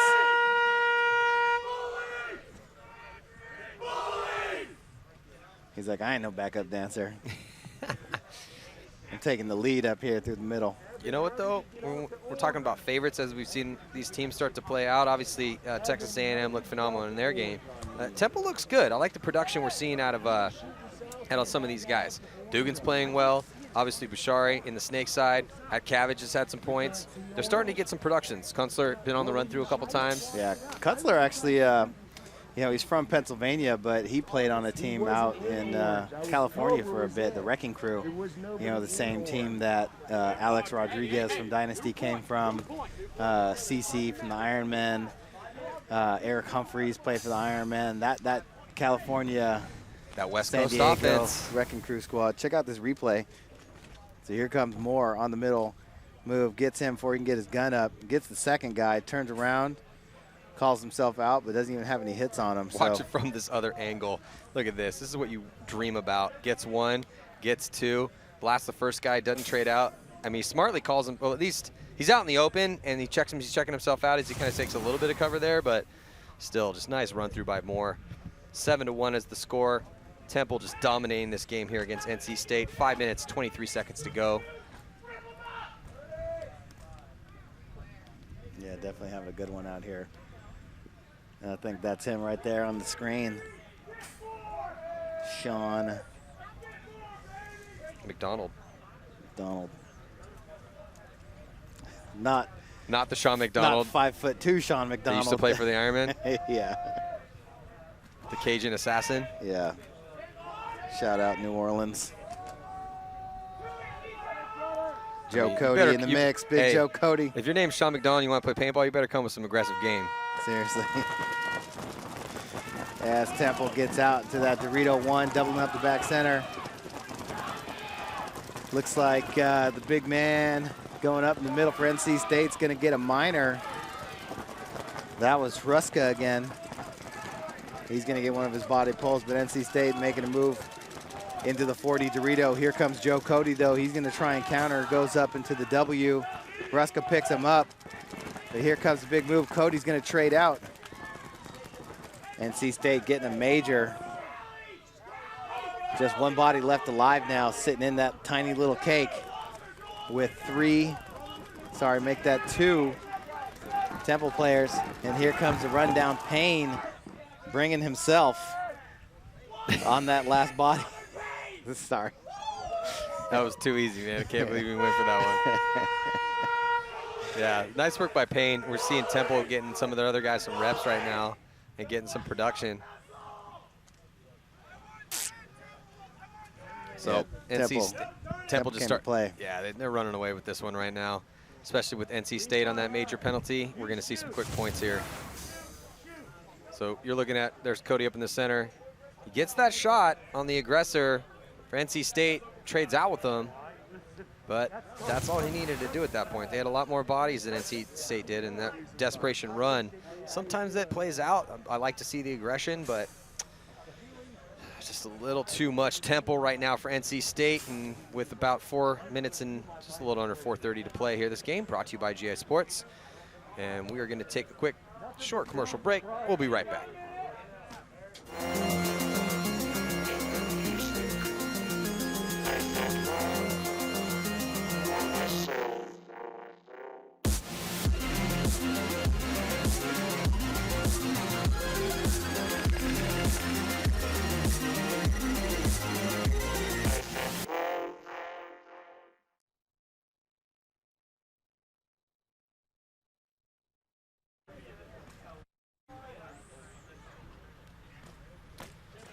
And we are back with just about half of the second half to go here, quarter of this game left. And Temple exerting their dominance in this game and proving that they are a favorite in this tournament, along with some of these other, we've seen some big scores today. Liberty Flames early on this morning taking down the U.S. Naval Academy. They look good doing it. They put 10 on the board. Drexel, they won a pretty close one against Fresno State. Wanted to see more out of Fresno State in that game. Huskies beat up on this Kennesaw State Owls. Then Temple, they defeated Carolina Pirates. And then the Purdue Boilermakers won a pretty solid one against Miami Redhawks. And then Central Florida, they beat up on Clemson. Definitely seeing some favorites out here, Todd. Yeah, definitely. Can't wait for tomorrow's action. Seemed like today went pretty quick. It did. Especially when the games are so fun, exciting to watch. There goes the crazy madness. Looks like he's calling his shots. Temple player coming through. Well, that was saying he got both. Well, that was Barry White, a.k.a. Alston, up in the center for NC State. Well, that Cabbage came through the middle, stuffed him, then sang the slow song to his homeboy that was sitting in that red pin on the snake side. As NC State, looks like Negro there in the back center got shot in the pod. Ended up standing up and walking out. I'm sorry, that's not Negro. That is the other big dog, Church. Andrew Church. as there's still one player left alive for NC State in D2, and he gets run down. So yeah, Robbie Moore. Temple still just running up the score here, especially with that NC State penalty. Still 12 seconds on that penalty. See a body over there in the penalty box? Neither do I. Moore's been making some good moves, though, man, on these finishes. I'll tell you what, there's only 4 seconds left on that penalty. Moore's getting his gun checked right now. That's Payne. Oh, no, you're right. Moore is getting his gun checked out. Payne's getting his gun checked, too, over in the flag station. Payne's good to go. Moore doesn't even have his gun in his hands right now as the refs are checking it out. Watch it shooting like 25 balls a second. 380. We'd hear it from here if it was. Yeah, for sure. Yeah, so you can see that replay in the run through in the center. And here comes the closeout. Just that one body picks the right lane. As you can hear the people screaming on the sideline, letting him he's coming. So, and the closing minutes of this game, 3:08 to go. It's been all Temple. Let's check in with Lauren again. Thanks. Like you said, Temple has such a significant lead, but they're not happy with the point spread as it is. They said they want to go for blood. The coach said that he wants at least 2 more points from this 3-minute game that's left. So we're going to see them still playing aggressive. They're not giving up. They're going to get as many points and have the largest point spread that they possibly can. Back to you. Just running up that score. Well, you know what? Again, when we're talking about heading into the later rounds of this competition, I do like the perfection that Temple is asking out of themselves, each other, not only from their own personal play, but from their teammates. We saw, who's the guy that who used to play for Wrecking Crew? Kutzler. Yeah. So we spoke to him during the break, and he was the guy that got really angry. Remember in Temple's first game, he's kind of flipping out a little bit when they were up like 3, 4, 5 points, and look down, and he's flipping out on his teammates, not in a bad way, but just kind of expecting the best play they possibly can, because they really want to come and win this tournament. You can tell out of all the teams we've seen out here today, I'd have to put Temple, as far as the mental intensity they're bringing, what they're expecting out of each other, definitely up in the top tier here at this event. Well, they've definitely been close, year after year. They just haven't been able to get, that last little bit as a minor penalty goes flying in the air on NC State side of the field. 2 bodies come off. Well, I saw a yellow flag, but I see a major on the clock. So maybe the ref just went for the wrong flag. But still, the beating is just continuing here. Still, though, 2 players left alive for NC State, but the hammer's about to get dropped in the center. Yeah, that was Kutzler coming through the middle of the field. Another major on NC State. Oh my God. The beatings will continue until morale improves. But yeah, Maddie, like we talked about earlier, with these, when we were watching the Clemson game, they start getting a beat down, but then they dig deep and they fight, and it's like a team, like any pro team that's trying to get to the top, You have to fight your way and learn how to win in the prelims. And then you start playing Sundays, and you're not just happy with making Sundays anymore. You get your way into the finals eventually, and then you lose the finals. You know what it's like to lose the finals. That's why Edmonton Impact, other than, their giant budget and all the money that they spend on top-tier players, but, that team, their core, the Canadian guys, those guys have fought their way from top to bottom, for many years, figuring out how to win. And they took their beatings early on in their competitive days. Absolutely, but now they're dishing the beatings out. Hardcore. Yeah, Edmonton Impact has won the first 2 professional tournaments, both in Europe and in the States, and obviously the huge favor heading into Dallas. But I agree with you. I definitely agree with you. You have to get to these top levels before you know what it's like, and until you get in there and start, competing at that level, you don't know what the timing is like. You don't know what the talent level is like, the preparation that's required. And but that's, I feel, one of the most important reasons to play competitive paintball. It's a test. It's a personal test. After, you go through a whole paintball career, at the end of the day, when I look back, that's kind of what I enjoyed the most out of it, was how good could I get? How much, how tough can you be? When things aren't going your way, how deep is your well? How much can you draw from in order to prevail in those bad situations? And looking back again, you know, it wasn't really about who we were competing against, even though that was great, or all the great teammates and over the years and wins and losses. But those losses really define you. So right here, let's get a little audio update here from Lauren. Thanks, guys. Going into this point, as you saw, NC was starting with a body down. The last point, they got a minor penalty. That minor penalty fell off because they lost the point. They got a major penalty, which gave the point to Temple, and they had 2 minutes on the clock for their body in the box. They got the penalty for spinning when the player was in the W. Back to you. That's a whole lot of penalties. And just the moral of the story is here, try to play clean even when things are getting desperate. Joe Cody going up the middle. Big man for Temple. Coming up, going right into that gap, looking to get a kill out of the middle. Standing now on the Dorito side. And NC State loses another body. You know, when Cody's got some spins in here in the center, he hasn't been doing bad at all. You know, Cody looks like he's walked the center very well. He knows what he's doing up in there. See Cody on your screen, the big man. He's been all over this bunker here in this point so far. Tall enough to play in those cuts. Talking it up. Now he's going to go back to the other side. Again, not looking at a lot of bodies, but just playing it smart. Getting his rep. And gets one out of that back corner bunker. Yeah, nice shot there by Cody to shoot out that Dorito 1. And here he comes running. NC State player not even considering coming out of that box right now. I think he was picking up blades of grass, throwing the paintballs around in there. Cody's running at him with spelling his gun his name and spent paintballs back there. Singing Suavemente to himself. So now just over a minute to go. 1:01 on the clock. Point is good. Still 40 seconds left in that NC State penalty. But you know, it is good to see. Yeah, it is good to see, Todd, some of this new blood here in the Class A.